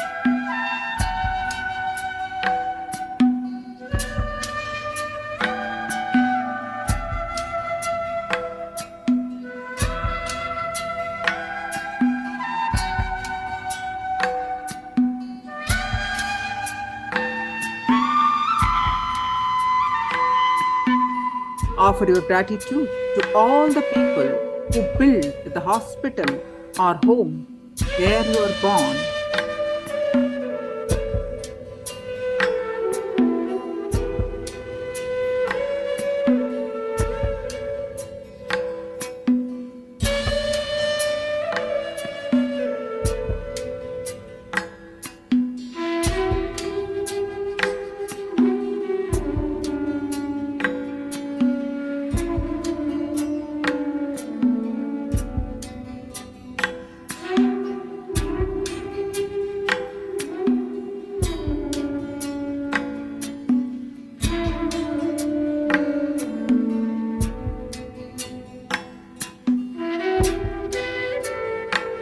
Offer your gratitude to all the people who took care of you when you were an infant.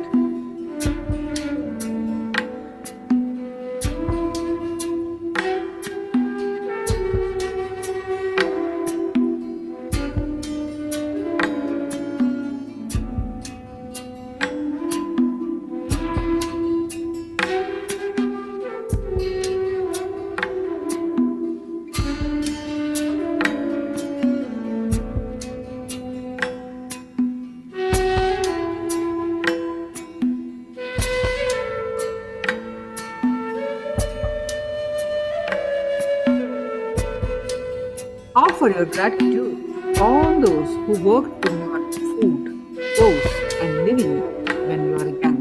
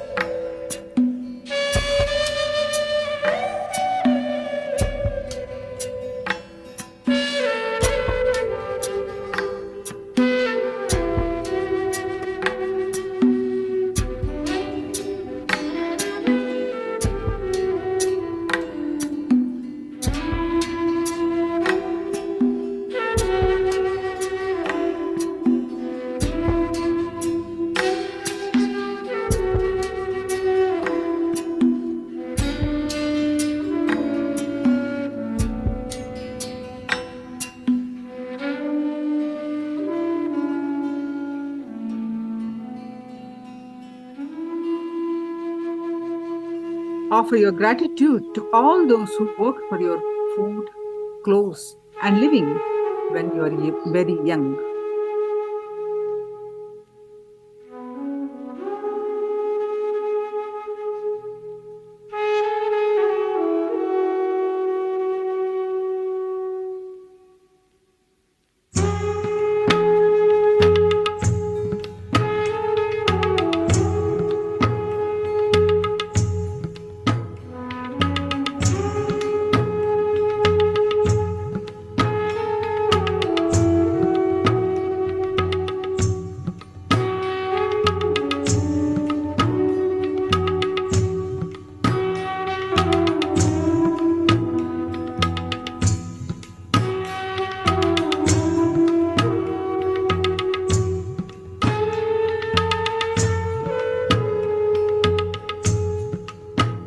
Offer your gratitude to all the teachers who gave you primary education.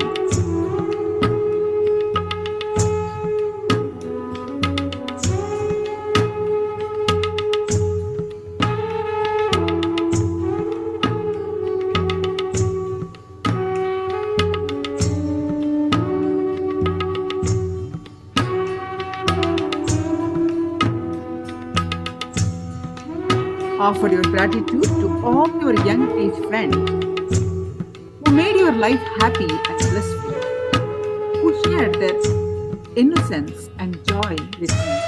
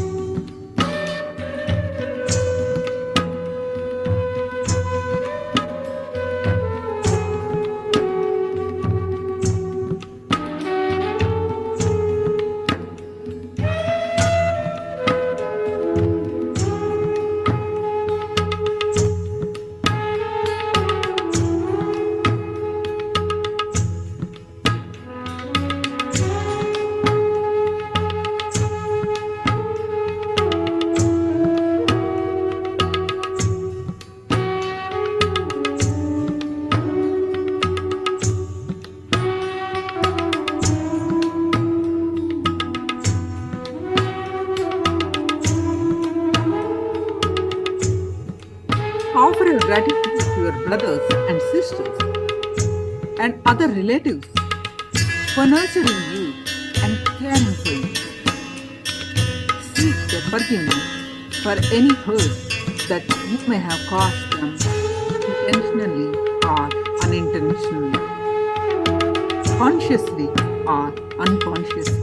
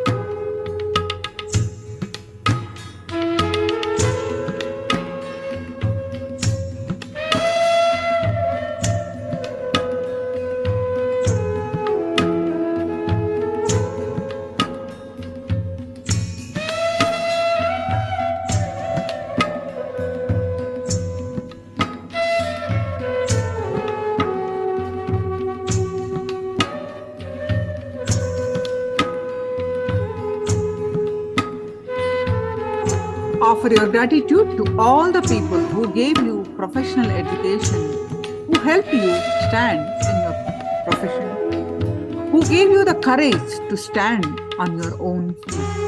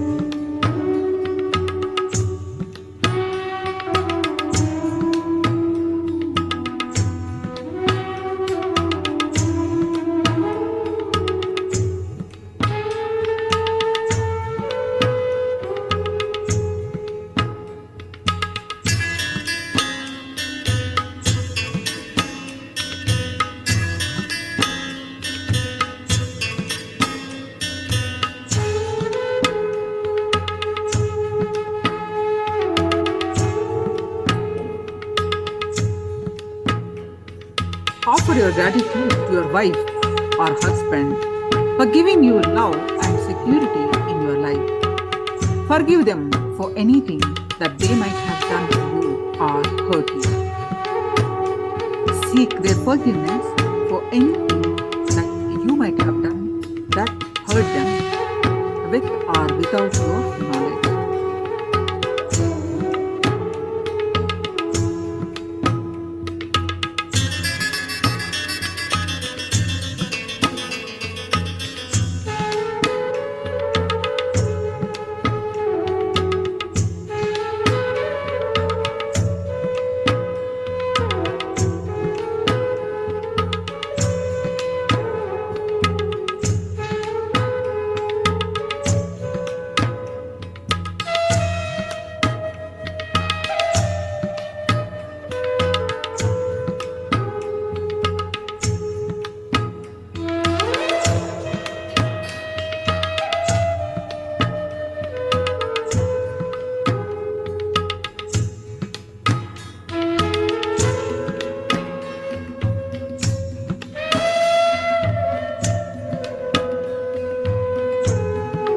Offer your gratitude to all the people who encouraged you and gave you inspiration in your spiritual life.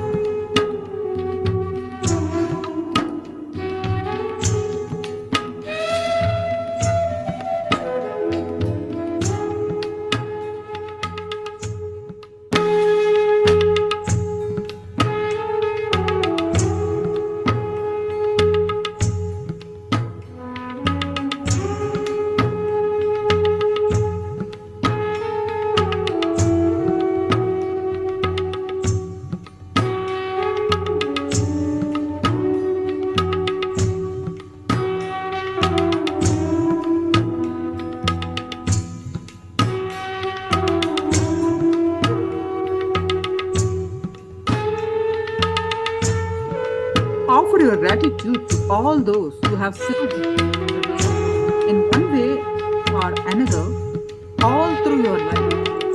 The milkman who delivers milk, the grocer, the laundryman, the garbage collector, your servants, your driver, all these people who you take for granted. Seek each one's forgiveness for any hurt that you may have caused intentionally or unintentionally, consciously or unconsciously. Remember each one of them and offer your gratitude.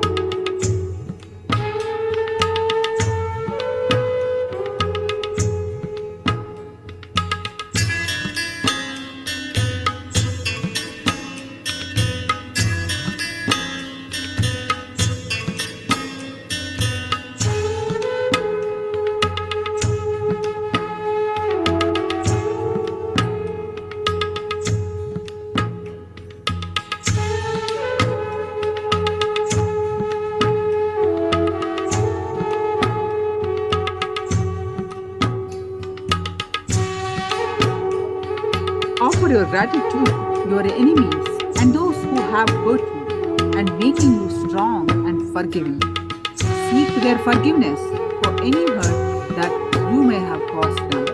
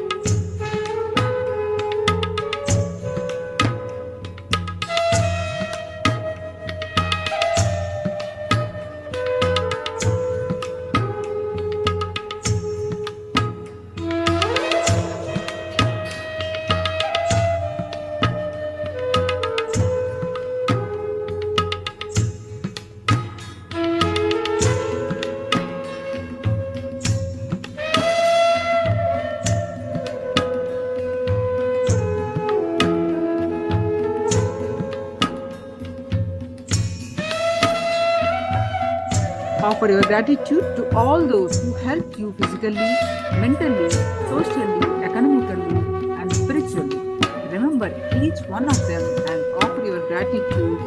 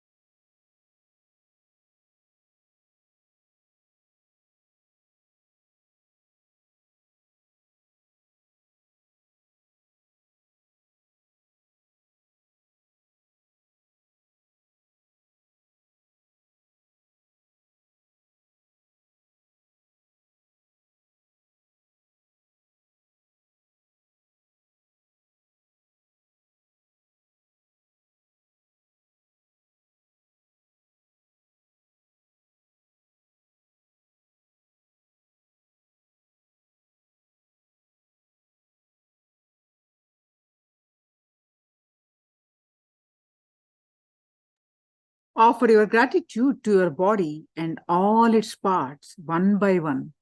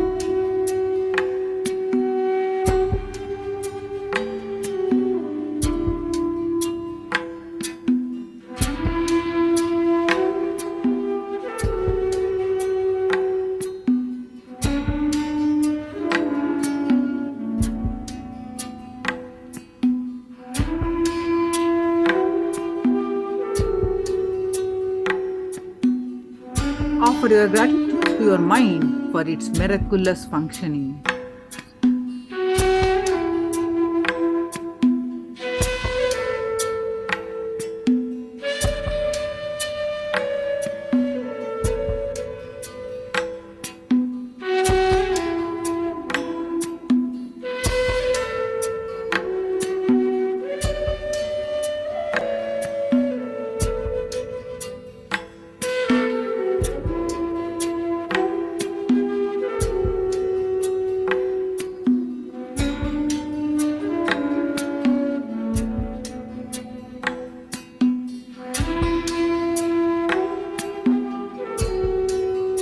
Offer your gratitude to the divine, to the whole, to God for making all these things possible in your life.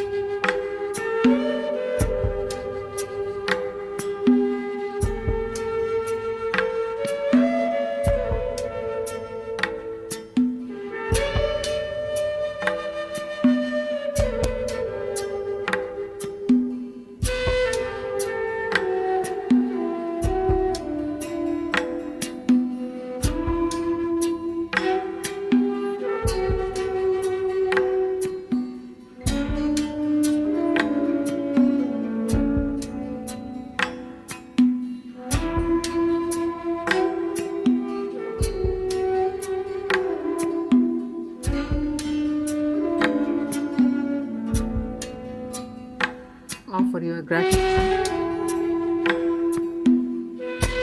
to Swamiji for giving us all this, all the showerings. Offer your flower at his lotus feet.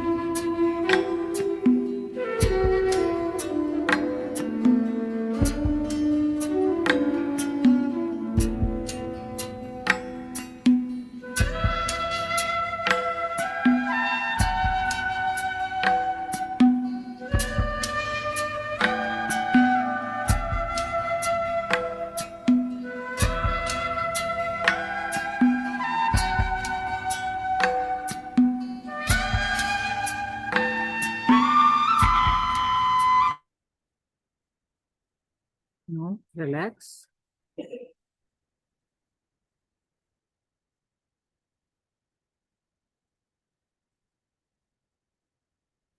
Om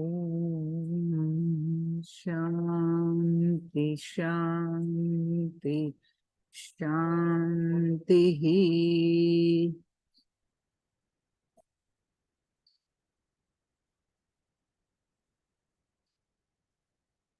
With this deep space of gratitude, let's move to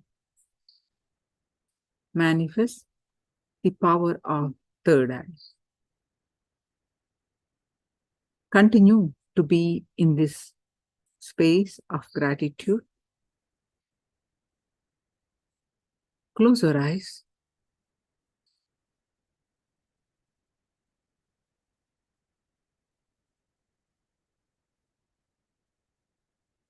Visualize Swamiji's form in your third eye.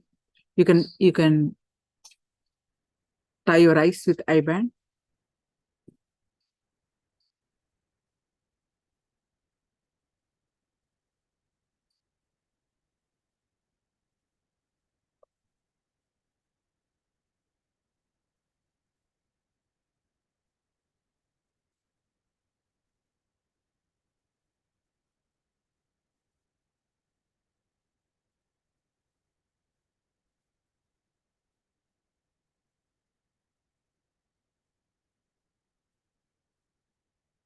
Now, start chanting the Mahavakya. Om Nithyananda Paramashivoham. Start chanting the Mahavakya and experience the space of oneness.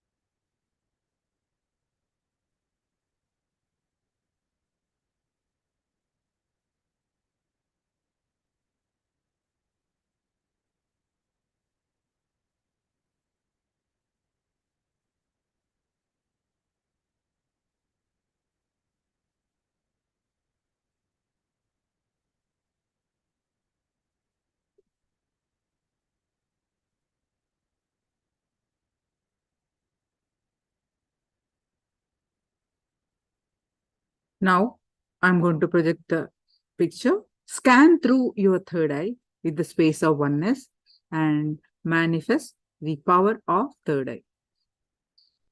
Continue to chant the Mahavakya.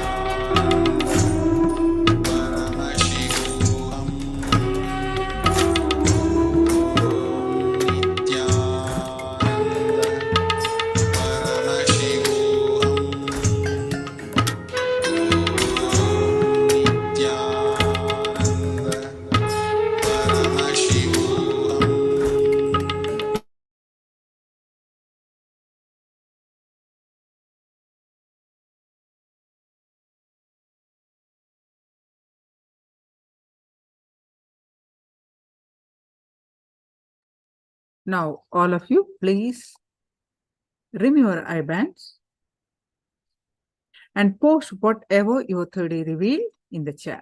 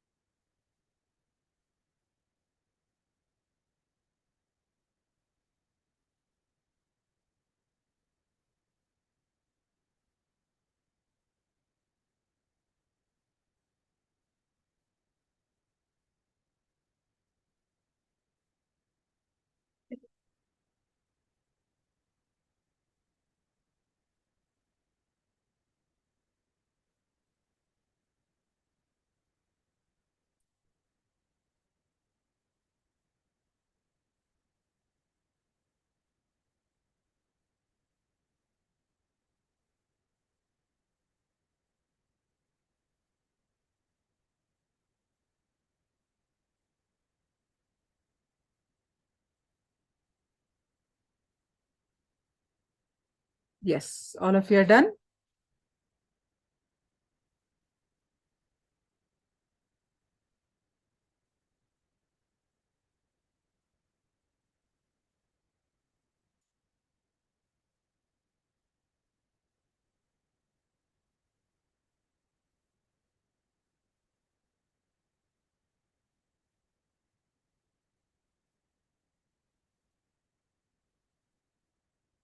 All right, so I'm projecting the picture.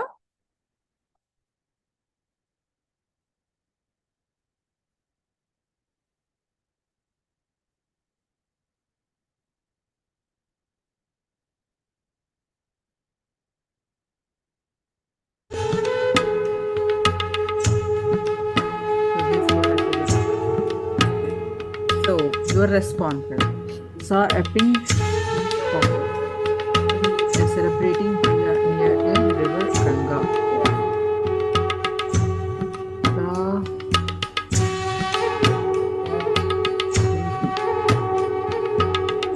All right. Any questions? Please do let me know before we move on to our next session.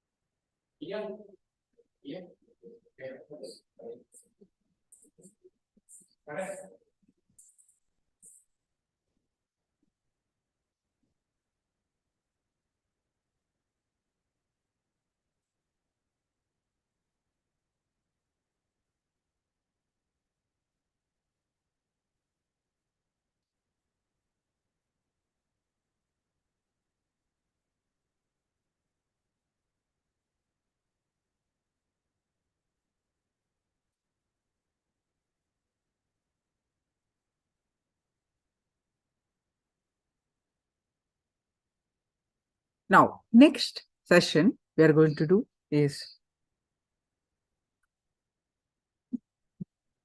listening to the Guru can change anything, everything.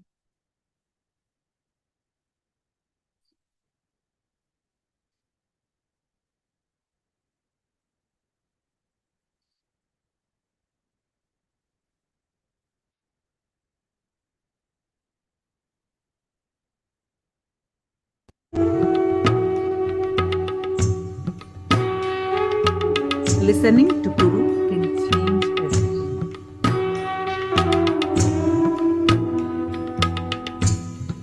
Ferociously, not softly, not politely, not mildly, but ferociously breaking the obsessive compulsive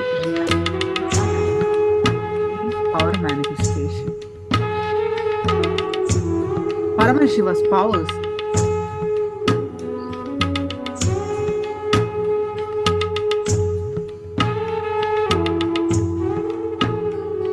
manifest to beings who powerfully, ferociously break obsessive, compulsive, reactionary patterns.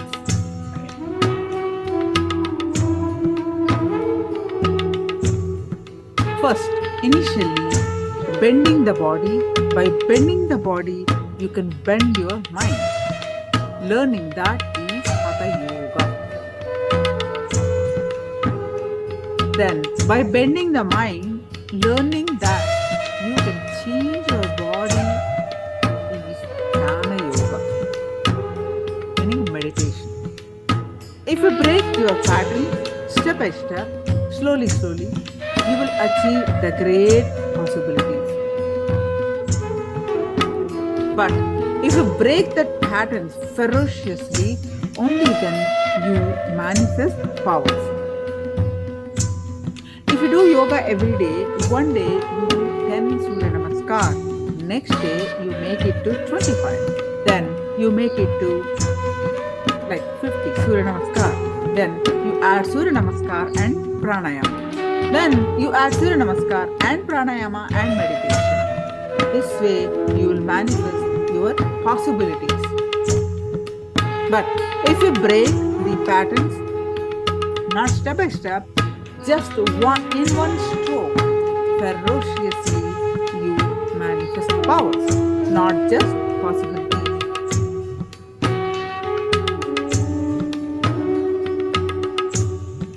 Body flexibility, muscle building, able to do rope yoga, pole yoga, all these are possibilities. But straight levitation is a power, not just possibility. There is a difference between possibility and power. Every time you break your pattern step by step, you manifest possibilities. Whenever you break your pattern ferociously, you just manifest powers. You just manifest powers.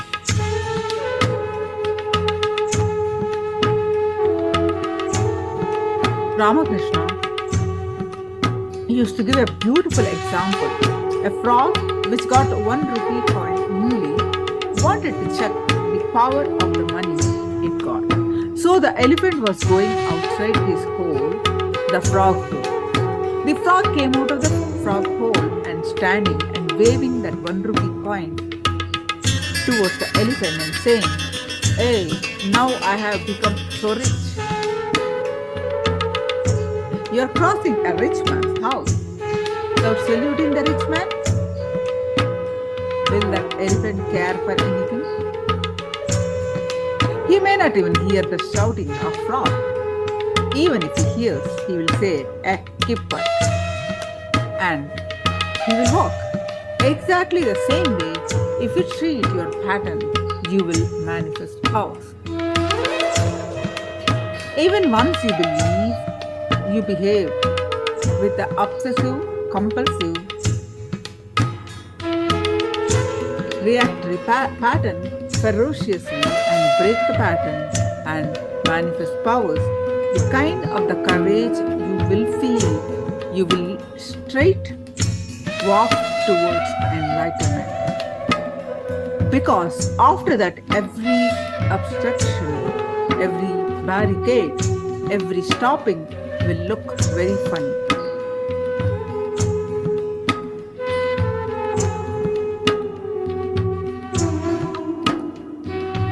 What is an addiction? Any addiction is an unconscious automatic process penetrating multiple layers of your being. When we add powerfulness to that pattern, to that depth, this powerfulness goes and becomes a power.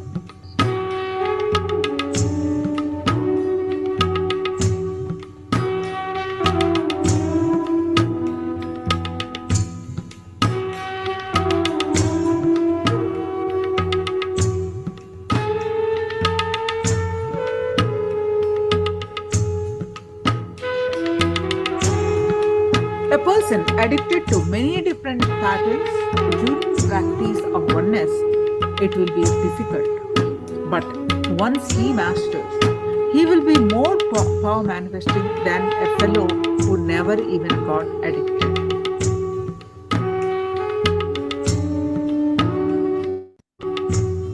Even to get addicted, you need to be active.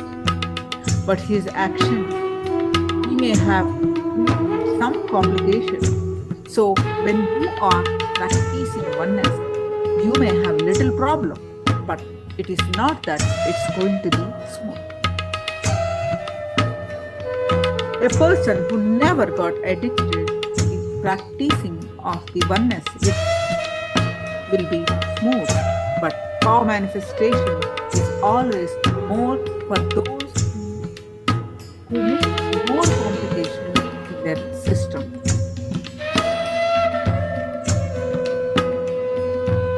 The power manifestation is always more for the people who made more complications in their system because many of the depths and extremes they have locked.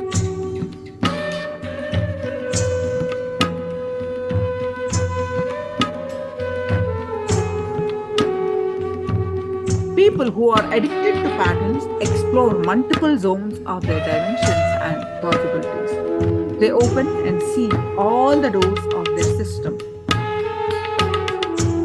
Now, let us do one internal exercise. Step 1. First, find out what is your compulsive reactionary behavior pattern.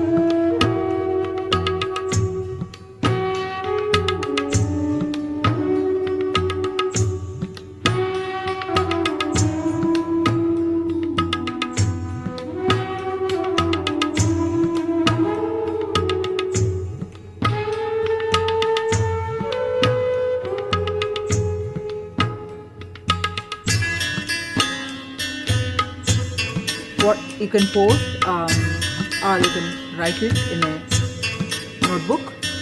For the first step, few minutes, 2 more minutes.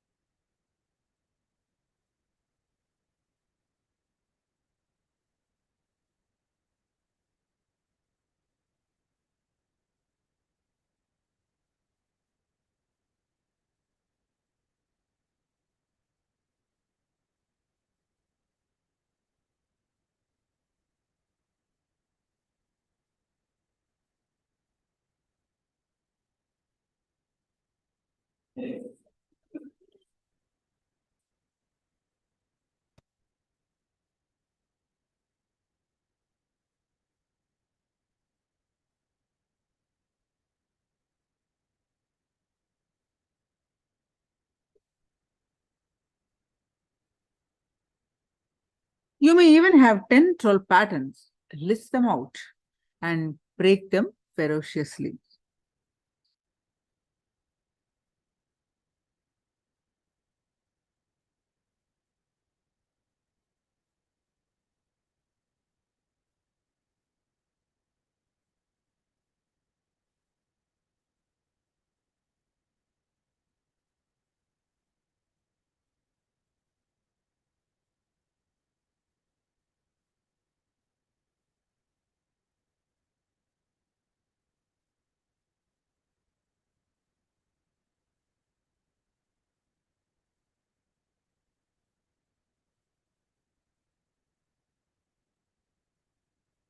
Now, break compulsive reactionary behavior pattern ferociously. That's it.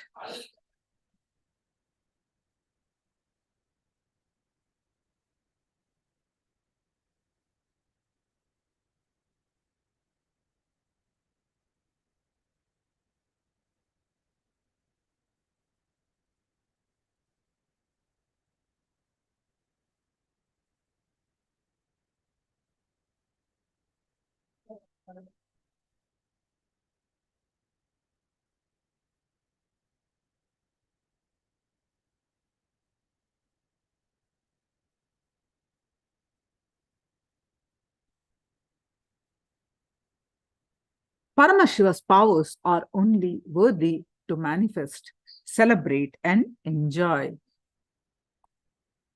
If you are unable to build collective integrity, it's just because of your obsessive compulsive reactionary pattern.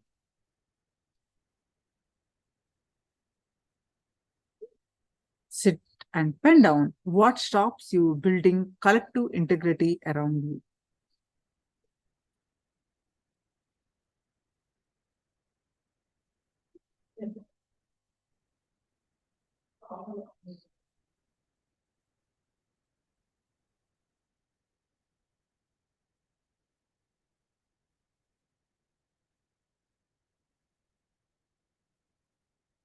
Behave ferociously with these patterns. You usually behave ferociously with the people, not with the patterns. Behave ferociously with the patterns, behave cutely with the people.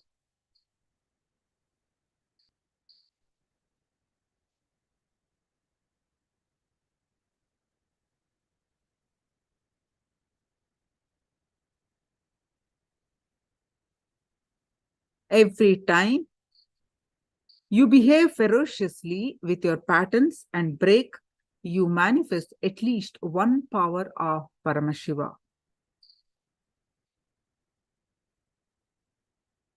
To behave ferociously with your pattern, you don't need anything other than feeling connection or trust on Guru.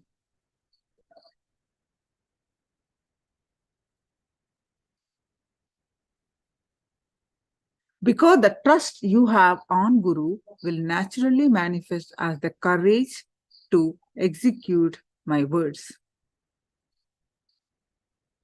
People with Guru Bhakti will not have any problem in breaking their compulsive reactionary patterns. Guru Bhakti, the devotion to the Guru, is like a spiritual entanglement. That umbilical cord connection I myself eat only once a day. Guru's very biomemory of Tejas, that very energy, very bioenergy enters into your being because of your Guru Bhakti, and you vibrate in that same high frequency, and simply that becomes too easy for you also.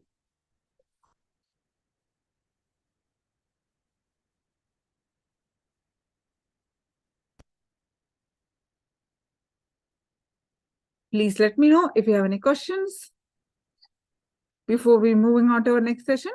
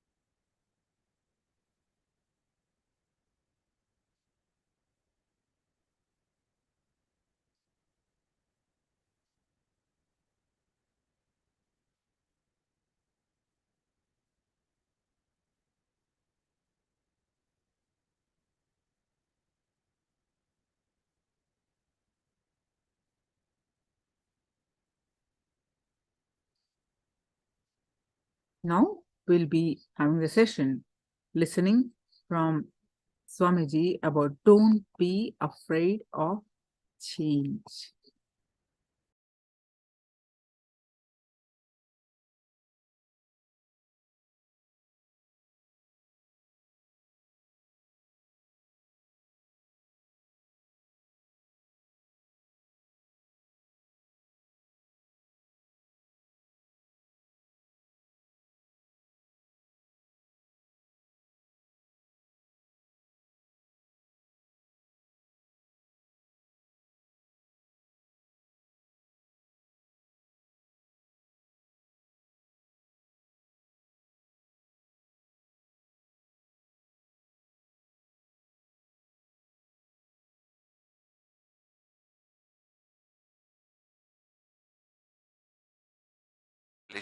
And you just go with it. You are born, you go to the school, and you take up a job, you pay your bills. By the time you are paying your bills, life is gone. Maybe a marriage, a divorce, and kids, and custody, and kids, few Christmas, few vacation, and few sightseeing, maybe a little time for religion and a little time for being sick, and you are gone.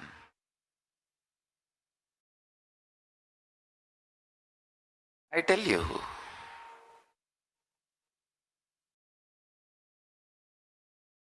if you think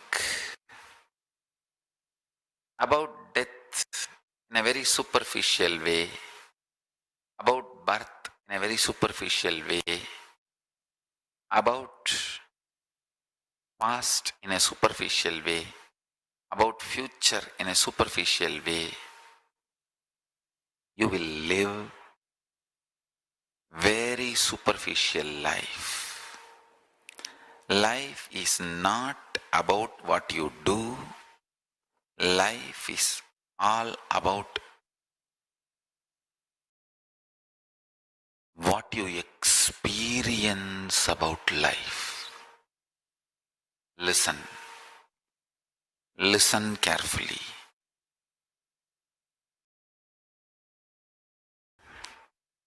Anyone experiences the cosmic legal opinion about life, about death, about past, about future, lives very intense life. I tell you.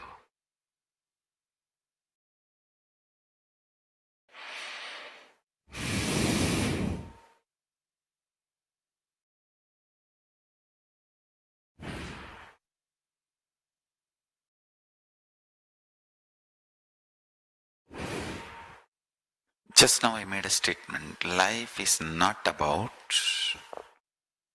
what you do. When I made that statement, I meant not about your career, the money you made, the brand you built for yourself. Life has nothing to do with that. All this brand you built for yourself and the career and for what you are known, well known, all that is a lifestyle related, not life related. The car you drove, the house you lived, and the dresses you wore, and the kind of the furnitures you used, or the jewelry you used, and kind of the people with whom you associated, all that is like your lifestyle.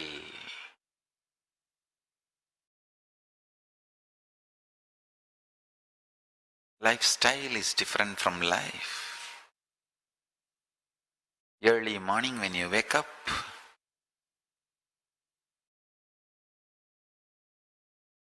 what kind of powerfulness you feel about your existence.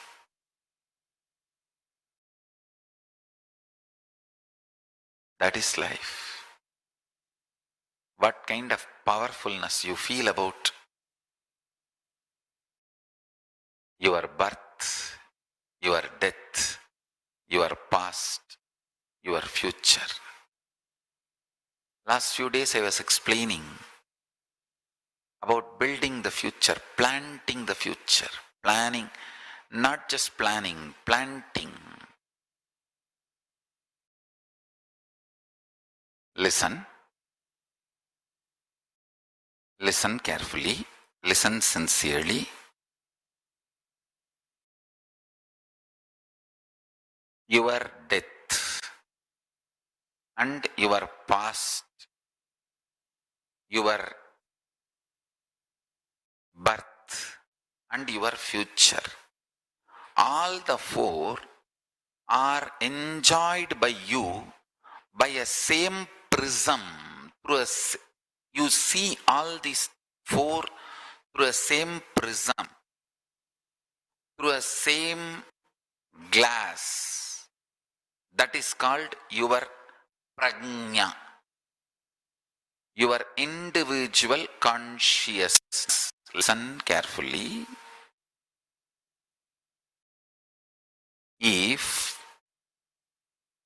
you feel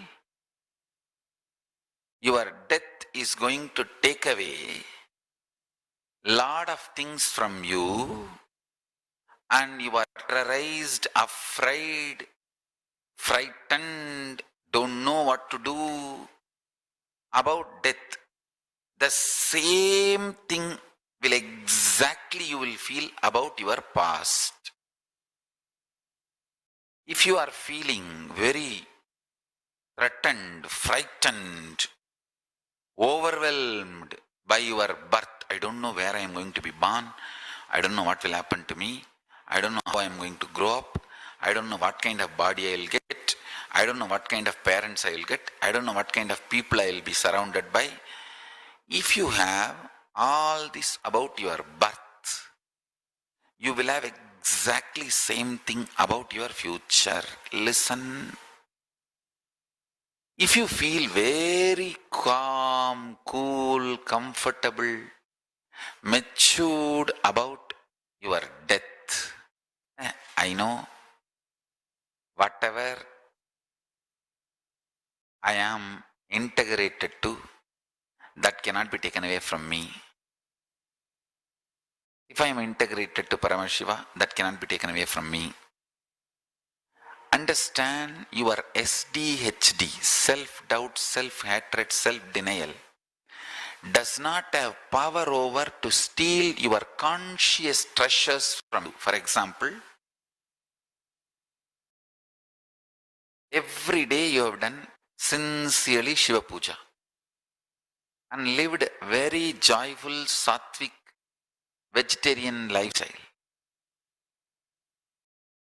Suddenly your self-doubt or self-hatred, self-denial cannot take away that whole spiritual understandings and powerful cognitions you had. Maybe this SDHD can cloud your spiritual powers and sun, but cannot take it away. Please listen carefully. I made one statement just few minutes before.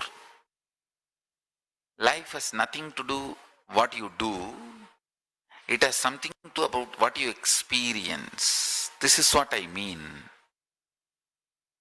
Your powerful, conscious understanding. For example, when you are cool, calm, meditating, connecting with me, listening to satsang, you feel like, what death? I know Swamiji will simply come. It's like a department change.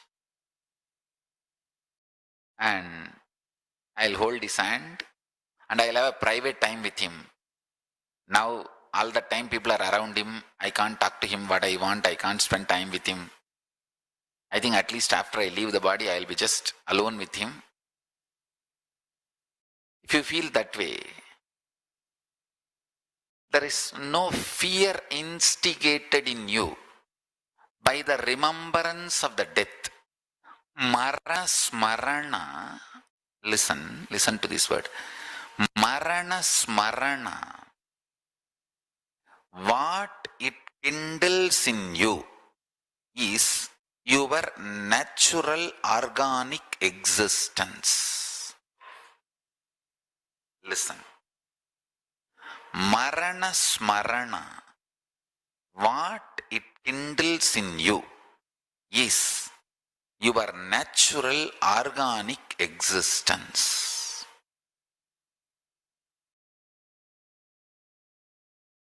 If you complete with the Marana Smarana's powerlessness, you will feel so much of powerfulness about your past. The concepts, cognitions, ideas you carry about death will naturally, intensely reflect on your past. You will feel the same about past. Please understand, today what I am talking is a very, very high level. It's like a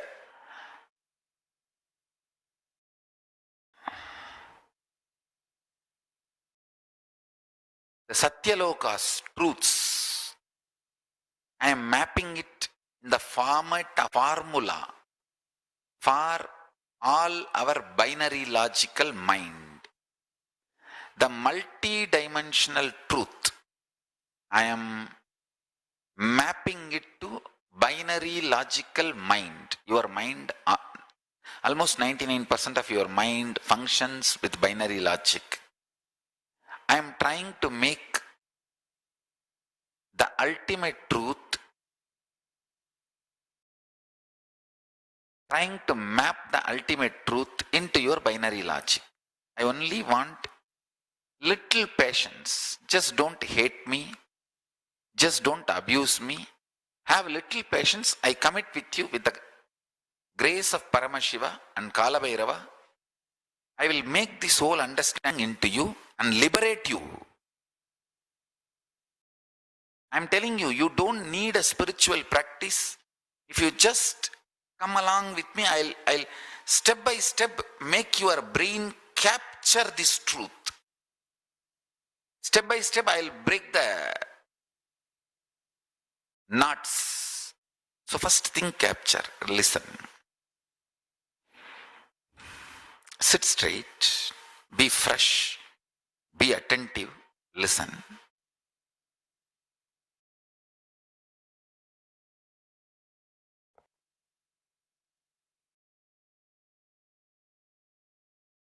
Enlightenment is all about how you decide to feel about you. If Marana Smarana triggers, Marana Smarana means remembrance of death. If it triggers insecurity, uncertainty, oh, will I have a natural death, or will I die in an accident? Will I be murdered, or will I commit suicide? What will happen? I don't know.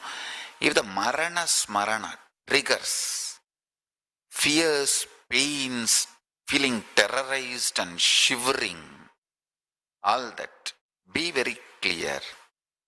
Your whole life is useless. So decide to spend time on yourself and evolve a very matured being for yourself. That is the biggest asset.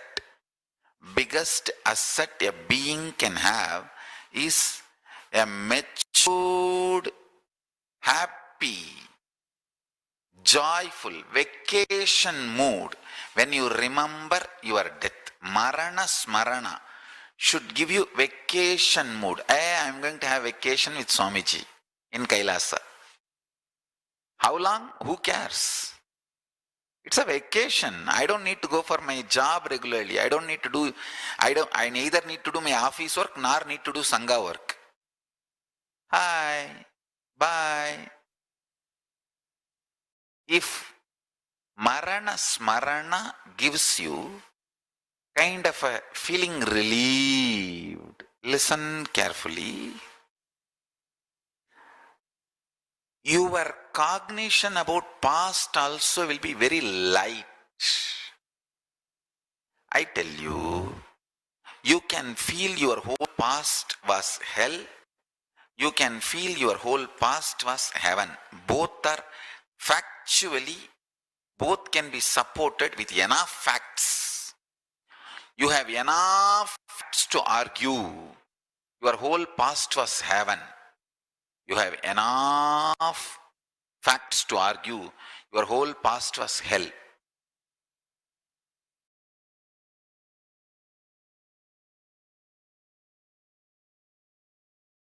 You have enough facts to come to the conclusion your whole past was heaven. You have enough facts to come to the conclusion whole past was hell. Listen carefully. Paramashiva beautifully reveals the Kala. Listen. Kala is time. That wheel gets the bump whenever you have undigestible, intolerable, negative possibility. For example, some people, they can tolerate anything in their life, even the poverty, but not sickness. Some people, they can tolerate anything in their life, even sickness, anything, but not poverty. Some people, they will tolerate anything, but they don't want to lose their husband or wife. Some people, they will tolerate anything, they just don't want to lose their son. Some people will tolerate anything, but they can't handle the prison or even the fear of jail. Some people can tolerate anything. No problem about no fear of jail, no fear of disease, no fear of poverty, no fear of losing the house, no fear of losing the spouse, no fear of losing even the kids. They just can't handle a morning without a cup of coffee. Understand, something which triggers anxiety, panic, I can't deal it, which triggers you to lose your prajna, that your existence, which just imbalances your prajna. Listen carefully. That is what is the bump for the Kala Chakra to roll smoothly. Marana Smarana will point out what is it that makes you lose your prajna, your existence. Listen carefully. There are some people who are ready to lose anything, but not the house they are living. There are some people who are ready to lose everything, but not any parts of the body in accident. There are some people who are ready to lose anything, but afraid of getting imprisoned, jailed. There are some people who are ready to lose, they have no fear of jail, poverty, health, but they can't even think of losing the spouse. So like this, each one has some trigger point which makes you fall out of your prajna, balance of your prajna. Marana Smarana triggers that. Listen carefully. You all should do Marana Smarana and trigger that pain point and heal it once for all. You just have to poke that tumor and pus should come out. What can be done?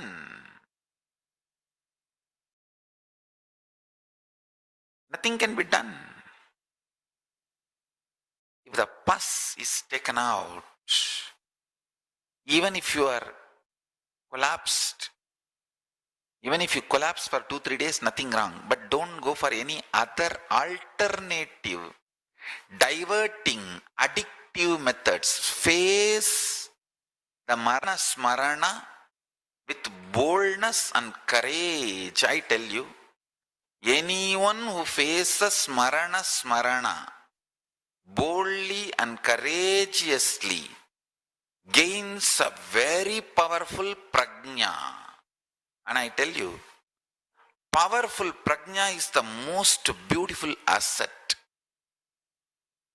How these celebrities all, they ensure their beautiful part of their body like eyes, lips, thighs, hands, leg, how they nose, all that, and different various other parts also, how they ensure beautiful parts of their bodies, the different celebrities.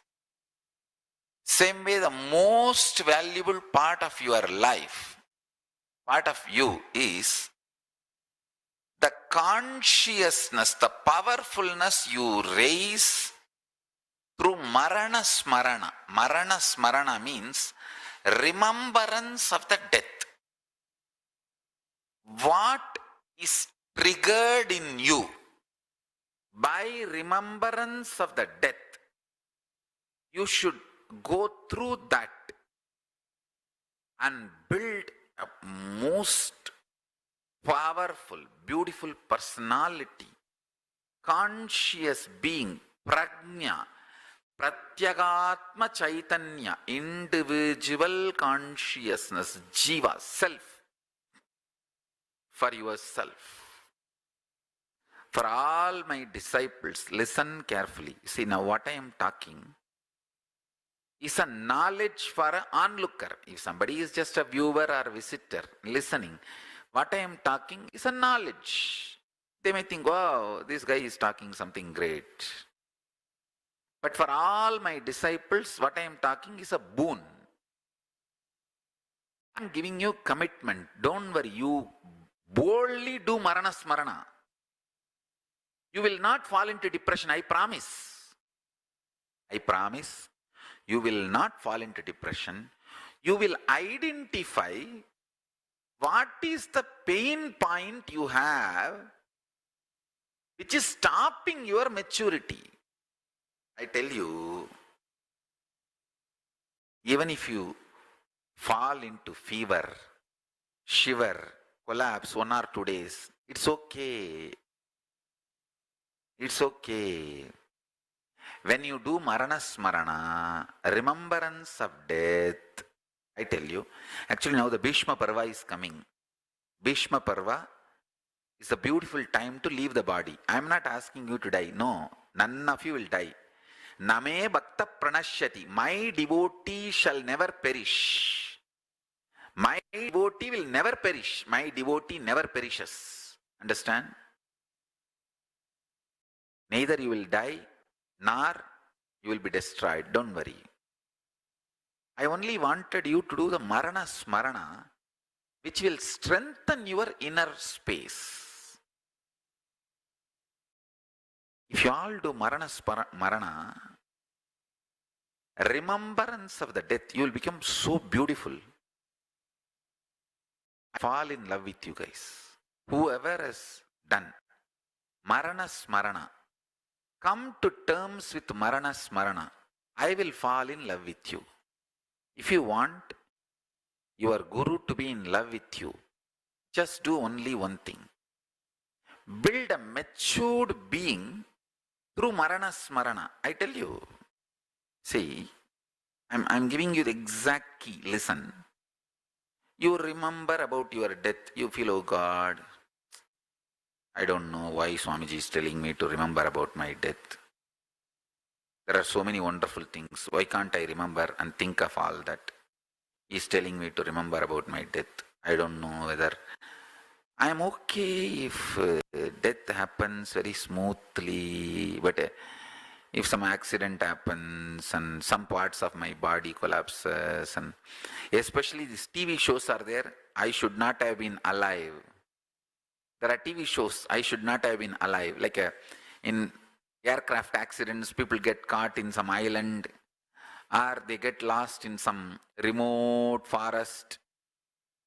These climbers, hill climbers, they get lost in some ice, snow. You would have seen all the stupid shows. No, I don't want to blame those shows. Why should we blame them? You will be remembering all of that in your mind. Oh God, my death, will it happen like that? Will it happen like this? All that insecurity. Please understand. When you do the Marana Smarana, Bhishmashtami is 2nd February. So, when you do the Marana Smarana,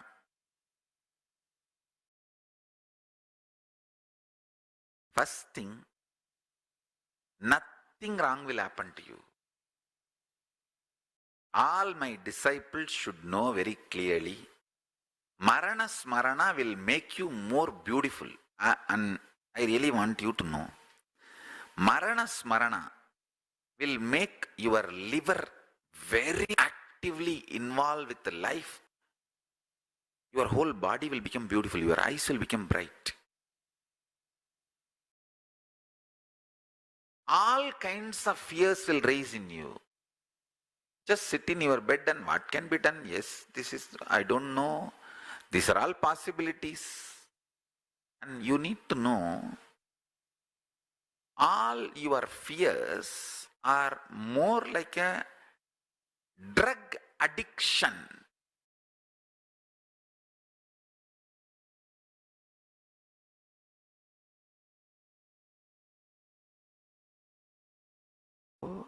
When you do the Marana Smarana,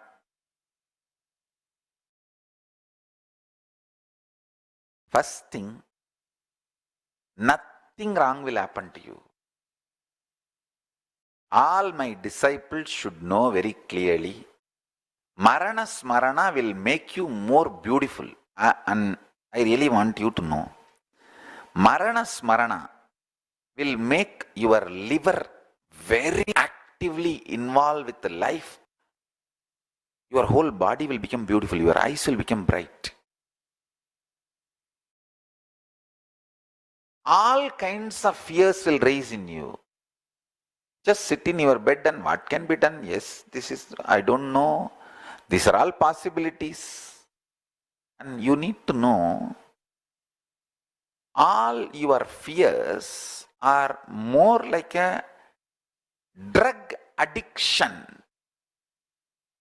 The delusion coming down, not like a real fact. Listen to this. This is the boon I am giving for my disciples. Listen to this. There is certain level of toxins in your body. That level of toxins decides the panic attack and feeling terrorized. As long as the quantity of those toxins is left in your system, your life will have a very cheap, low quality. Anybody can frighten you. Anybody can make you shiver. Piss in the pants. Any other words you want, you can use.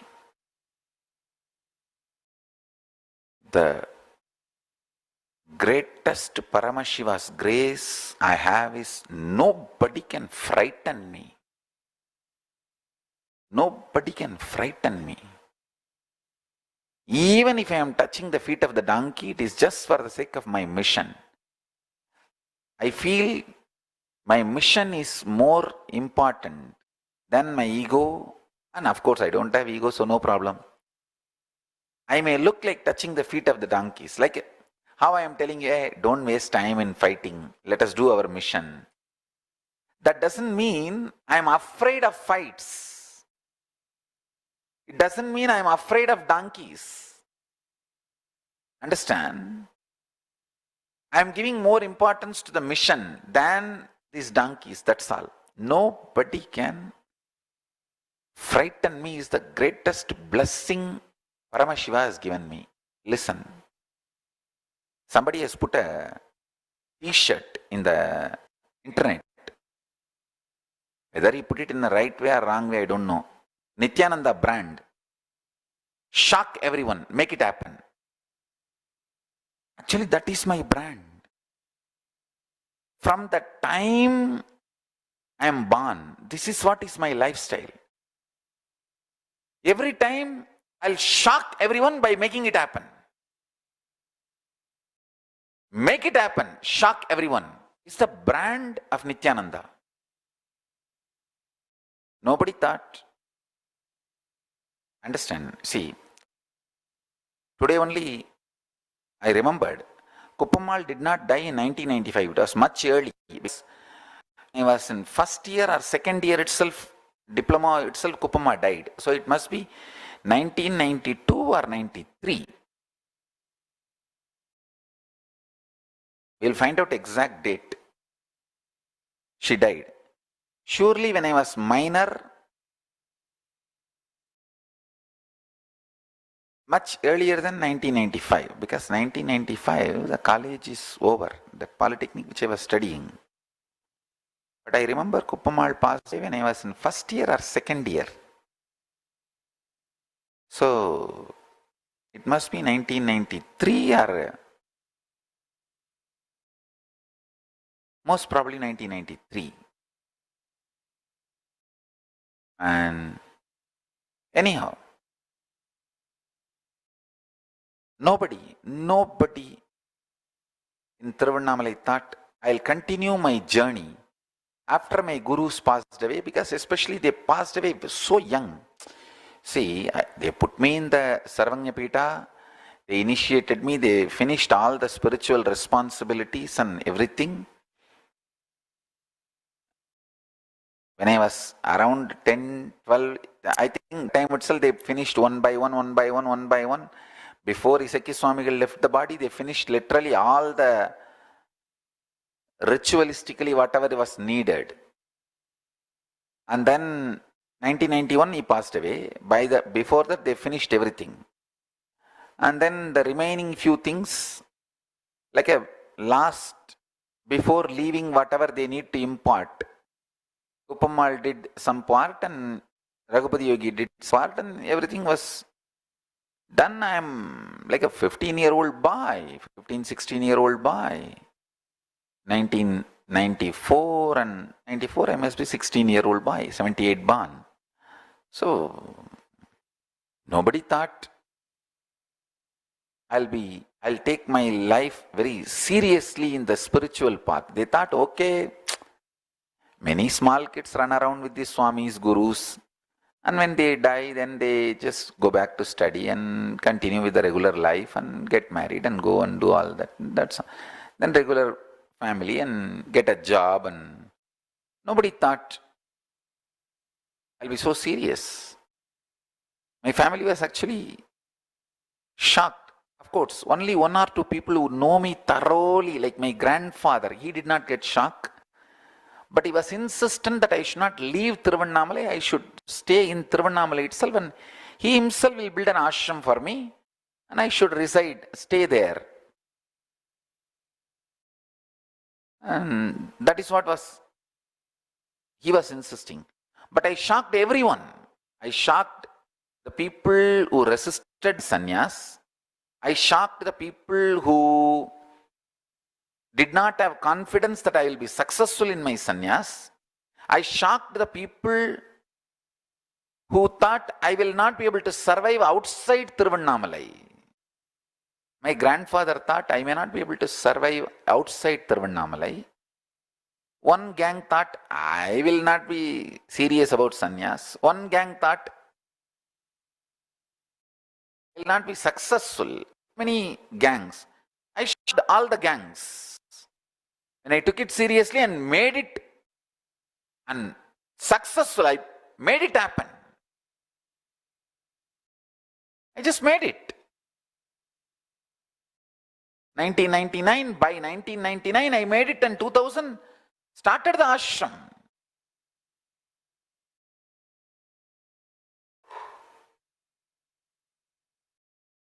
So understand, yes, now we have the exact date. I was 17-year-old, minor boy only. Kupammal passed away. And from Polytechnic, I came and performed all the last rituals for her. All the last rituals, Linga Pradya, everything I did personally. And that's one good thing. Anyhow. But understand,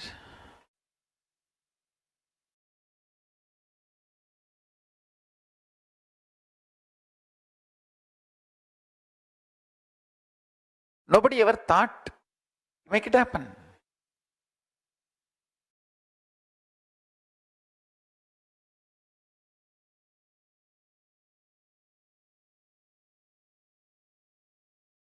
I was put in the Sarvanya Pita.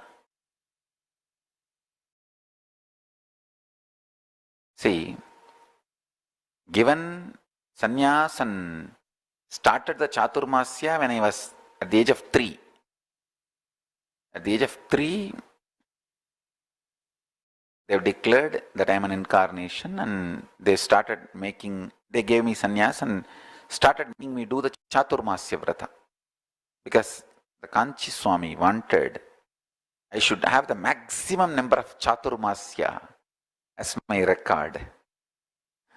And my Sannidhanam, 230th Sannidhanam, Tondemandala Sannidhanam, he was asking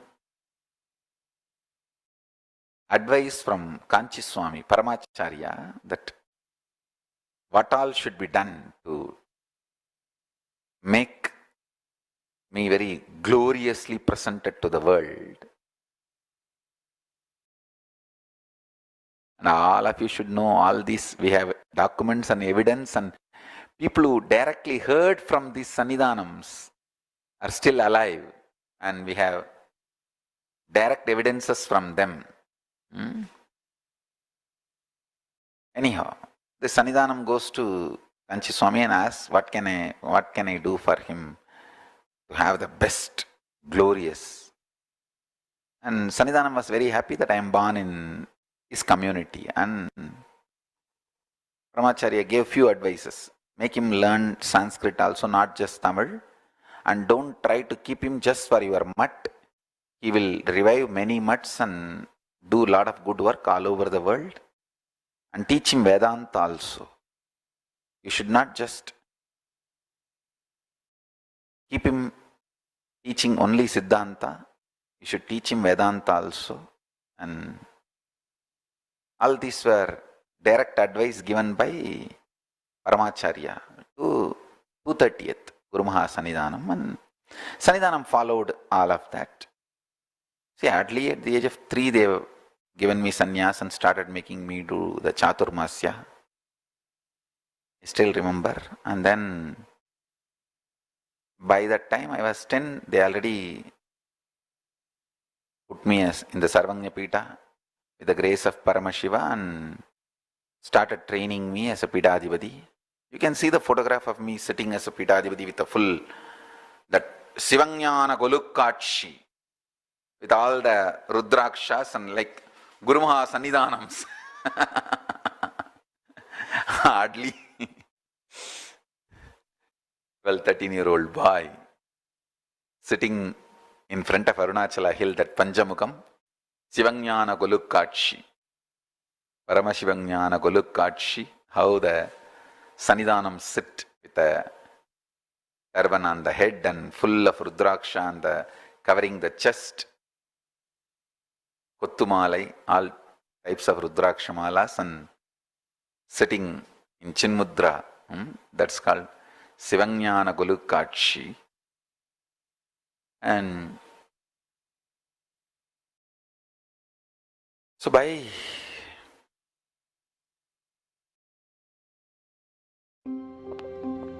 Etihad believes in going the extra mile, and it doesn't take that much. I don't know exactly which year, they put me in the throne, and she has even written a clear paper that recording the Guru Parampara, documenting the Guru Parampara from Isakki Swami, Kuppammal and me, and same place, sitting and taking pictures. That Guru Parampara, like a handing over of the tradition.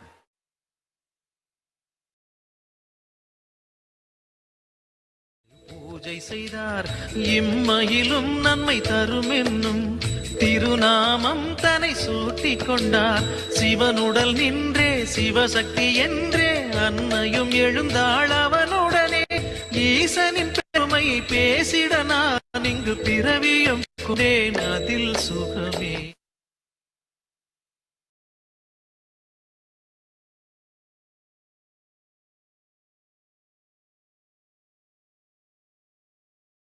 Listen. Nobody ever thought I'll make it. By the grace of Paramashiva, I made it. The only reason I made it is the grace of Paramashiva. Nobody was able to make me shiver. I tell you, Marana Smarana will free you from all fears. You will go on be creating right strategies. See, if you don't have fear inside, that is like you are absolutely loving yourself. You will see what is external attacks happening on you. You will not be wasting time on internal fight. Listen carefully. Fear is nothing but internal fighting. And I tell you, fear is the sleeping cell of your enemy inside your consciousness. Mark this word. I want all of you to mark this word. You heard of sleeping cell? How? The enemy's sleeping cell inside you is your fear.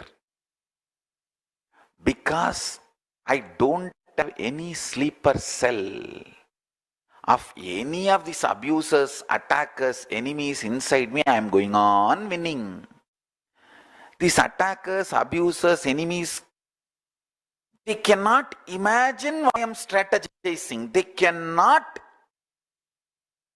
conceive or think, what this fellow is strategizing, what is he going to do?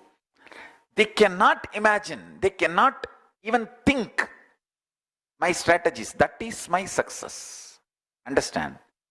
Because they do not know how to agitate me.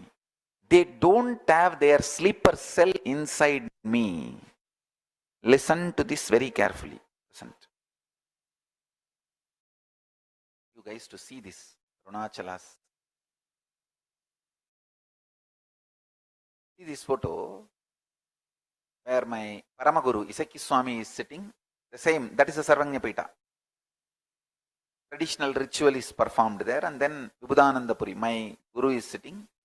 And then my Guru has made me sit in the same and did all the Pattabhishekam and regular rituals and handed over all the Danda Kamandala, Shanka.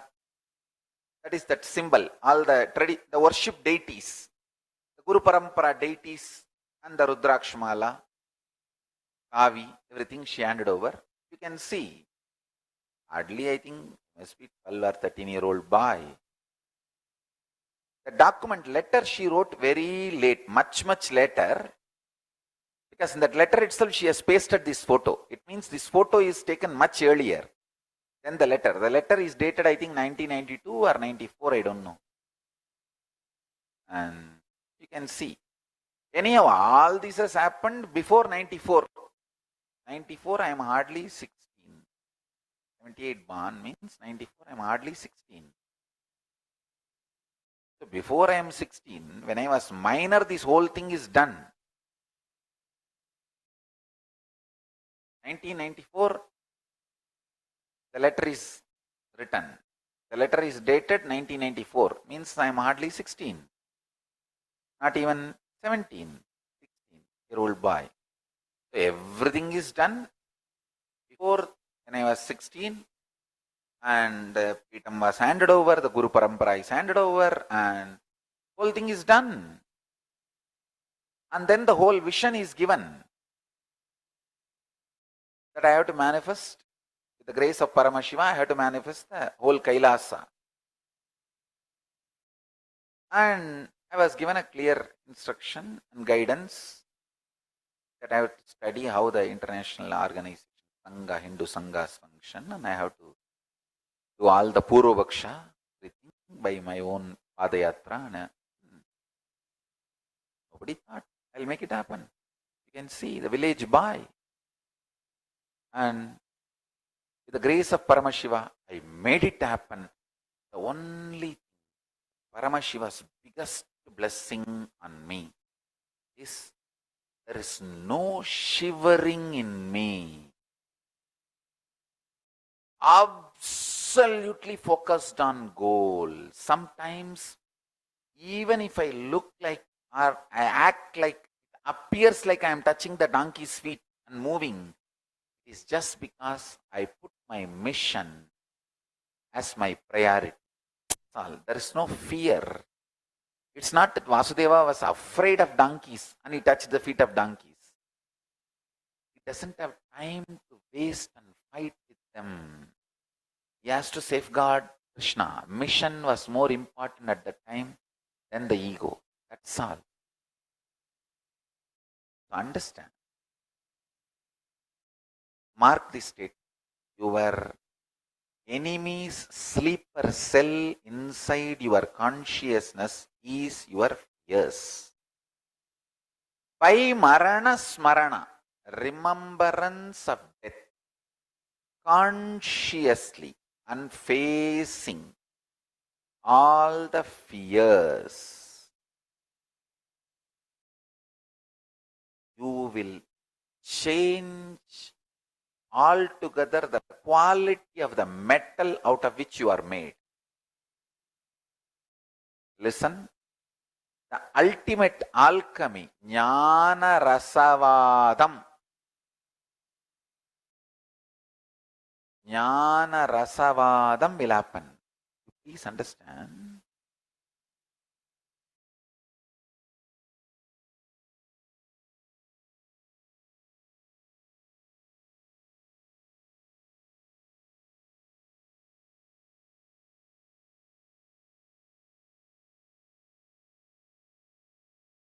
With the love of the Guru, especially when I am telling you,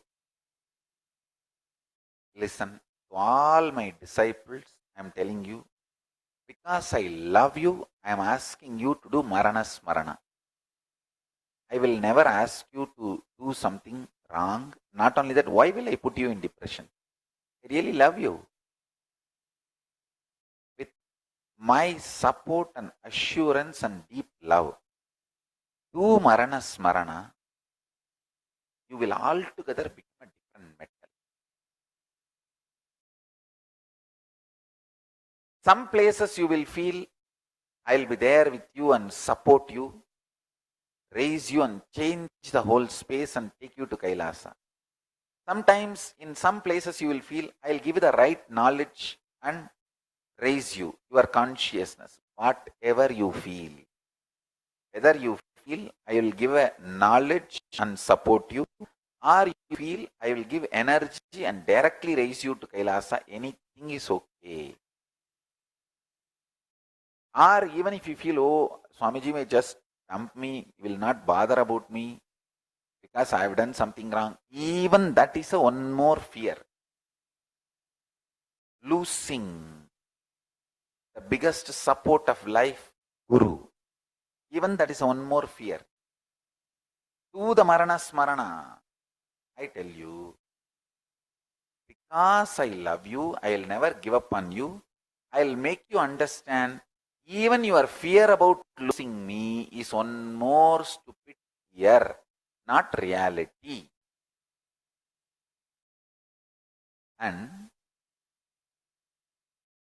amount of fear you experience is only the amount of toxins. It has nothing to do with reality or facts.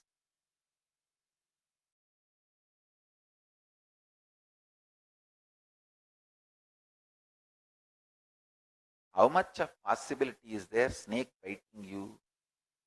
Almost 0.000000000%. But how many people see snake in dream, waking state, all the kind of states?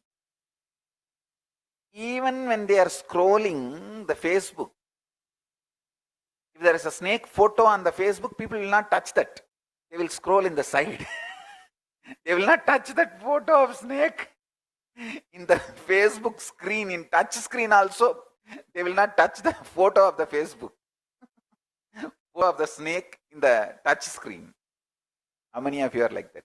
Even if it is a snake's photo in the touch screen, you will not touch that photo in the touch screen. I tell you, Marana Smarana alters the kind of the material you are made. And Marana Smarana will liberate you from so much of stupidity and junk you are thinking, visualizing, imagining about the past. Just now I made a statement to the beginning of the satsang. Life is not all about what you do, life is all about how you experience. Now I am making another one statement.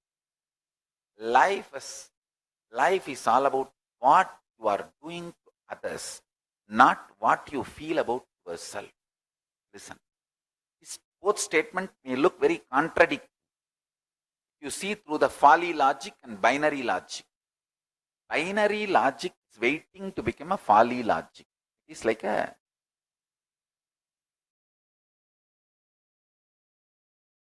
man who eats 3 times a day in McDonald's is waiting to become obese and diabetic and diabesity. Now new word has come up. Obesity and diabetes together, diabesity. And he is going to die. Planning for death is every day having that big size burger, whatever, Texas size, whatever. Eating left and right. Plan for death. Same way, listen.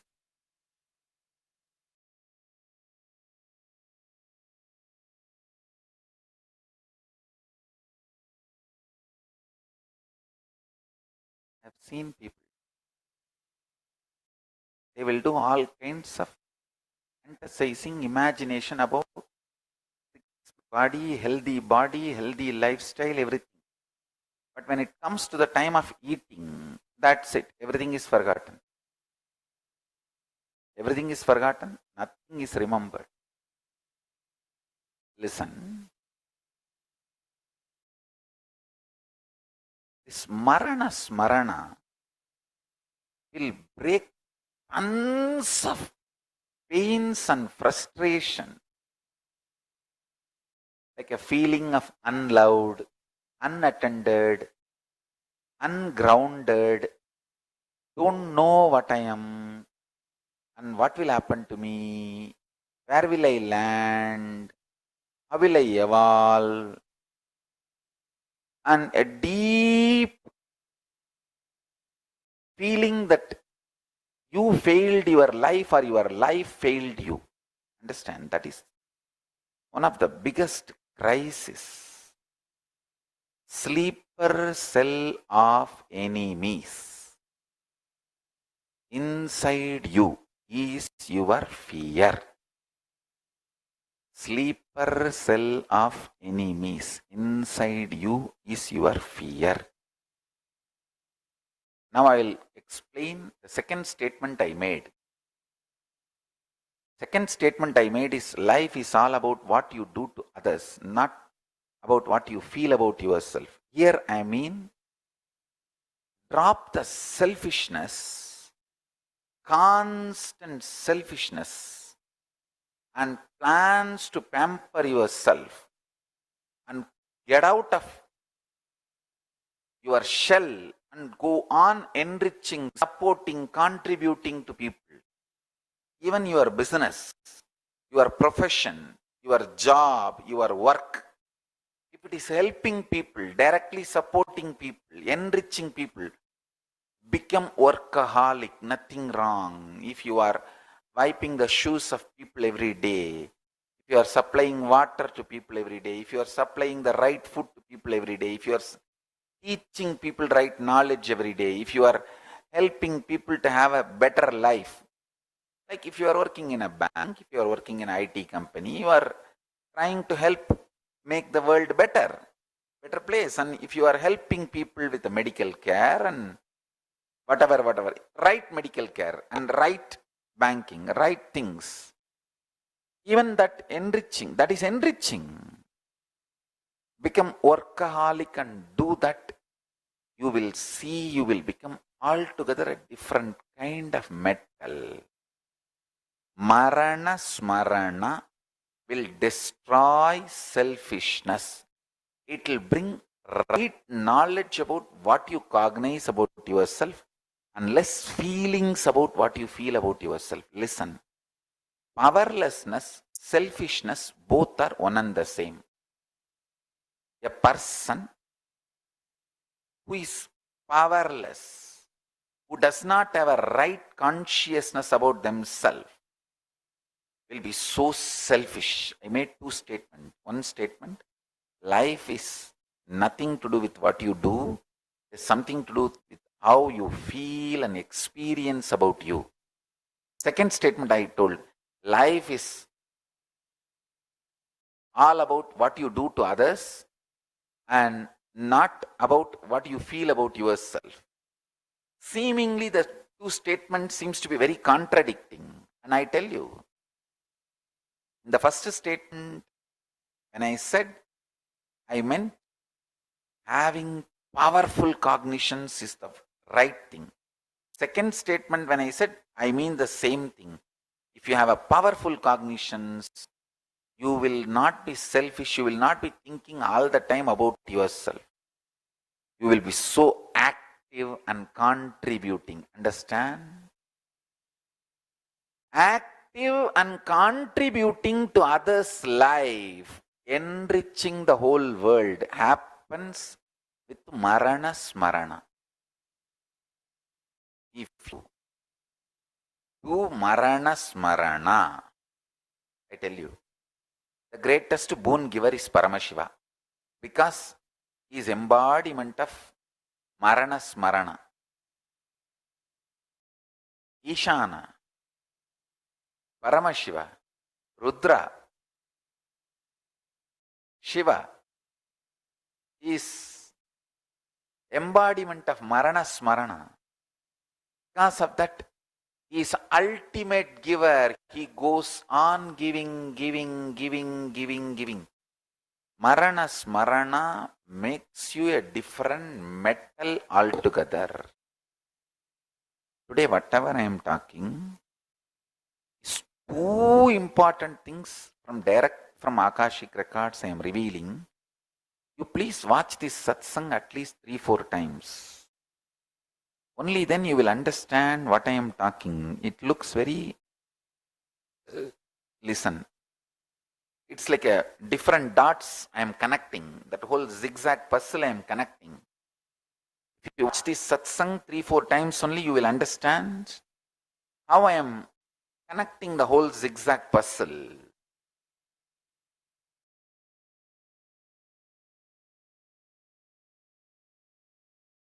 Selfishness, powerlessness, fear, all that I am connecting. A powerless man will be so selfish, terrorized all the time, immature cognition. He will feel loaded about the past and terrorized about birth, means any small change. He can't handle even a small change. And when you can't handle even a small change, terrorized about the future.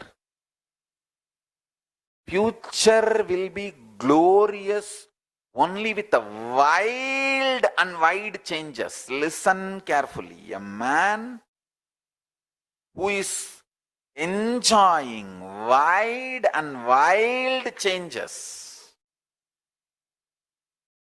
Now for last 2 years almost I stayed in one room. I can't even say in one place. It's called, I should say, one room. Just giving satsang and sitting in samadhi. But suddenly, by the grace of Paramashiva, from next month, I'm going to be doing grand world tours. I'm ready and excited. Not addicted to sitting in one place, in one room. Same way. If Paramashiva's grace situation needs me to sit in one room silently and give satsangs, I will do that for any number of years. I neither have a problem for this nor have a problem for that. There was a time where thousands were flacking me every day and no time even to drink water. In the car I'll drink and eat, and the old devotees, they know. One of my devotees sitting in Pattanam Adinam now, Tyagarajan, Rasipuram Tyagarajan, he knows. Morning 6 o'clock I'll start the Kalpatarudha session.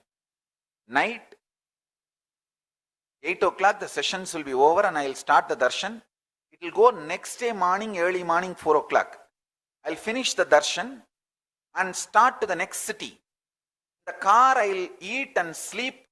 Next city I'll go within 3 or 4 hours and start the next session, next day session. Next session, in that 3 hours only, sleep, food, all in the car. Next city I'll start the Kalpataru. And that whole day Kalpataru class and night darshan, and next day again by 6 o'clock, 7 o'clock I'll be in the next city. Like this, not one day or 2 days, day in and day out I've done. And I am not addicted to that lifestyle. When needed, I started just sitting and healing people, blessing people, and flogged by thousands sannyasis, brahmacharis, brahmacharinis.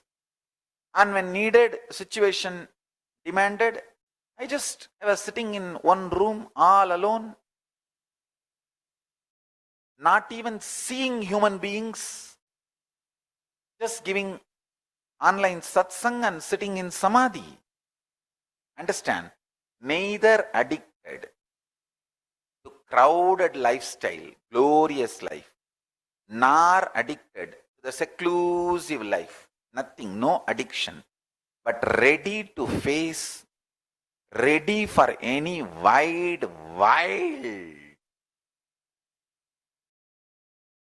changes of the future. I tell you, this is what is the guts, courage for new births, and courage for future. If you want glorious future, be ready for wide and wild changes. Always Paramashiva's grace will bring you auspiciousness. I'm telling you, it will bring only auspiciousness. Nothing wrong will happen.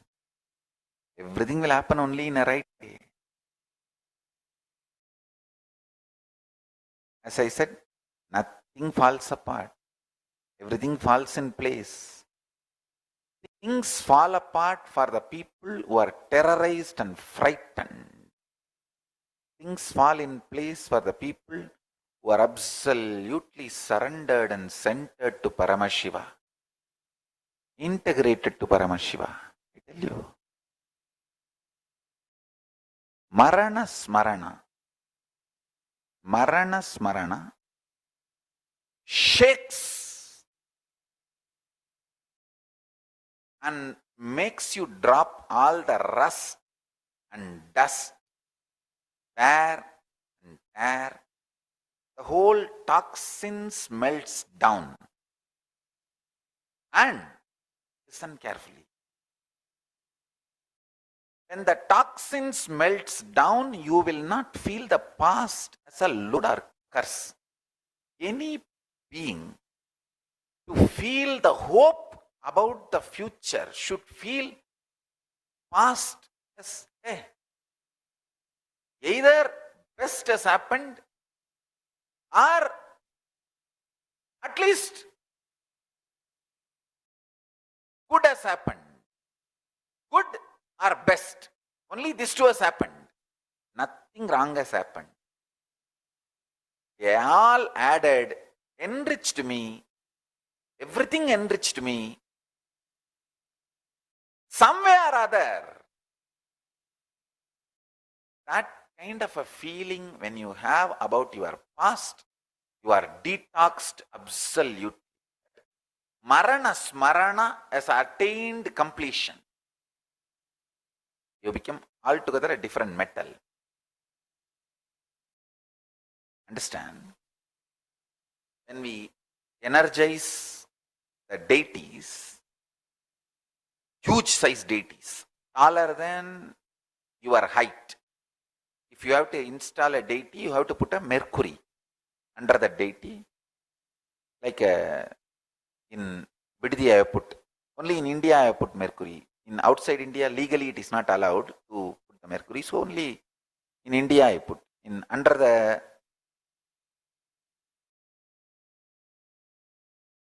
Garbhagraha, deities.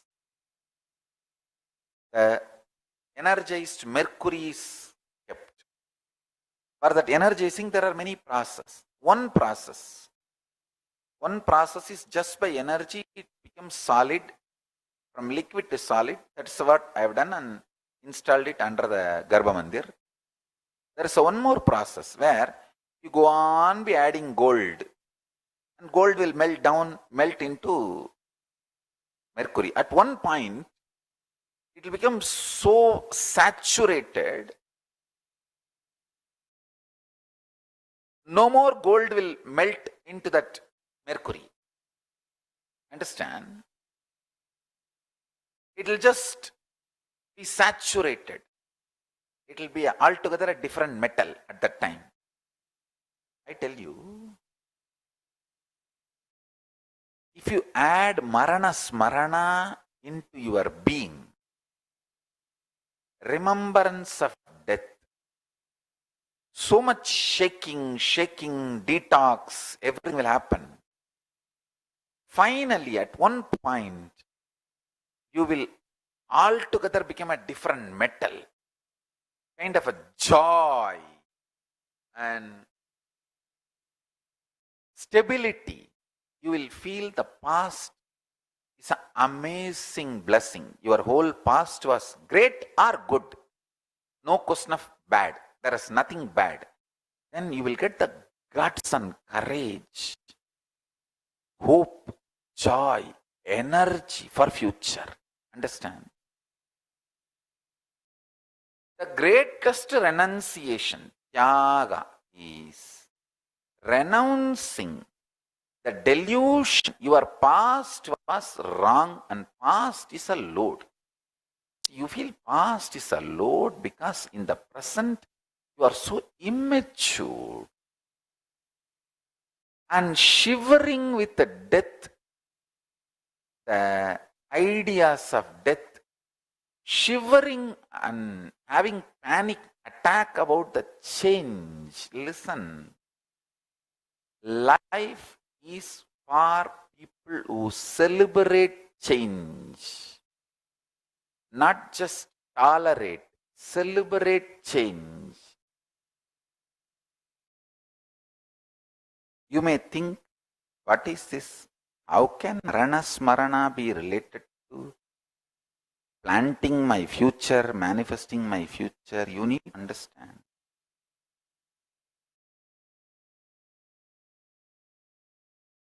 What you feel about your past is the feeling you have about your life. If you feel very sweet and nice about the past, you will start contributing to people's lives so much. And I tell you, I feel so much loved, cared, attended deeply inside me, in my past, by all of you. First, by my gurus, next, by my disciples. So this feeling gives me tremendous energy and inspiration, feeling supported. So that gives me the energy to work for all of you for future. I am very clear, I will be working for all of you continuously, day in, day out. I am not only celebrating the wild changes. I'll be constantly working for all of you with lots of energy, enthusiasm, excitement.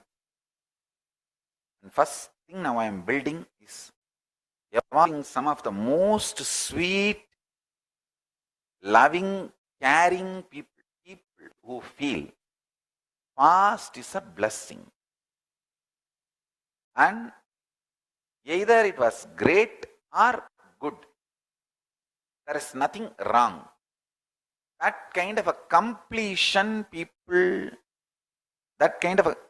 people who have that kind of a completion with themselves and the life and the world, then I can easily make them manifest Kailasa for them. Understand? I can easily make you manifest powers. If you feel the time you spent as the past, either great or good things only happened, nothing wrong has happened. See, I tell you, very important secret. Listen. When you are filled with sexual hormone, male hormone or female hormone, when it is in the brim level, overflowing, lust and fear both can shake you. When the sexual hormones are released, you will see neither lust nor fear will have a say over you.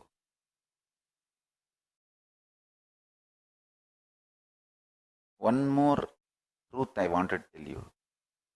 In the dream, if you see the restroom, understand it's a trap, not restroom. In the dream, if you see the restroom and feel like going to the restroom, urinating, it's a trap, not restroom. You will be urinating on the bed. Say, it means what? If your bladder is full, it can manifest a whole restroom in your dream and make you feel very comfortable and safe and secured and make you urinate. Same way, if your hormones are full in your body, it can manifest a reasonless, absolutely cheap lust and make you act, function. When that hormones are not there suddenly, when they are released, suddenly you see the reality is different. I tell you, life is all about powerful cognitions you have inside. Life is all about the contribution you are doing to the world, to others. It has nothing to do with the fears you feel. Actually, nobody cares about the fears you feel. That's the truth. You should know. By showing fear, nobody is going to sympathize with you. It is not cute. People may, in front of you, just not to hurt you, they may show sympathy. Oh, sorry, I am feeling really sorry for you and all that. Just that side, they will turn, They will either ease you, or they will forget you, or they will enjoy secretly your fears. I tell you, fear is not cute for yourself or for others. What is fear? Emotional shit. What is fear? Emotional shit. So, I tell you, reduce the fear to physical component. Don't give the fear the psychological power. Then you can never break fear. Fear is nothing but toxic shit sitting in your lower intestine. Understand? Listen to the lower intestine. Fear is nothing but the toxic shit sitting in your lower intestine. All you need is just marana smarana and detoxification. That's it. Just have marana smarana and detox.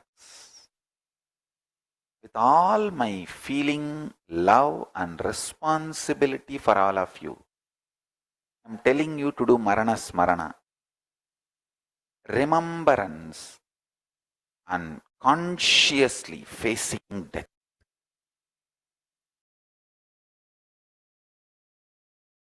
I tell you, you should never ever contemplate suicide. Suicide is the worst sin. In Hinduism, suicide is the worst sin. Suicide is neither allowed, you can't even think of suicide. When I say marana smarana, it is not thinking about suicide, it is contemplating, facing the fears triggered when you remember about death.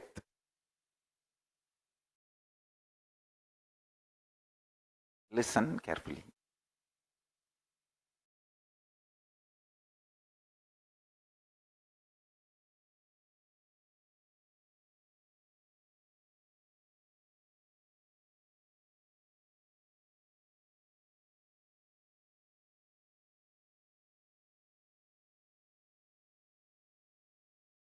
One of my sannyasini has sent a question to me.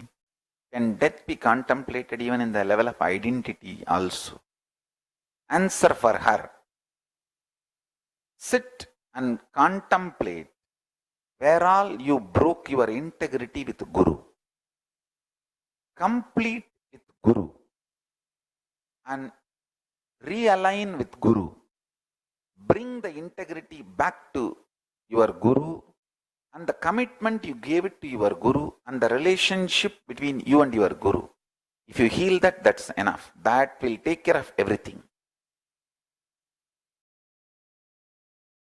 Deep integrity and groundedness with Guru takes care of everything.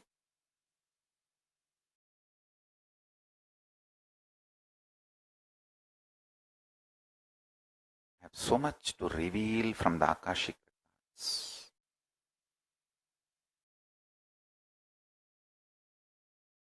Today I have spoken with too much of force and power.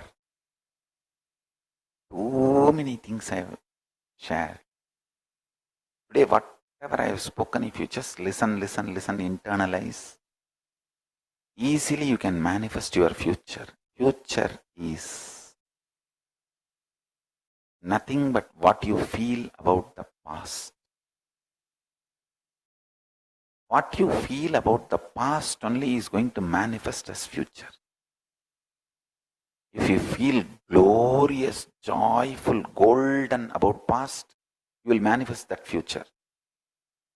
If you feel terrorized, shivering, shaken, beaten, abused, harassed by the past, in the past, you are going to reproduce that same thing in the future.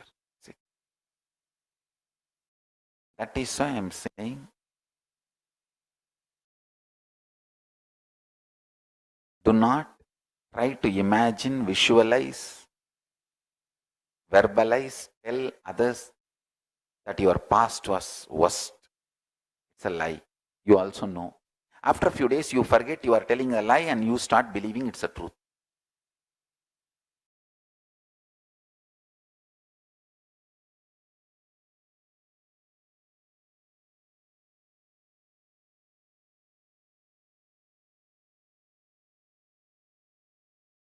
So I made these two statements. Contemplate on this. First statement I am making.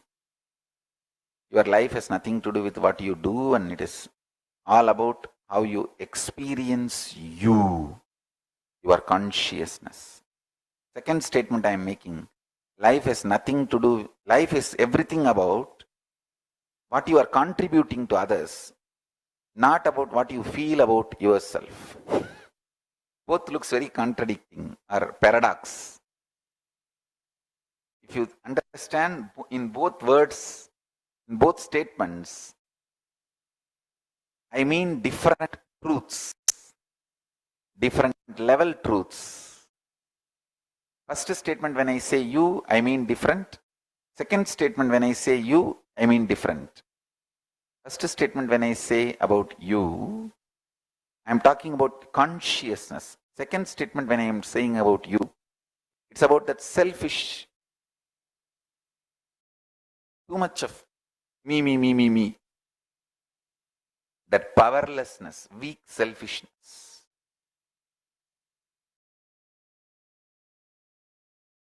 If you understand both statements, you will understand both mean same.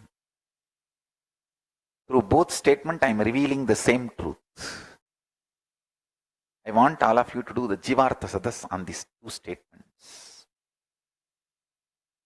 On these two statements. And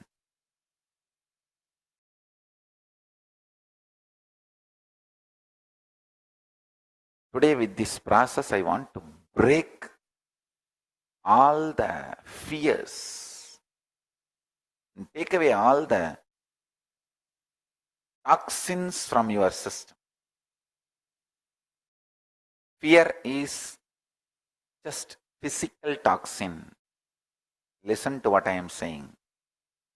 Don't believe what the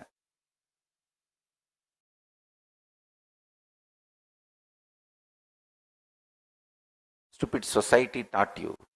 Society wants to bind you and keep you under bondage, so it teaches all shit to you. Fear is nothing but simple physical toxins sitting in your lower intestine. If you clean and detox yourself, all the fears will be lost and you will feel your past was never a load or harassment or abusal. It's a blessing. It has grown you. It has helped you to grow so much. And you evolve. You will realize that. Second, when you feel the past is great and the fear of death dissolves, you will not be afraid of changes. Being who is not afraid of changes enjoys glorious future. Glorious future. This all cosmic law I am revealing. Take all this cosmic legal opinion. You don't need to do separate spiritual practices. Just manifest all of these great truths. Now,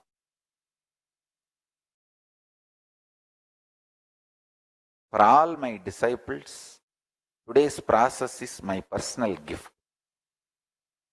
I'll be like a Sarabeshwara by my deep breathing, prana. I'll just drive away all the fears from you guys. Understand? From last 1.5 hours, this whole satsang, whatever I spoke. For all the visitors and viewers, it is a good knowledge. For sympathizers, wow, what a good teacher he is. That's all. For my disciples who declared your integrity to me, it's a boon I am giving you. For all my disciples, I am giving you the boon. I am spending my time only for my disciples. All my disciples sit now.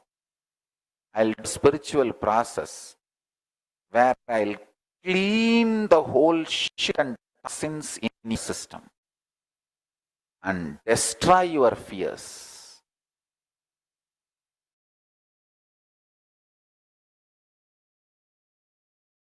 Listen. Now the 21 minutes is the time. I'm going to do the real work on you. Understand?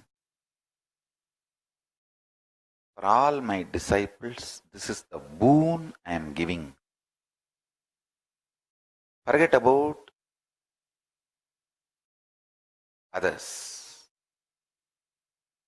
If you are integrated to me, declaring your integrity to me,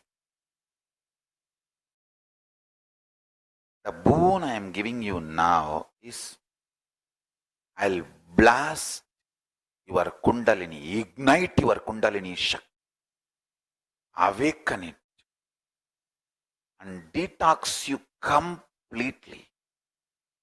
Make all the toxins leave your system and make your fears irrelevant. Like I'll make you altogether different metal. Understand, I am not going to be solving your problem. I am going to make all your problems irrelevant to you. So listen. Sit straight.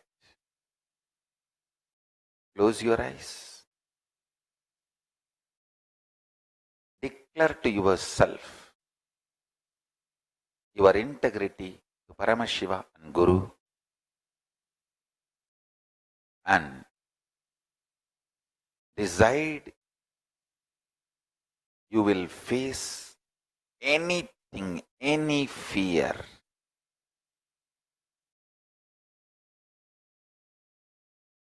with the strength of the Guru, and I am committing with you. I'll be there with you for everything. I'll be there. I'll change the whole energy. Don't worry. For all my disciples, be very clear, I am Paramashiva. And I am talking to you, to my disciples. Paramashiva, me being Paramashiva, is the relationship between you and me. Nobody else has a right to interfere in that.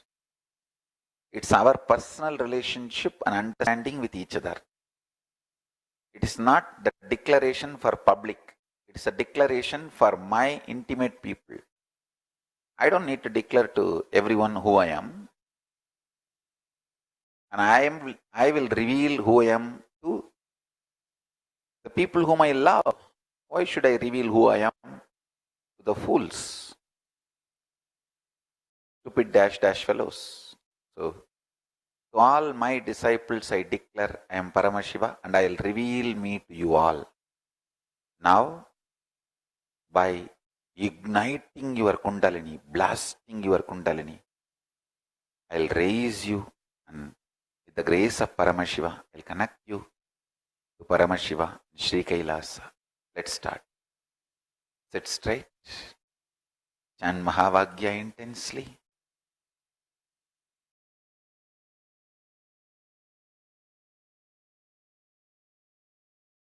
Om Nithyananda Paramashivoham.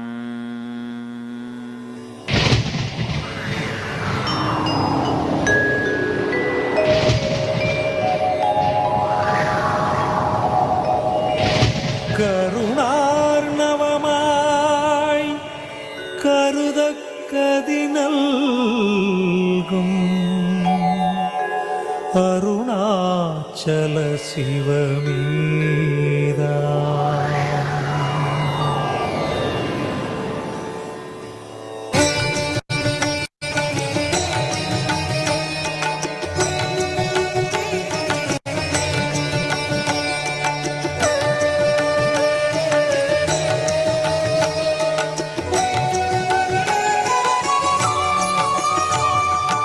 அதுவே தலம் அருணா நரி அதுவே சிவன் இதய பதியாம் ஒரு மறுமத்தலம் பதியாம் அவன் அதிலே பதிவானொளி மலையாய் நிதம் அருணாச்சலமெனவே.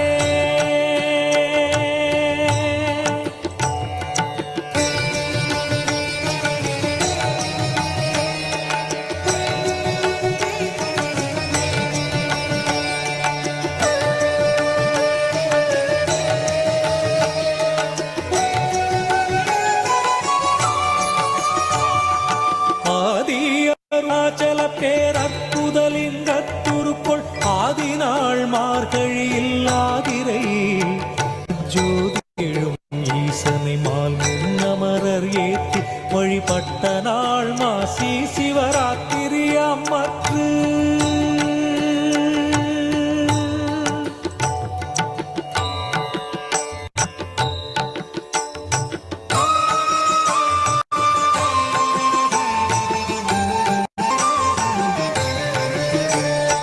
அங்கி உருவாயும் மொழி மங்குகிரியாக தங்களால் உலகம் தாங்குவதற்கன்றி இங்குறைவன் சித்தனென என்றும் எனதுள்ளே பொங்கி ஒளிரும் புகைப்பல் போகமொடு என்றுள்ளே.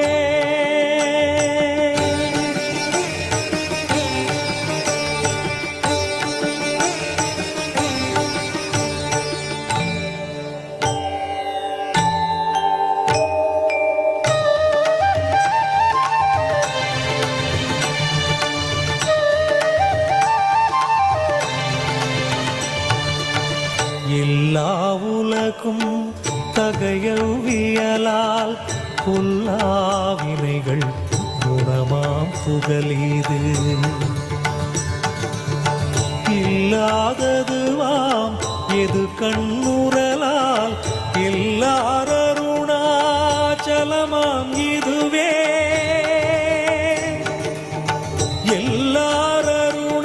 எல்லாரருணாச்சலமாம் இதுவே.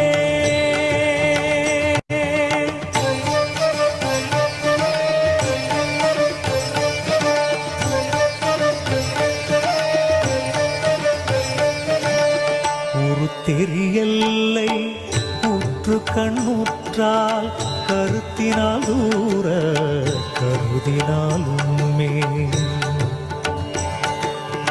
வருத்தமுறாது வராத வேதாந்த அறுத்த விஞ்ஞானம் பார்க்கும் உண்டாமே அறுத்த விஞ்ஞானம் பார்க்கும் உண்டாமே.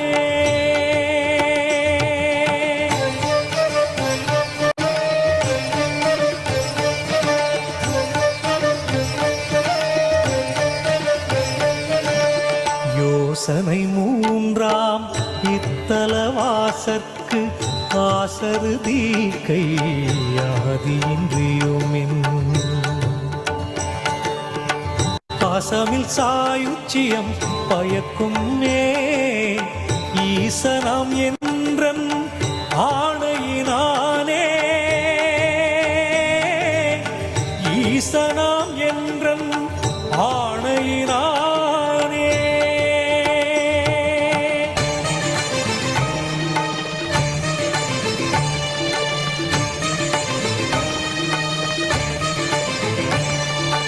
என்றுமே அறவோர் அன்பர்க்கு இருப்பிடம் இத்தலம் தான் ஒன்றுவார் பிறக்கின்னாவும் உண்மையர் பன்னோய் புன்னி ஒன்றுராது மொழியும் தீயோர் உரம் ஒரு கணத்திங்கங்கி குன்றுரு அருளை ஈசன் கோபமெந்தழல் விழாது குன்றுரு அருளை ஈசன் கோபமெந்தழல் விழாது குன்றுரு அருளை ஈசன் கோபமெந்தழல் விழாது.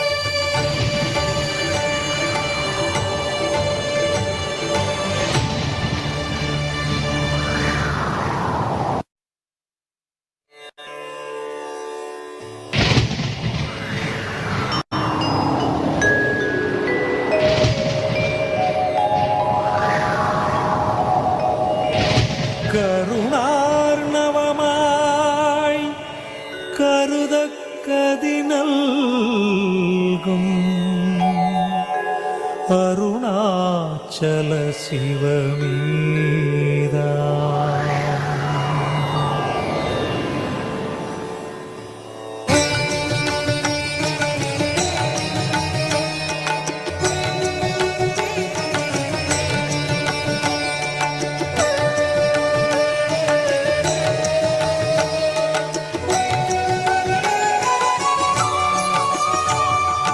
அதுவே தலம் அருணாச்சலம் தலம் யாவில் அதிகம்.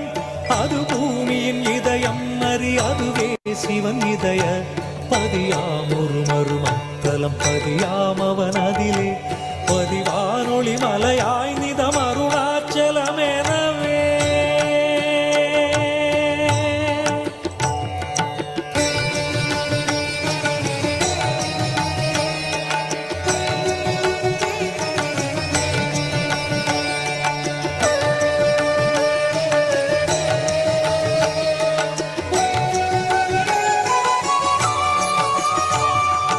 ஆதி அருணாச்சல பேரற்புதலிங்கத்துருக்குள் ஆதிநாள் மார்கழியில் ஆதிரை அஜோதி எழும் ஈசனை மால் முன்னமரர் ஏத்தி வழிபட்ட நாள் ஆசி சிவாத்திரியமற்று.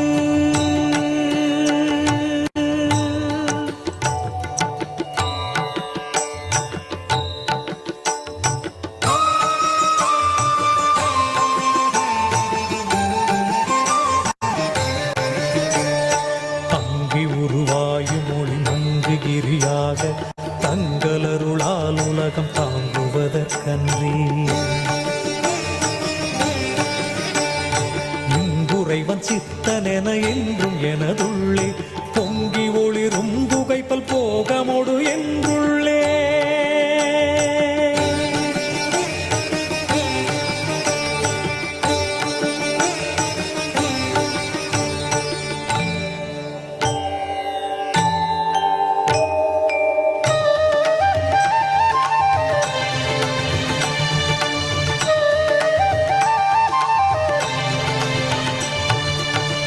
எல்லா உலகும் தகையவியலால் புல்லாவினைகள் குணமாம் புகலீது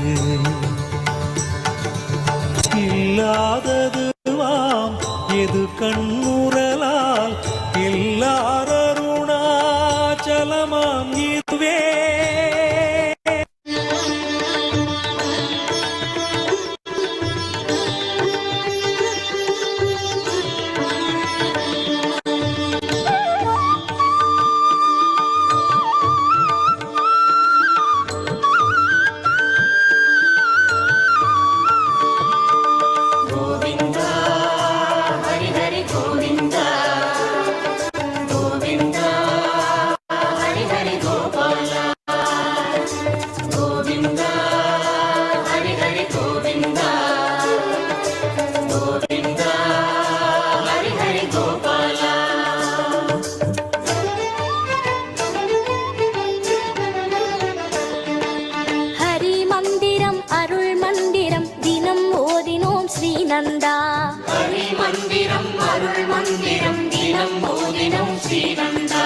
மனம் என்பதே உனை நாடவே இசை பாடினோம்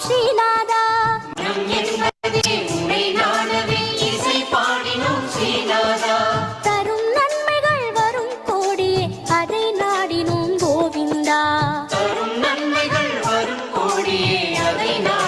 கோவிந்தா. கோவிந்தா ஹரி ஹரி கோவிந்தா. கோவிந்தா ஹரி ஹரி கோபாலா.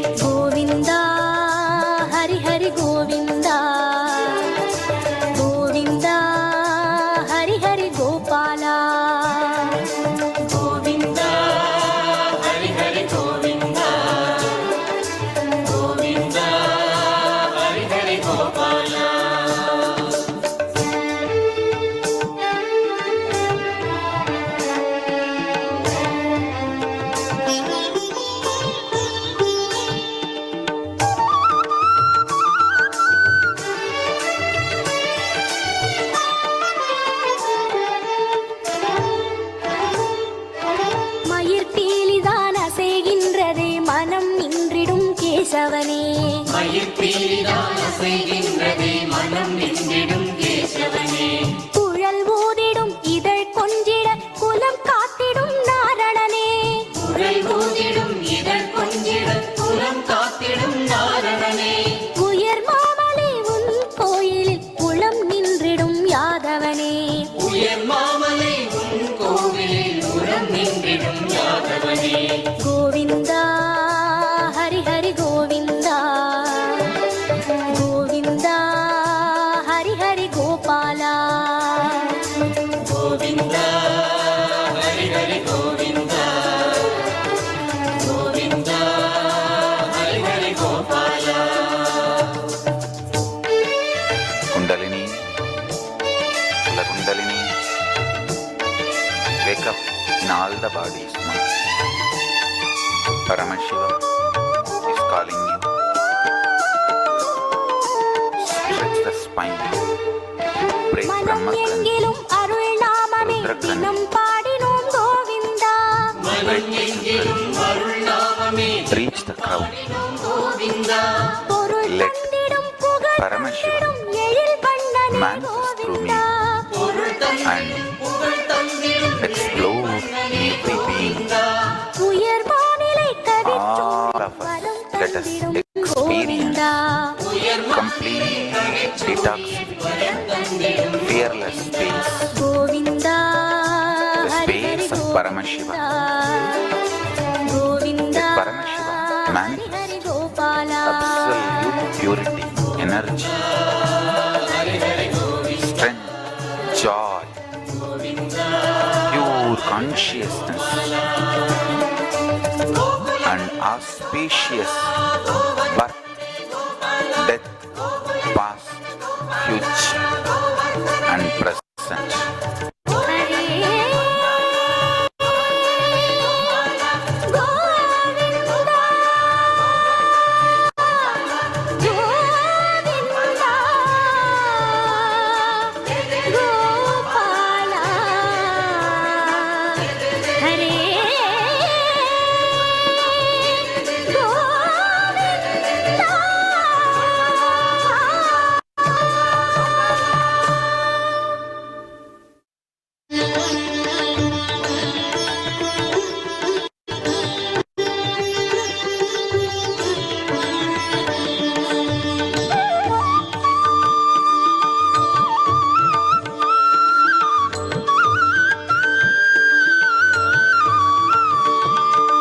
கோவிந்தா ஹரி ஹரி கோவிந்தா, கோவிந்தா ஹரி ஹரி கோபாலா.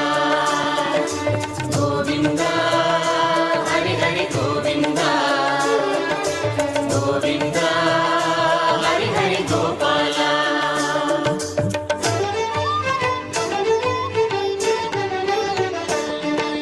ஹரி மந்திரம் அருள் மந்திரம் தினம் ஓதினோம் ஸ்ரீநந்தா. ஹரி மந்திரம் அருள் மந்திரம் தினம் ஓதினம் ஸ்ரீநந்தா. மனம் என்பதே உனை நாடவே இசை பாடினோம் ஸ்ரீநாதா. மனம் என்பதே உன்னை நாடவே இசை பாடினோம் ஸ்ரீநாதா. தரும் நன்மைகள் வரும் கோடியே அதை நாடினோம் கோவிந்தா. தரும் நன்மைகள் வரும் கோடியே அதை நாடினோம் Govinda. Govinda Hari Hari Govinda, Govinda Hari Hari Gopala.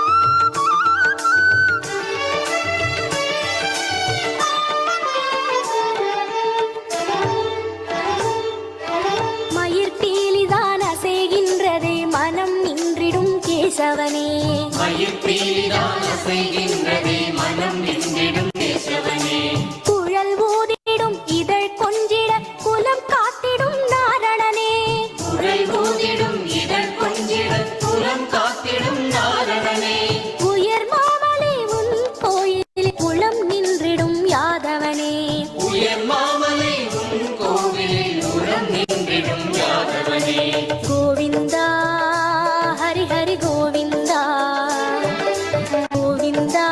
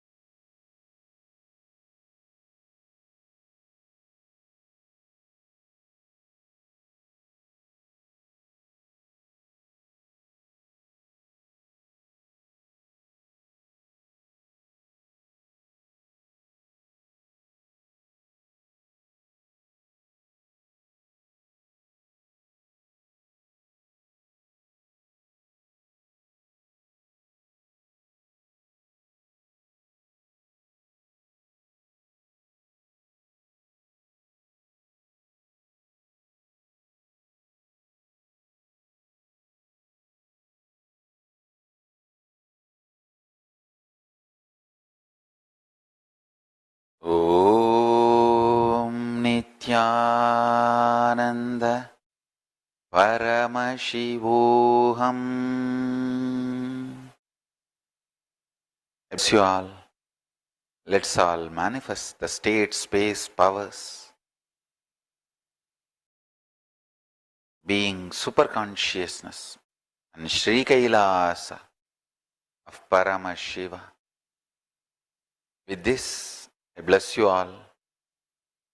Let's all radiate with integrity, authenticity, responsibility, enriching, causing, living Shuddhadvaita Saivam, Paramashivoham, Om Nithyananda Paramashivoham, the eternal bliss, Nithyananda. Thank you. Be blissful.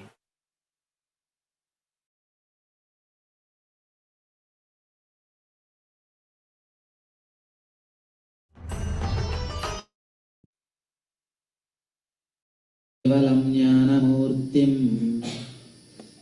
द्वन्द्वातीतं गगनसदृशं तत्त्वमस्यादिलक्ष्यम् एकं नित्यं विमलमचलं सर्वदी साक्षिभूतं भावातीतं त्रिगुणरहितं सद्गुरुं तं Namami.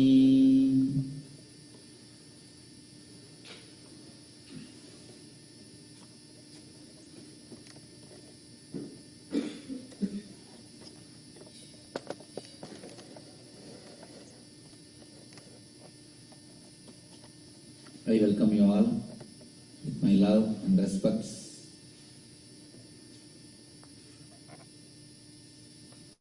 I am very happy to be again here amidst of you all.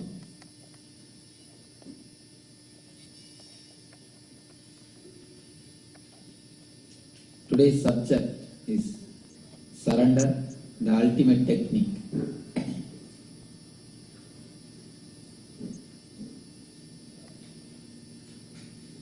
First, let us understand what is technique, what I mean by the word technique. Then we will understand what is ultimate technique.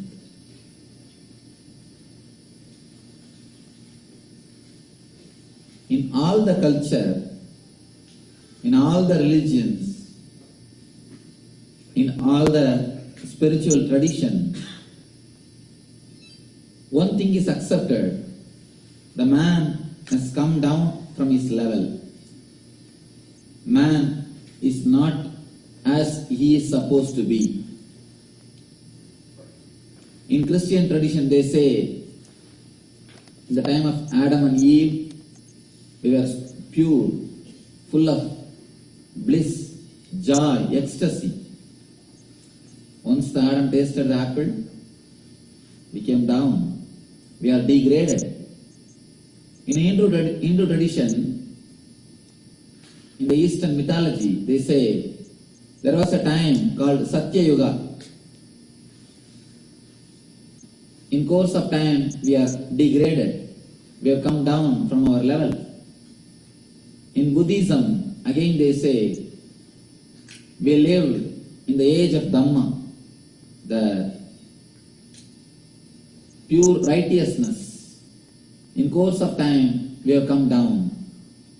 In every tradition, there is a faith, there is a belief that man is not as he should be. Man has come down from his level, from his conscious level or his being level. There is a beautiful Upanishad mantra which says, Shrunmandu Vishve Amritasya Putraha.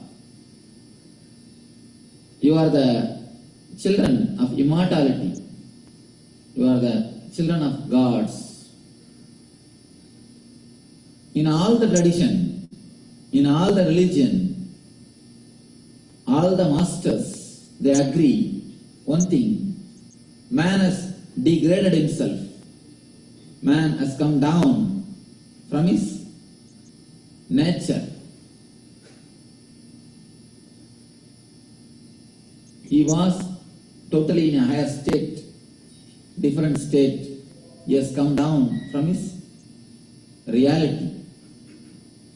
According to science, man has evolved from the animals. According to spirituality, man has come down from the God. Anyhow, if you understand one thing, you will be able to understand these two concepts. Whatever is presented in your mind in front of you as an ideal, your mind will naturally go only towards that. In all the tradition, the ultimate consciousness or the ultimate realization is presented in front of us as an ideal. Every religion, every spirituality, every group says we have come down from an original level. We have to again go back to the same consciousness. Christians use the word heaven, Hindus use the word moksha, Buddhists use the word nirvana. Each one has got their own words, but all of us understand we are supposed to reach the higher level than where we are existing, where we are at present. Technique means the method which can take us towards the higher level. That is what I call it as a technique. Technique is like a ladder which can take us to the higher consciousness, higher method. There are thousands and thousands of techniques in the world to elevate our conscious level. Even sitting silently is a technique to go beyond the mind, to enter into the consciousness, to elevate ourselves from the ordinary plane. There are thousands of methods. Every religion has got at least thousands of techniques. And everything we do in the name of religion is nothing but the technique to elevate yourself from the lower consciousness to higher consciousness, from man to God, from mortality to immortality, from mundane to divine. Doing arti, just now you saw, doing puja, everything is a technique, method to reach the God, to go near the consciousness. An ordinary breathing technique to the puja, all the level techniques, everything is just a method to reach the divine. The way in which we travel, the way in which we move towards the consciousness, towards the spirituality, is only called as a technique. There is a beautiful book called Bhagavad Gita from a great master, Sri Krishna. In that, about thousands of techniques, he is giving his teachings to his close friend Arjuna. About thousands and thousands of techniques, meditation techniques, and the method to evolve from the ordinary level to higher level, method to reach the higher consciousness, the method to reach the divine consciousness. He speaks about so many techniques, so many methods. Every chapter, every sloka is one technique, one method. After listening so many thousands of techniques, Arjuna is totally confused. He asked the master, "O Lord, after listening so many hundreds of techniques, after hearing about each and every method, I am more confused. Please tell me, what is the ultimate technique? What is the right technique?" Even in our ordinary life, we are totally confused because we listen so many methods, so many techniques. Every master gives his own technique as the best. Every religious leaders, they give their own techniques as the best. Every enlightened person gives their technique as the ultimate technique. There is a beautiful sloka. If two rishis says the same thing, be sure someone is fake. It's the truth. If two rishis says the same thing, be sure someone is fake. Because no two enlightened man can speak or can behave in the same way. Enlightenment means everyone flowers in their own way. It's a uniqueness. God never creates the same way. He creates only unique flowers. When a person becomes enlightened, he is totally unique on his own way. So each master give their method to the society, to the humanity. Each person present their technique. There are thousands and thousands of methods, thousands and thousands of techniques, thousands and thousands of ways to reach the divine. When Arjuna was confused, what is the method? What is the technique? I am listening so much from you, so many methods from you. At least Arjuna listened about the meditations from one man, but we people are in much worse situation than Arjuna. We listen from thousands of sources. What is the way? In earlier time, the meditation or spirituality was more or less like a seller's market. Now it is a buyer's market. In the early times it was seller's market. The masters used to decide. Now the disciples can decide which is the best way. Go to the website and click meditation. You will find at least 200 websites which will be giving you the techniques or the methods or the details. So the total is different. What to choose, what to do, what is the way, what is the method. And more than 90% of the people, seeing such a big confusion, they stop entering into the spirituality. In no other field so much of confusion, but only here. Why? What is the actual method? What is the way? The confused Arjuna is asking the Krishna, what is the way? Tell me the final way, final method, the ultimate technique. A beautiful one sloka or one word. Krishna says, I think this is the gist of the whole Gita. Gita is like an unabridged dictionary of the world philosophies. You can see the seed of all the philosophical trend in Gita. All the philosophies of the seeds, all the philosophies, the seed of all the traditions, the seed of all the spiritual techniques you can find in Gita. It's like an unabridged dictionary of the world philosophies. Krishna says very beautifully, it's the last technique, the ultimate technique. Leaving all the dharma or leaving all the confusions, just surrender to my feet. I'll take care and I'll give you the liberation. The beautiful sloka.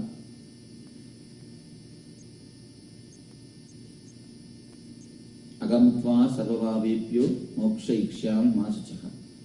This is the last line. Let me try to recollect the first line. Sarvadharman parityajya saranam vraja aham tva sarva bhavebhyo mokshayikshami masucha. I'll translate word by word. Leaving all the techniques, all the methods, all the route. Dharma means the method to live, the way of living. leaving all the route, all the method, all the way to live, drop everything. Don't bother about everything. Surrender everything at my feet. Sarva dharman parityajya. Not even a bit, don't carry even a bit. Parityajya. Leave everything. Mam ekam saranam vraja. Just surrender your whole being to me. Agamtva sarvabhavebhyo moksha ikshyami masuchaha. I'll remove all the darkness, negativity, sin from your being, and I'll liberate you in the ultimate sense. I'll give you the ultimate enlightenment. This is the last word given by the Krishna. I think not only by Krishna. This is the last word anybody can give. This is the last word of all the great masters. Same. Jesus tried to say, I am the gate, and I am the path, I am the goal. In every master's life, you can see the last teaching, the last saying will be surrender. Just surrender, surrender, surrender. The last word of all the masters will be just surrender. Ramakrishna says, who came as Rama, who came as Krishna, is the same person who has come down as Ramakrishna. Surrender, I'll take care. Every master, in the end, they finish only with this word. Sarvadharman parityajya, mamekam saranam vraja, agamtva sarvabhavebhyo, moksha ikshyami masuchaha. Surrender is prescribed as the ultimate technique. Surrender is said to be the ultimate method to reach. What is the meaning of the surrender? As soon as we hear the word surrender, we always think, oh, this is the easiest technique. This is the easiest method. For surrender, you don't need to do anything. Any other method, if it is a meditation, you need to do something. If it is a puja, you have to do something. If it is a yaga, you have to do something. For every technique, you have to do something. For the surrender, you don't need to do anything. So everyone feels surrender means doing nothing. So we don't have to do anything. And many people come and tell me, Swamiji, I have surrendered everything, but nothing is happening in me, what to do? The very word that I have surrendered everything, nothing is happening inside me is wrong. If you are really surrendered, you will not even have the expectation what should happen or what should not happen. When you say that nothing is happening, be very clear, you are not surrendered. Most of the time, the surrender word only is used, never it is understood. Now let us look into the mechanisms of the surrender. What is actual surrender? What masters mean when they use the word surrender? When they use the word surrender, it totally differs. When you use, it is totally different. Let us see the meaning of the masters, what they call it as surrender. 3 levels of surrendering is there. Surrendering the I. Second, surrendering the mind. Third, surrendering the I and mind both. Let me explain step by step. Surrendering the I, surrendering the ego, surrendering your mind, mental setup, surrendering your conditioning. Somebody went to Ramakrishna and asked, Master, I have the habit of drinking. How can I give up? He said, surrender it to Kali, automatically you will give up. You will become alright. The disciple asked, how can I surrender this to Kali? He said, whenever you drink, before drinking, say, take Kali's name and offer the drinks to Kali and drink. Strange solution. But the man went and practiced. Before he started drinking, he said, oh Kali, this belongs to you. So he offered it and started drinking as a prasad. The record says, in 3 days, the man not only he stopped drinking, he says, I am not able to drink anymore. I felt totally, I have forgotten the outer things. Of course, when you sincerely surrender, something starts happening in you. Some deep transformation starts happening in you. The change from the mind to the energy starts happening in you. It's a very deepest layer of transformation, which is very difficult to be explained. Only when you have the taste, only if you have one glimpse of surrender, at least if you have tried, then you will be able to understand what I say. You may be surprised. How can a man give up addiction just by offering the alcohol to a god, to a deity? But when you offer, first your heart starts feeling, how can I offer this thing to Devi? How can I offer these things to the God, to the goddess whom I love? The next thing, if I can't offer to the goddess, how can I drink? After all, the same goddess is residing in my body. After all, the same goddess is residing in my body, in my system. How can I offer that to me? So naturally, third understanding is, when I can't give it to the God, the same God is residing inside me. How can I pour it and disturb the system? The surrender has given him intelligence. The surrender has given him the understanding.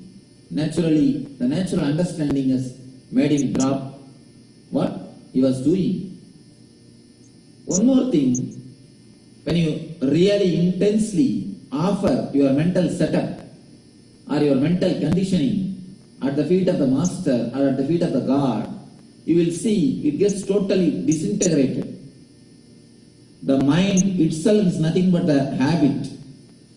Your I is nothing but the set of habits. Your ego is nothing but the set of conditionings. When you offer that to your master's feet, when you surrender the I, you will see it totally gets disintegrated. A small explanation will make you understand.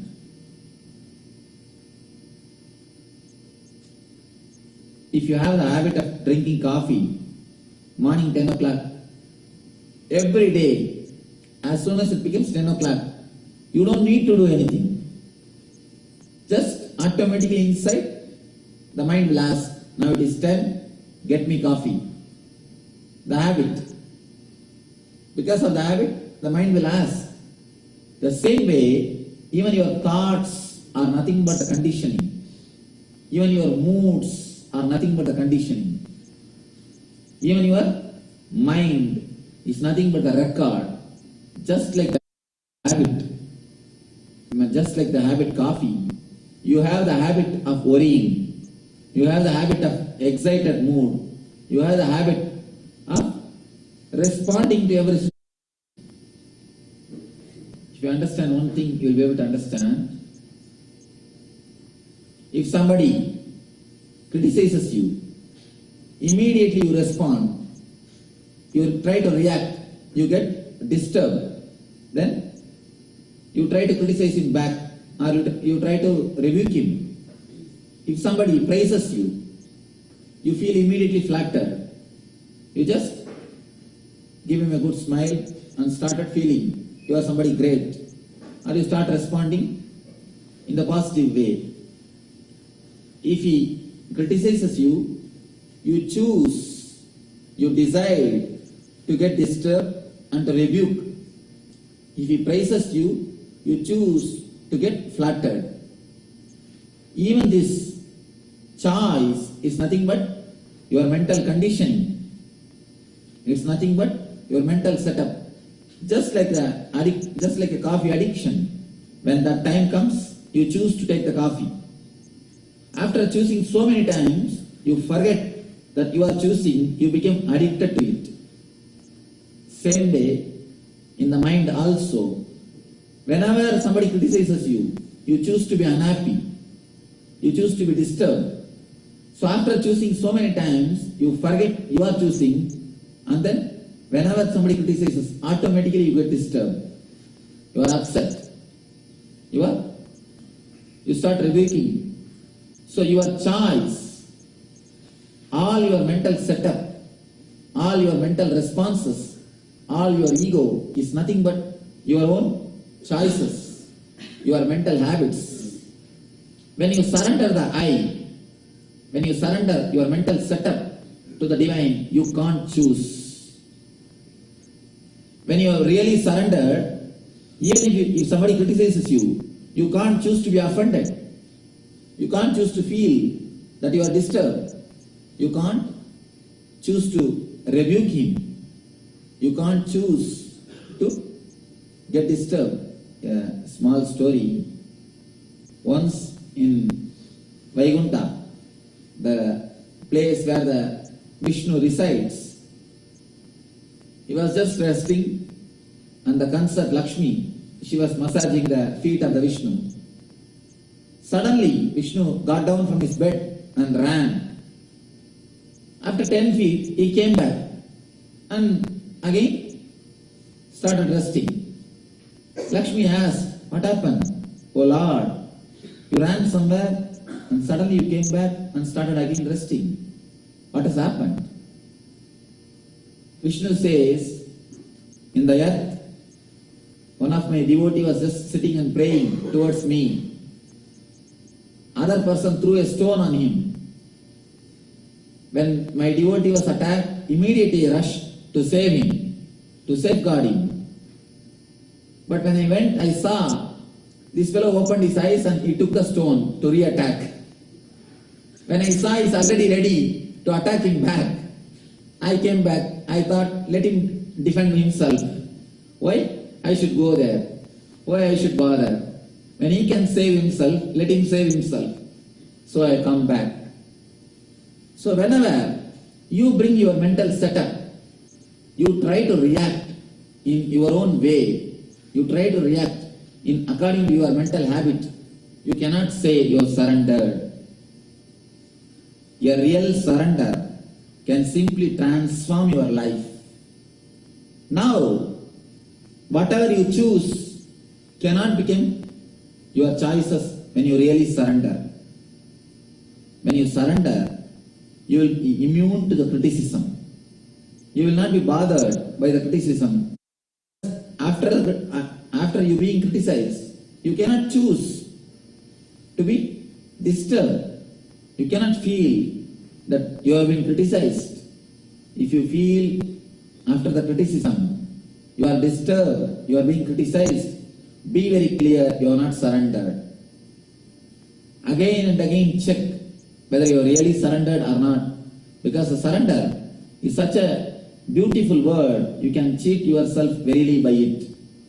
We always say, "I surrendered everything to my master, to the God. God will take care." But all our surrender is only mouth level. It is only skin deep. If you scratch a bit, then you will understand whether you are surrendered or not.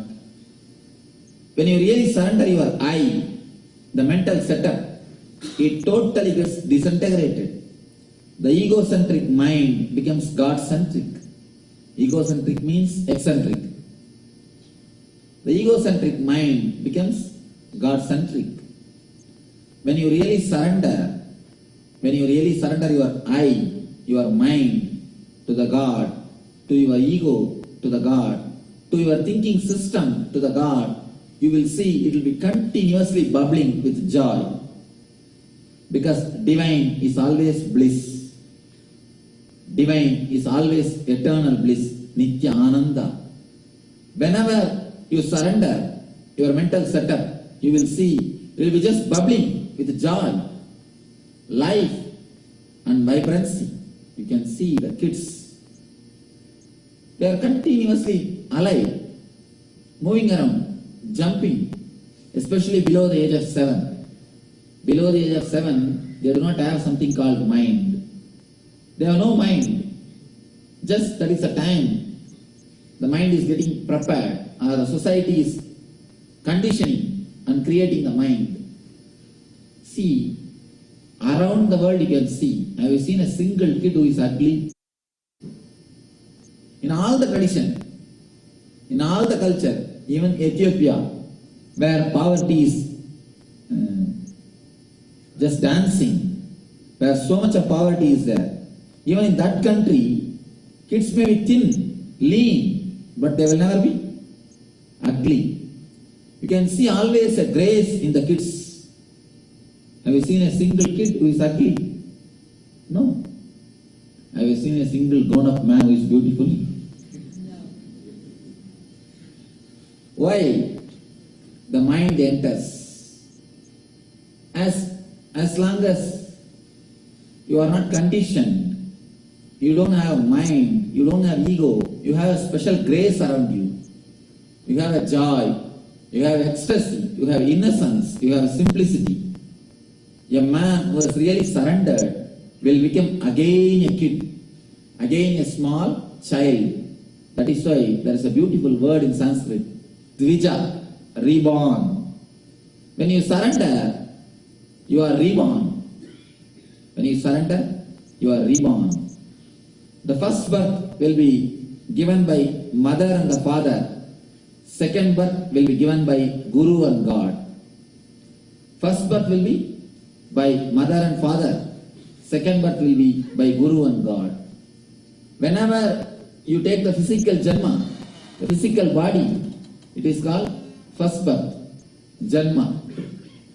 Whenever you surrender your ego at the feet of Guru or the God, you will have the next janma, the second birth. It is called Dvija.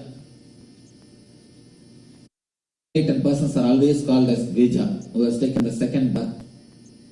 Whenever you surrender the I, the mental setup, you reach the immense joy, immense ecstasy, immense pleasure. Joy, ecstasy, pleasure, there are different layers. Whenever the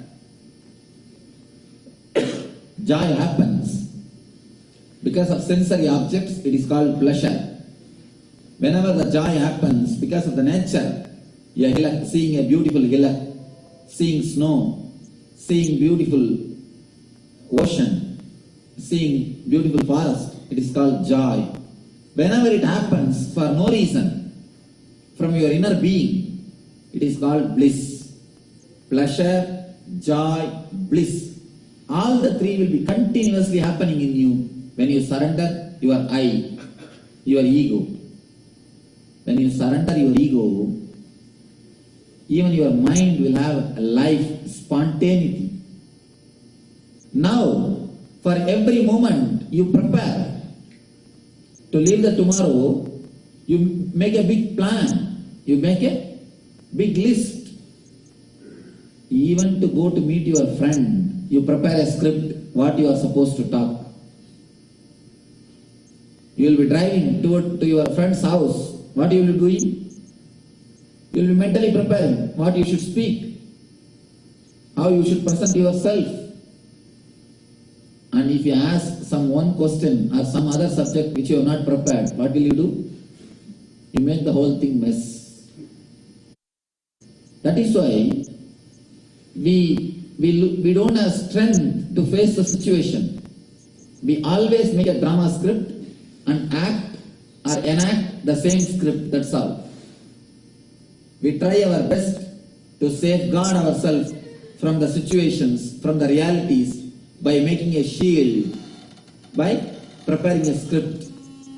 When you will see without any script, without anything, just you move. Whenever you move just like that, whenever you move just in a simple way, you will see the tremendous courage and the trust works through you. A small story.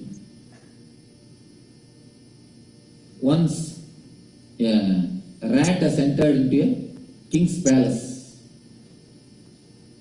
When the king was sleeping, suddenly by mistake the rat has jumped on the king's face. The king was terribly shocked and started shouting. But somehow the rat has escaped. When he came out of his bedroom, he called the army chief to kill the rat. The army chief entered inside the room. Again, as a coincidence, the rat has jumped on the face of the army chief. Army chief ran away, shouting, "Oh, it is too big, it is too big." And he came out of the room.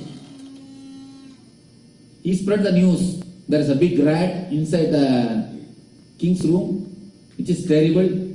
Nobody can do anything. And moreover, now he has to save his face.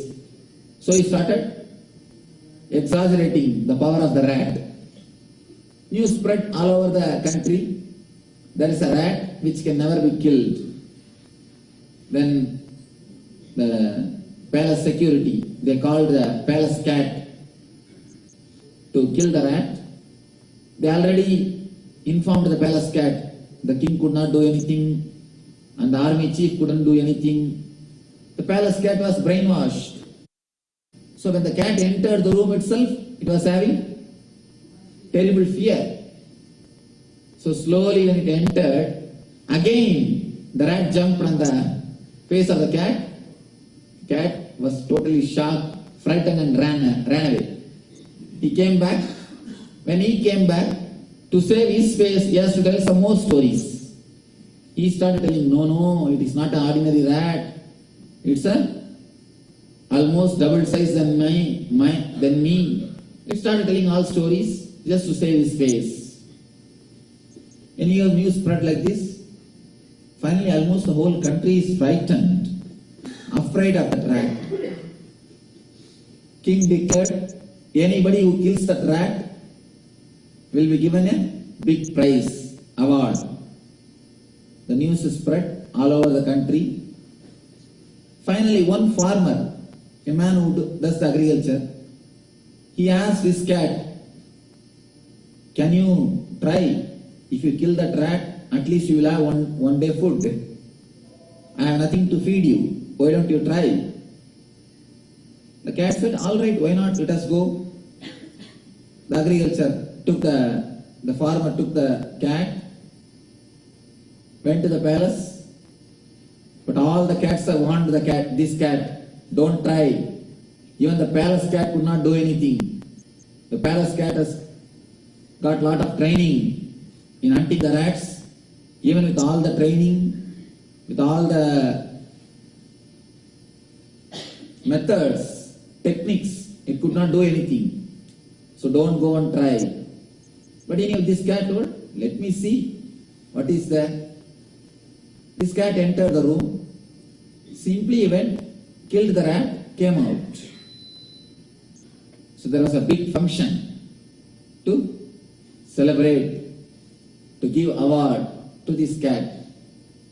Somebody asked, how did you manage? How did you kill?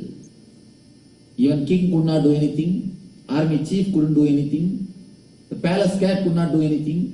How did you manage? The rat very clearly replied, what? I managed. No, I am a cat. I can really kill the rat. Over. One word. I am a cat. My nature is to kill the rat. There is nothing in between. It is our mind which makes everything big. A simple one word, if you understand this one word, I am a cat, my nature is to kill the rat. There is nothing. What is there? It is very nature. But the cat has understood and respected its nature. The very nature it can do, it can achieve. But what we do, even to face a friend, we need a script. We don't trust our nature. We don't believe we are beings, we can achieve something. We need everything. For everything we need a script. Only with the script we try to act. We never feel, we never trust our nature. We never feel confident to achieve something, to do something. The cat simply said, I am a cat. I can really kill the rat. There is nothing special is necessary. There is no need for any technique. There is no need for any training. My very nature is to kill the rat. That is more than sufficient. The same way, your very nature can make you live in bliss. Your very nature can make you surrender to the ultimate, can surrender to the divine. But anything and everything, we know how to complicate it. We know how to complicate. Your conditioning, your mind, your working method makes everything complicated. Even to talk to your wife, you create a script. Before coming to the house, you make the script. What to tell, what to speak. And one more beauty, if you tell truth, you don't have to keep the things in memory. If you always speak truth, you will not have any problem. There are many people come and ask me, Swamiji, please help me some way to have memory. Why people want memory? If you look into yourself, you will understand. We want memory to remember what lies we told last time. If you say the truth, if you speak the truth, you don't need memory. You have enough of memory. God has given us enough of memory to live our life. But only remember the lies, we need more memories. More memory. Because where you told which lie, who knows? If you continuously tell lies, you need to remember all the lies. That is why most of the time we struggle or suffer and we complain, no, I have no memory. If you say the truth, you don't need any memory. If you live based on truth, you don't need any script to live your life. Why we are so much afraid to face the life? Every moment we show what we are not. That is the truth. With everybody, we project something what we are not. That is why we prepare a big script. Every day you have to project the same way. First day you projected some way to others. You have to keep the projection. To keep that projection again and again and again, you have to create your script. Around the world, I am traveling around the world. Hours together I am speaking. Of course, people who live around me, they know I have neither time nor interest in preparing for my discourses. I never prepare and neither time. Before entering into the hall, PRO or the secretary will tell, Swami, today this is the subject. All right, over. Somebody asked me, Swamiji, hours together you are speaking. How? How are you able to speak hours together without any preparation? And if you live around me, then you will understand. I have no time, nothing. How? My only one answer, if somebody asks you what's your name, do you need to prepare? No. You don't need to prepare. Your name has become your experience. To tell your name, you don't need preparation. Same way, what I speak has become my experience. Whatever is your experience, whatever is your personality, to express it, you don't need preparation. You need to prepare whenever you want to project something else which is not there in you. In our life, wherever we go, we carry a big mask to project which is not reality. That is why we need such a big preparation. Such a big preparation. And even with all the preparation, finally we make everything mess. We are so much bothered not to commit small mistake. Finally commit a big blunder. If you see, we will be careful, so careful not to commit even a small mistake. And end of the time, end of the day, you will be committing a big blunder. Big blunder is nothing but living according to your preparation. Enacting the drama. Whenever you prepare the script and go and enact, you will see, you will be only reliving, never really living. You will not live the moment. You will not live the reality. You will not live the life. You will be repeating what you have prepared. You will be reacting. You will be enacting your script. When you really surrender the I, the ego, you will surrender the mind which continuously prepares script for your life. You will have tremendous spontaneity, courage, trust, to trust your intelligence. Live the life as it is. Live the life as it comes. Accept and welcome the life as it flows into your living, into your life. There is a beautiful verse in the Gita. Ananyas chintayanto mamye jana pariyuvasade desham nityabhiyuktana yogakshemam vahamyaham. If you just continuously merge in me, merge in the divine, all your needs and all your necessities, there are two things, yoga and shema. Bringing them to you and taking care of them with you is my responsibility. Divine says, Gita says, Krishna gives an assurance, I will manage both. How can this be? We may think, how can this be? Just by surrendering to Him. How can He take care of all our needs? When He says, I will take care, it means He will activate.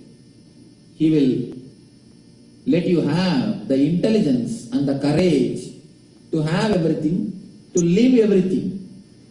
Now, whatever you may have acquired, you may have all comforts, but you do not know how to live. Because you continuously live according to your script, not directly relating with the reality. Only when you surrender, you know how to live with the reality. You start living with the reality. Only then, whatever you have, even your physical pleasure, physical comforts, you will be able to enjoy only when you drop your mind. If you have your mind, anything, every situation, you have a script for it. You react only according to that. You never react, you never act from your being, from your very self. Only when you drop the mental setup which is already prepared, which is already created by the social conditioning, you will see the growth happens in you. Growth is never evolution. By evolution, how long it can happen? No, only by revolution. Evolution means slowly growing. Revolution means just surrendering. When you surrender, revolution happens in you. When you try to grow by yourself, only evolution can happen. In the process of evolution, it took 5,000 years for a chimpanzee to become a man. For a monkey to become a man, it took 5,000 years. If the same way if you grow, it is going to take another 5,000 years for man to become God. Who knows whether it's a 5,000 or 50,000? No. We cannot wait so long. So, never evolution, always revolution. Surrender your whole being. You will see the revolution starts happening in your being. Surrendering I, surrendering the mental setup, totally changes your being. It shifts you from the thinking to the energy. from mind to no mind, from mithya to nitya. Next, surrendering the mind. Here comes a big trouble. Mind means possessiveness, the things which we possess. Even we can surrender the mind, but never the possessions. We always think first is the ego, next is possessions. There is a saying in Tantra which says your ego itself is based on possessions only. It's a strange thing, but I myself analyzed with the energy, it is true. Your ego is nothing but the byproduct of your possessions, of your mind. Whatever you think as yours, whatever you think as mine, from the possessiveness only, your mind itself originates. If you look little deep, you will be able to understand all your idea about mind only creates the idea about I. Even your mind is nothing but your possession. Even your body is nothing but your possession. So whatever you think as yours, if you think this is mine, that is mine, that is mine, that is mine, from that root only the ego starts growing. If ego is a tree, root is mine. If ego, the tree is I, mine. From the root mine only, the I, the ego starts growing. That is why if your wealth is growing, if your mind is growing, if your possessions are growing, you feel you are expanded. You have become solid. You become somebody. You have become free. But we forget to understand, by the expansion of the comforts, by the expansion of the outer things, by the expansion of the mind, by the expansion of the possessions, you have the freedom. It's not that you don't have freedom. You have the freedom. But you have the freedom to choose only your sufferings, not to choose between joy or the suffering. You have freedom. Of course, if you have more money, you can have a better car. You can have a better house. You can have a better accommodation facility. You can have better things. You can have better things. You have more choices. But choices between suffering and suffering, never between suffering and joy. If you want to have the choice between suffering and joy, it is always only by dropping the mind and I, never by possessing the mind. Till you have the idea of possessiveness, even if you are enjoying the underneath the enjoyment, underneath the joy, you will have always a deep fear. When it will be lost, you don't know. The possession, the very possessiveness, the very feeling that it is mine will not let you enjoy. You can always see. The very feeling it is mine will not let you enjoy, because you will have the fear. When it will be lost, you don't know. The fear of losing it will not let you enjoy. I have always seen the man who does not have possessiveness enjoys the same object more deeply, because he will not have the fear when he will lose it.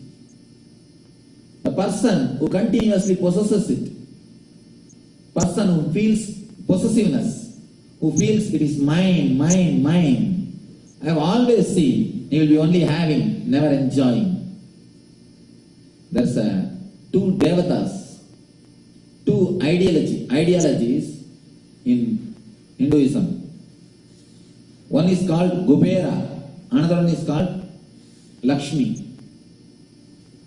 Kubera means the man who possesses never enjoys. Lakshmi means the person who enjoys. Wealth has got two aspects. wealth with possessiveness, wealth without possessiveness, wealth with possessiveness, the Kubera. Kubera is called Yaksha. Yaksha means the man who has got but who never enjoys. He feels so satisfied in possessiveness, he never enjoys. If you see the old grandmothers, the traditional system, you can see them. They will have everything, but they will never enjoy. I myself have seen in the villages, Indian villages, one old lady, she lived some few houses next to the place where I am born and brought up. Early morning she used to always call me and tell me, please get me some tobacco leaves. I would ask her, give money, let me go and get it. I was a small boy. She used to do, no, take from your father. Anyhow, my father used to give, and I used to bring the tobacco leaves and give it to her. I used to think that she is a very poor lady. So she don't have money. So I used to bring and give tobacco leaf for her. Suddenly one day she died. She passed away. When she died, and before her death, in her house there used to be a big well. Such a big well, even if the whole city, all the wells have become dry, her well will never become dry. It's a very big well. She is so possessive, she will never allow anybody to take water from that well. She will never allow anybody to take water from that well. The village doctor, for some emergency, he was in the need of necessity of water. He wants water. He went and asked her. She did not allow the village doctor to take the water. But at the time of death, only that same doctor has to attend her. That time he asked, you didn't give water, but can you carry that water now? Nothing. Even at that time, she didn't feel that she has done some mistake. Even at that time, she didn't feel that her possessiveness is something wrong. Anyhow, she died. After her death, when the dead body was removed, a box was removed from under her bed, filled with jewelry and money. Just under her bed, so much of jewelry and money, you can't imagine. This same lady, she never enjoyed. They feel so satisfied by possessing it. When they possess, they feel they are somebody. They feel secure. The sense of security happens to them by possessing. The people who are like Kubera, Yakshas, they possess but never enjoy. The idea of possessiveness will never let you enjoy the life. You feel secure only if the things are there. You can see the man who possesses, he will be continuously counting the money. He will feel more energetic by counting, not by spending. Just again and again he will count. And after counting, again he will end up, keep it under the pillow. Keep it under the bed itself. The possessiveness, he will never enjoy. The person who lives with the possessiveness of Kubera. There is another one thing, Lakshmi. Richness is Kubera, wealthy is Lakshmi. Richness means you will have, but you will never enjoy. It is a Kubera. Wealthy means you will have, not only you will have, you will tremendously live. Lakshmi is called abundance. It will be there, the wealth will be there, but possessiveness will not. You will not have the possessiveness. You will not have the sense, mine. That will not be there. When that is not there, only then you can really enjoy. You can really live the life. That is why always represented by Lakshmi, never by Kubera. Never by Kubera. Whether you are a Lakshmi or a Kubera, only you have to decide. If you surrender your possessiveness, the feeling of mine, you will be continuously joyful, ecstatic, enjoying. If you have that, whatever wealth you may have, you will have only The fear, when it will be lost, you don't know. We work to increase the height of our bed. We forget to increase the depth of our sleep. If you have the possessiveness on your bed, you will never be able to sleep because you will have the fear when the thief will come and take away, when it will be lost from you, when you will lose. Who knows?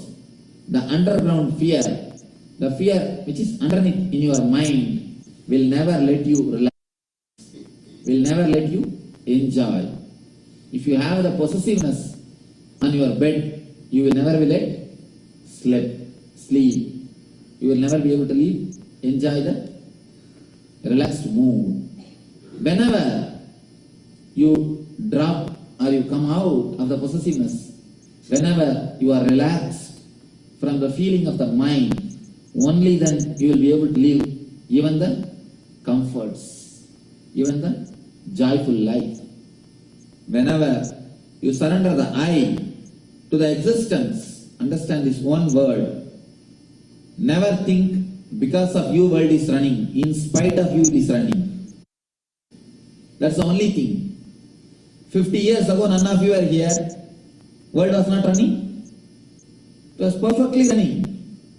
50 years after, none of us are going to be here. Do you think world is going to stop? No. But we always think whole world is running only on our head. There is a proverb, an old traditional proverb in India. The cat will think if it closes its eyes, the whole world will become dark. Cat has got an imagination. If he closes his eyes, the whole world becomes dark. That's why you can always see when the cat sneaks inside the house and tries to steal something, it will close his eyes. When the cat tries to drink the milk, it will close his eyes. It will have the imagination. The whole world is become dark. So when you think the whole world is running because of you, you are just like that same cat. You think if you close your eyes, whole world will be stopped. Never. It is never because of us. It is in spite of us. A small story. Once, Moorg, the character whom I created to tell my stories, Moorg was trying to cross a river. He was sitting in a boat. The boatman started rowing. After 2-3 minutes, he shouted towards the boatman, hurry up, hurry up. The boatman was also putting his best. Then after 10 minutes, he could not consist himself. He started walking inside the boat, front and back. This side and that side he started walking. After half an hour, he started running inside the boat. The boatman said, please keep quiet, sit silently, sit. Why are you running? The Moor replied, no, now I have no time to sit silently. I have to go urgently. I have to hurry up. If you run inside the boat, are you going to reach earlier? Never. Whether you run or sit, the boat is going to reach only its own way, in its own time. By running inside the boat, you are never going to reach earlier. In 90% of our life, we also run inside the boat only. It will be nothing but running inside the boat. Again, once Moor was traveling in the train, he was keeping all the luggage on his head. Somebody asked, a co-passenger asked him, why don't you keep all the luggage down? He said, no, it will be heavy for train. It will be too much for the train. He doesn't know, not only the luggage, he himself is carried by the train. So understand, not only you, your whole mind, I and mind, everything is taken care by the divine. It takes care. It is taking in its own way. But we, out of our ego, keep headaches on our head, keep all the loads on our head. Ramana Maharshi used to say beautifully, the train is going, you are sitting in it. Why don't you put your luggages also on the train? At least you will have time to sleep. You will have the time to rest. Anyhow, the train is going to reach. If you carry the luggage on your head or on the train is going to take only its own time. Even if you run inside the boat or if you sit inside the boat is going to take only its own time. In Zen there is a saying, if you want anything to be done slowly, you can hurry up as much as possible. By hurrying it, you will know how to commit blunders. You may not commit mistake, but you can be sure you will commit blunders. When you rest, when you really relax, when you surrender at the feet of the Divine, you will see 99% of your energy is available to you for positive creativity. Now, the whole 99% is spent only to waste unnecessarily worry. There is a thing I read the other day in a book called How to Know God. That's a beautiful book done by a philosopher. Court of law could not prove that God exists, but more than 90% of the people believe the existence of the God. The result of their belief is their creativity tremendously improves. Their life is more joyful. Their life is more ecstatic. Their life is more flowing. Why? Because the energy which is spent in worrying is stopped. They start creating.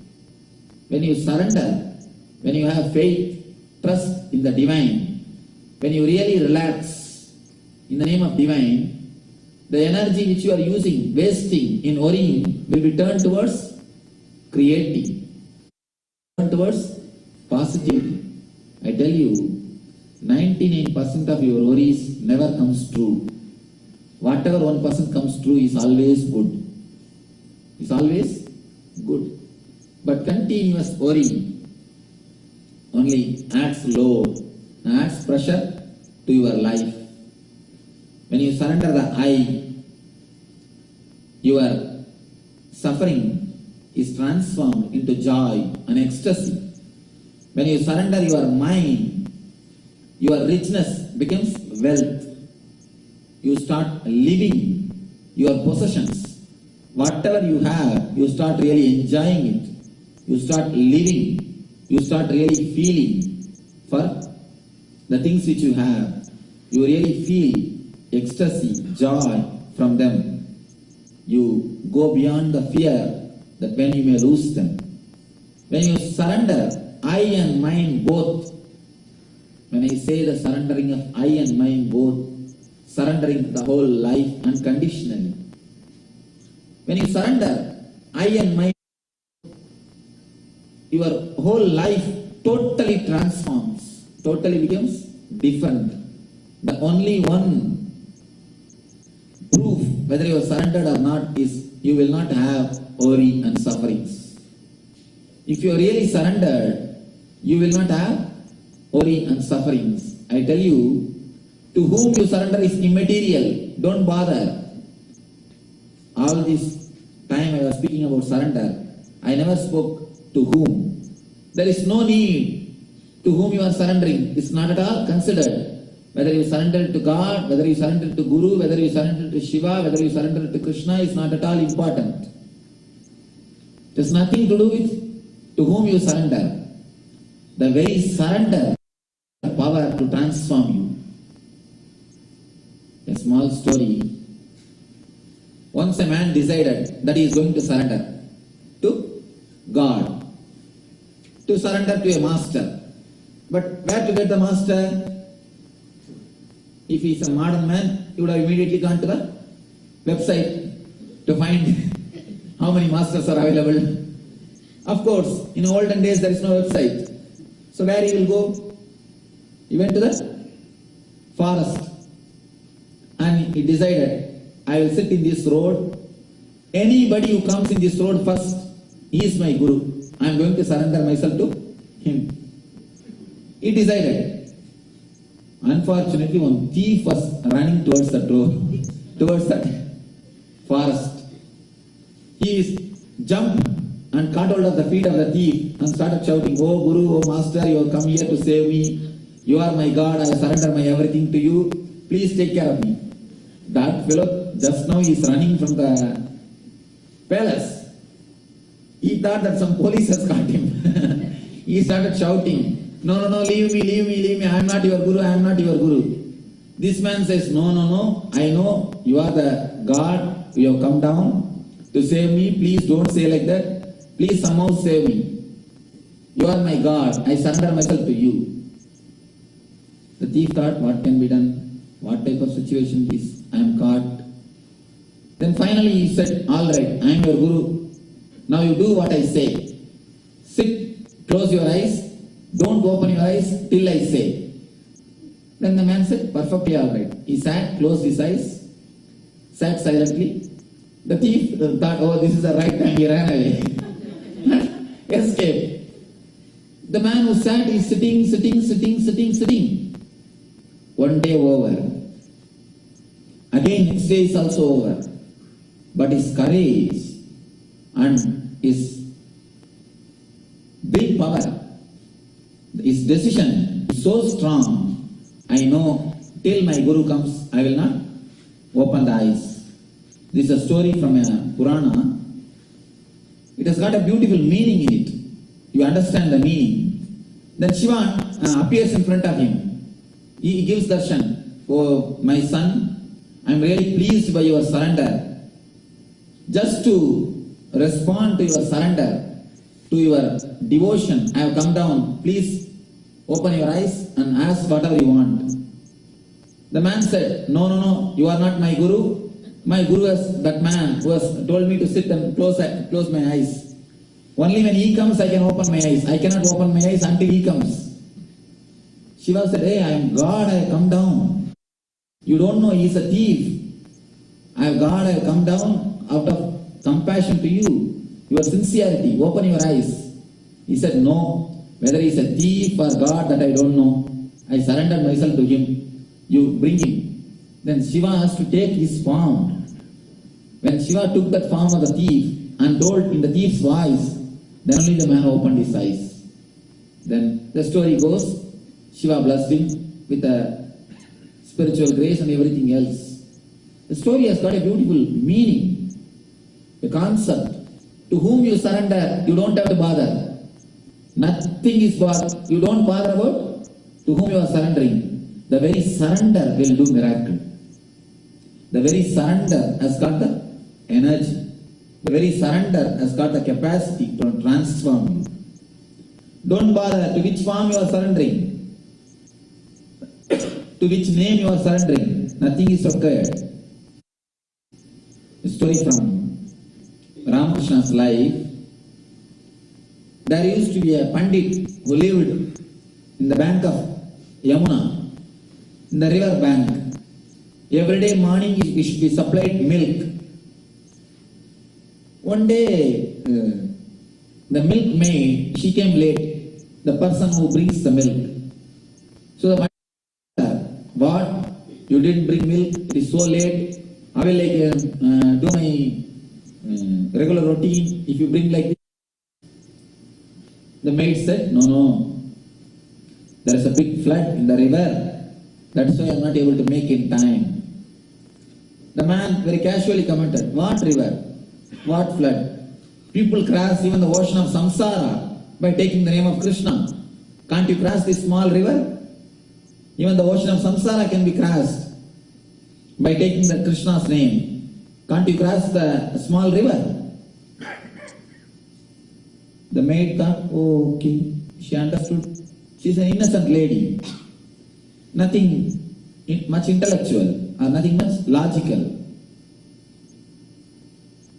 Next day she came in time. Every day she started coming in time.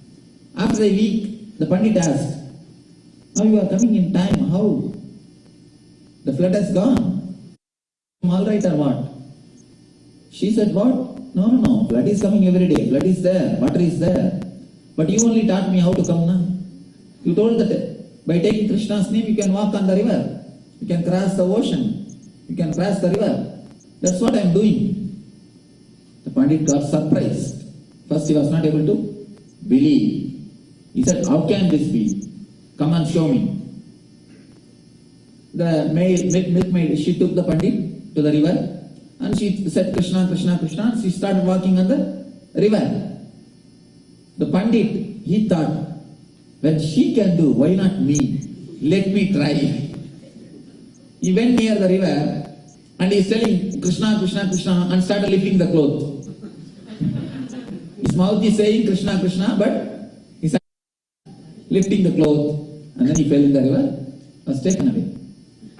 The story says, from the story you can learn one thing, you don't have to bother from whom you are learning or to whom you are surrendering. The lady, you can see the innocent lady. She was surrendering to the idea given by the Pandit, but she has mastered from the person from whom you are learning or to the person whom you are surrendering is nothing to be bothered, or you don't have to bother about to whom you are surrendering, to whom you are offering. The very offering, the very surrendering has got a tremendous power to transform you. There is no need to worry about what is after, what is the side effect, what is the next step of the surrender. Most of the time we have, before surrendering itself, we calculate logically. After surrender, what will I do this? What will happen to that? What will happen to this? Can you logically calculate after surrender what will happen? Never. If you try to calculate, you try to project your mind beyond surrender. If you know what will happen after death, then only you can know what will happen after surrender. Because surrender and death are one and the same. When you surrender, psychologically you die. You are reborn. Can you say what will happen after your death? No. Same way, you can never imagine, visualize what will happen after surrender. If you are imagining, if you are visualizing, be very clear you are not surrendered. Somebody goes and asks a great master who lived in India, it's called Papaji. Master, how will I know whether I surrendered or not? He says, this question will disappear, then you will understand you have surrendered. This question, whether I have surrendered or not, will disappear. You will not have the very doubt whether I surrendered or not. Your whole being will be just flooded, will be just bubbling with ecstasy and joy. Just the feeling of surrendering. Just the feeling of utter relaxation. Just the feeling of utter bliss. You will not think about the next moment. You will not bother about what will happen next. You will be totally relaxed. Not only duties, from your pains, from your sufferings, even from your responsibilities. You will see the responsibilities you will be doing, your body will be doing, your mind will be doing. It is not that just because you have surrendered, you will not go to your office tomorrow morning. You will go. You will be, the body will be carrying on. Everything will be happening. But you will see an utter relaxation in your system. An utter bliss in your mind. An utter easiness in your life. When you surrender the I, an utter bliss. When you surrender the mind, the utter relaxation. When you surrender the I and mind, a beautiful easiness in your life happens. This is the scale whether to measure whether you are surrendered or not. The surrender is only word or a deed. From this scale, you can measure very clearly whether surrender has happened to you or not. It is just a decision, nothing else. A conscious decision. Surrender is nothing but a clear, conscious decision. the energy which can move my body, which can move this sun, which can move this moon, which is moving this planet Earth, can't it move my life? Understand? The bread which you are eating is becoming blood. It's not a small process. If you are a doctor, then you will understand how big this process is. The bread becoming blood is the biggest industry. Still now, human beings are not successful in changing the bread. Even if you are successful, you have to create an industry which runs miles. You have to create an industry which runs miles. But such a big process is happening inside your system. 6 feet height, in such a small system, such a big process is happening. The air is taken, the energy is, the prana is separated, the air is going out, the process is happening inside. If divine can manage so much inside your body, if divine can manage so much in this universe, your life, it can verily manage. Understand, existence is intelligence. Understand, the divine is intelligence. I have always seen people asking God, oh God, please give me this, oh God, please give me that. And first thing they will ask, next thing, oh God, if you give me this, I will give you that. And Balaji is the famous god in India for bargaining. Anything, bargaining to Balaji. The third thing, they will start blaming God. I went to the temple 10 times. Every year I climbed that hill by walk, but nothing has happened. First you start praying, then you start bargaining, third you start blaming. All the three has nothing to do with the devotion. I tell you a small thing. Why you pray? You think God has got capacity to give. God has got Shakti to give. When you pray, you ask, for example, oh God, give me $1 million. You know, God has got Shakti to give. That is why you ask, otherwise you won't ask. But when you insist, oh God, give me now itself, means you believe that He has got Shakti, but you don't believe He has got Buddhi when to give. Most of our prayers, that is what it means. We believe He has got Shakti, but we don't believe He has got Buddhi. Many people come and ask me, Swamiji, why not God give now itself this, now itself that? I ask them, do you believe He has got Shakti to give? Yes, Swamiji, I believe. But you don't believe He has got Buddhi to give, am I right? They say yes. Because we don't believe that He has got Buddhi to give. We believe He is energy, but we don't believe He has got intelligence. That is what all our prayer means. When you surrender, you understand not only He has got Shakti, He has got Buddhi also. In every moment, something will be taught to you. When you surrender, you will not have anything called pain. You will have only something called lesson. There is a great lady who is devoted to Krishna. In her prayers, there is one beautiful verse. Oh God, let sufferings come from all the sides to me, to give the understanding, to give the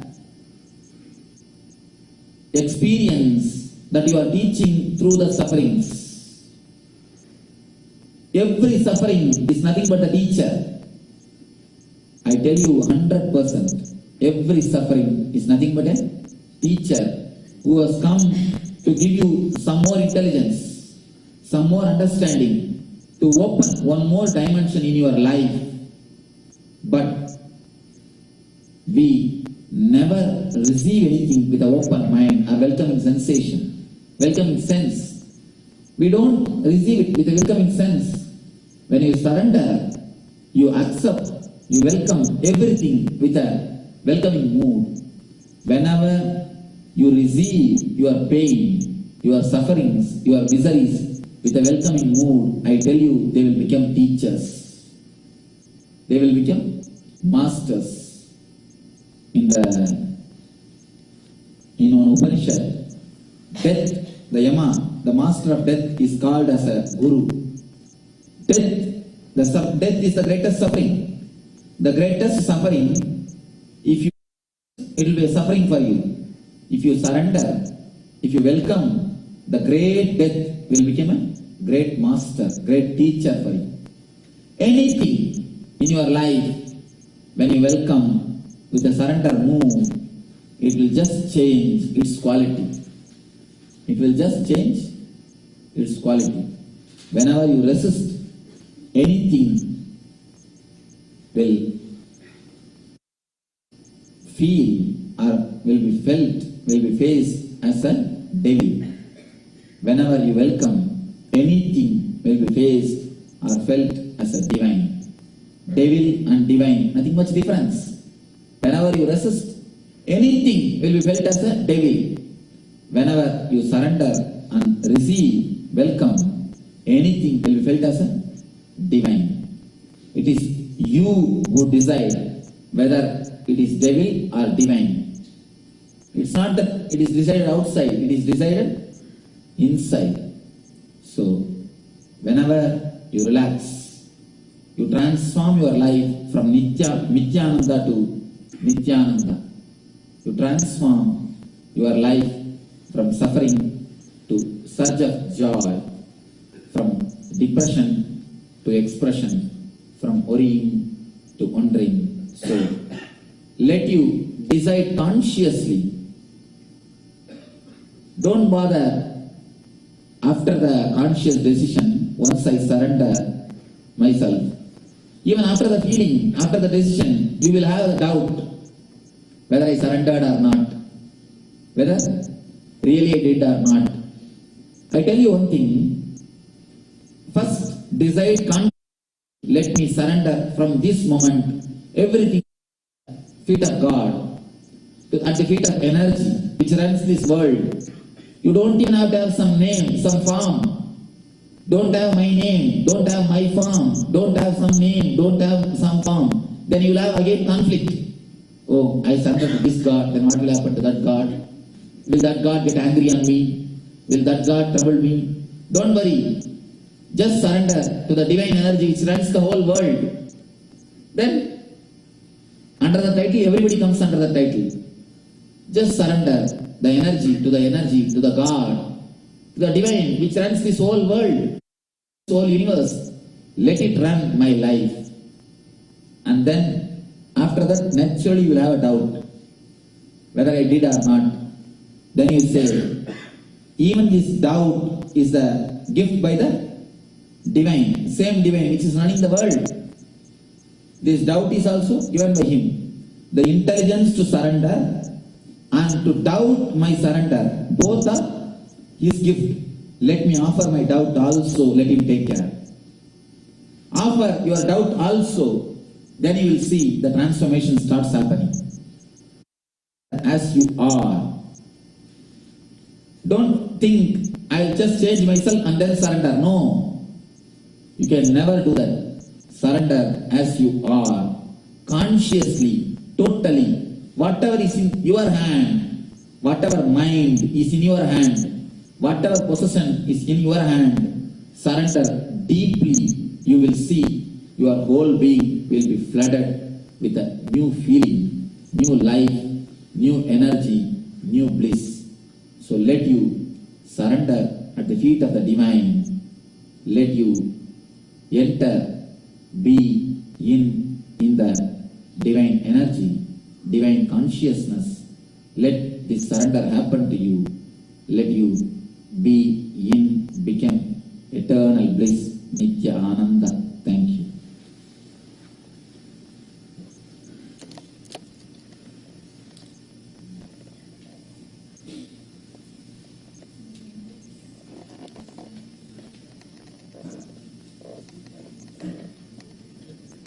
few minutes we will have for question answer, then we will depart. Tomorrow onwards we will have everyday meditation. Can you let me the title? Tomorrow's title?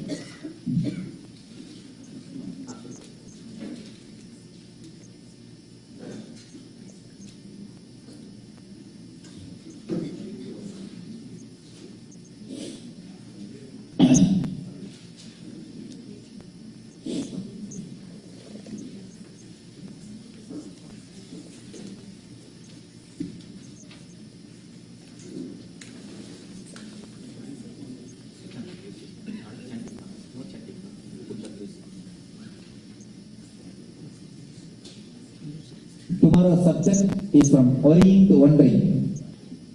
So tomorrow evening, same 7 o'clock we will have a satsang. Because today we are a little late.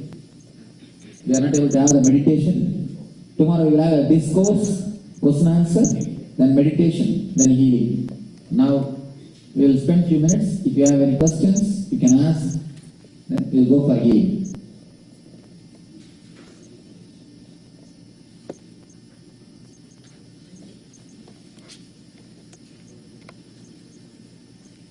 Yes.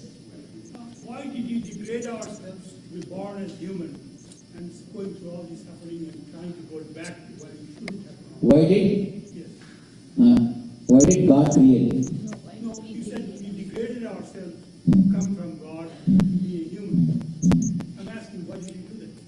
Because we are trying to go back to the same place where we left. You are asking why did we do that? Yes. How did it happen? One thing, if you ask why did we do that, you have to ask the question, why did we do it? Because it's we who did it.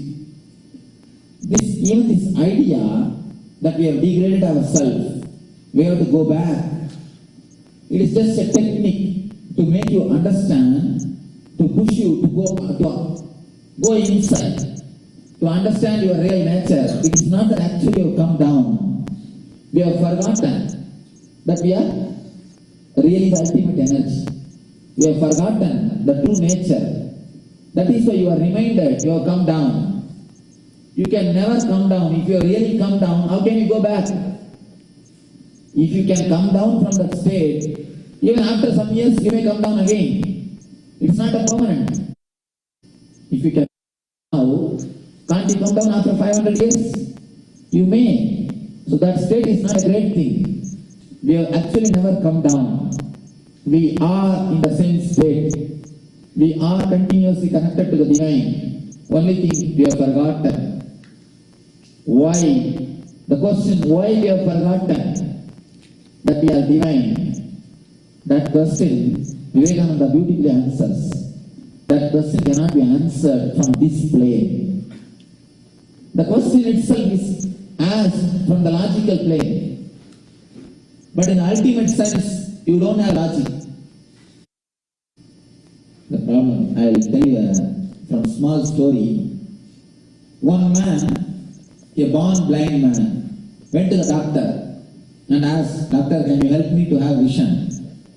Doctor said, "Yes, surely. I'll do an operation. You will get your eyes. After you get your eyes, you can walk without the stick." Blind people, they walk with a stick now. You can walk without the stick. The blind man said, "Doctor, I can understand you will do an operation for me. I can understand eyes back. But how can I walk without stick? How can I walk without stick? Even if I get my eyes, how can I walk without stick?" The man, because of the long practice, he started thinking the stick has become his leg. The stick is necessary for his walking itself. Same way, this man be convinced you can walk without stick after the operation? You can never convince him. You have to just do operation. When he gets his eyes, naturally he will understand he can walk without stick. There are few questions which cannot be explained, which cannot be understood unless you experience. This question also is under that category. This question, how we have forgotten our true nature, how we have degraded ourselves, how we have forgotten we are God, can never be answered. Only when you experience that state, only when you become enlightened, then you will understand how we have forgotten or how we remembered. Now, the question from this plane can never be answered. You see, in the dream state, when you are dreaming, you feel as if you have become somebody else. As if you have become somebody else. Once when you come out of the dream, only then you understand.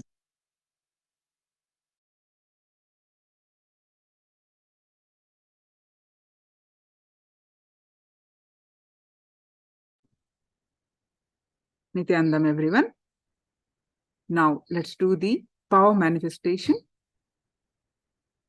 of consciousness over matter. One more round. So please go ahead and post your powerful cognitions from Living Enlightenment book.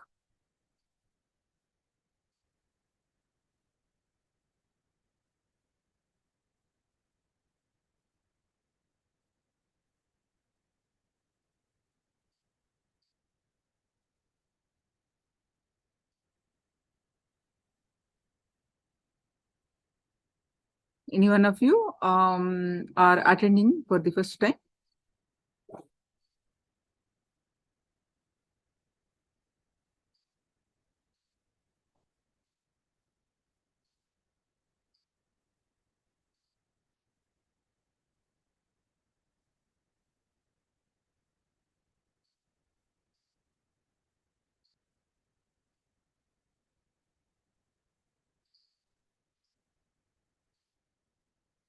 So please post your powerful cognitions from Living Enlightenment book to manifest the power of consciousness over matter.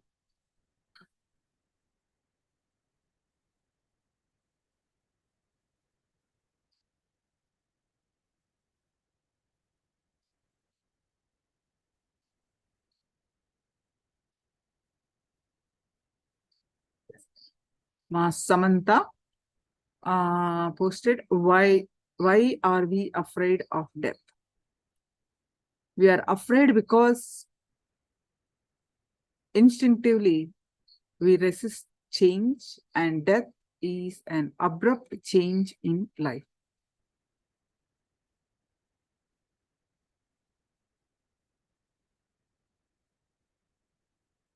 Others also, please post your cognitions, powerful cognitions from Living Enlightenment book.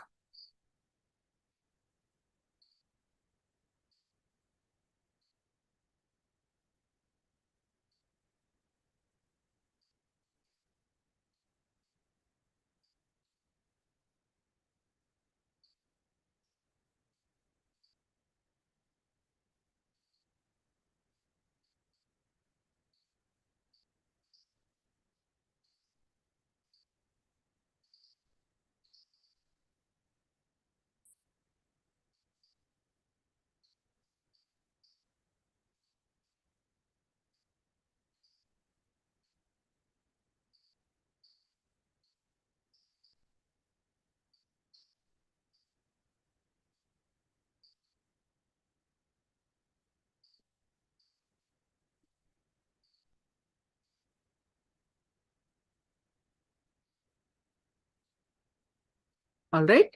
So now, please get your objects,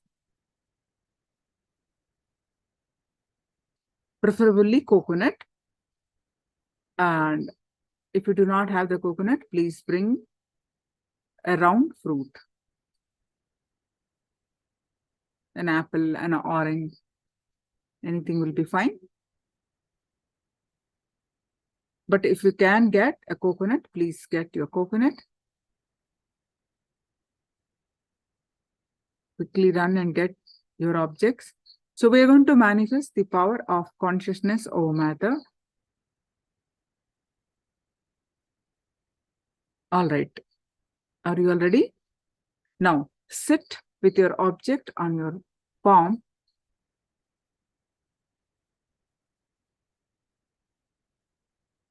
While manifesting, you declare which direction it should fall.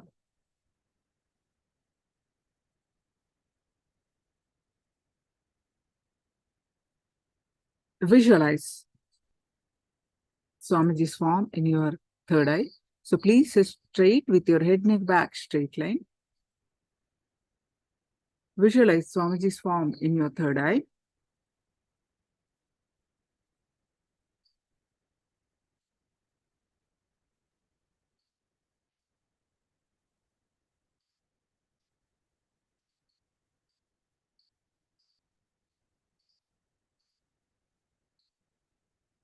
And start chanting the Mahavakya. Om Nithyananda Paramashivoham. Om Nithyananda Paramashivoham. Start chanting the Mahavakya and experience the space of oneness.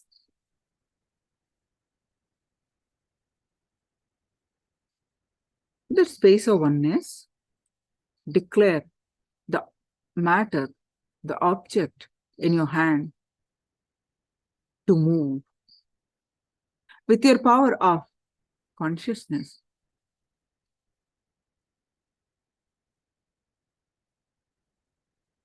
With your power of consciousness, move the object. You can declare any challenge. You can declare which side to fall. If you are doing it for the first time, you can declare just to move. But if you are already experienced, like past few days, then you can declare which direction it should fall. Right side, left side, front, back. The matter, the object in your hand should listen completely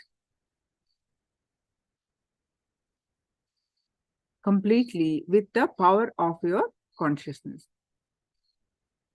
Intensely chant the Mahavakya and experience the space of oneness.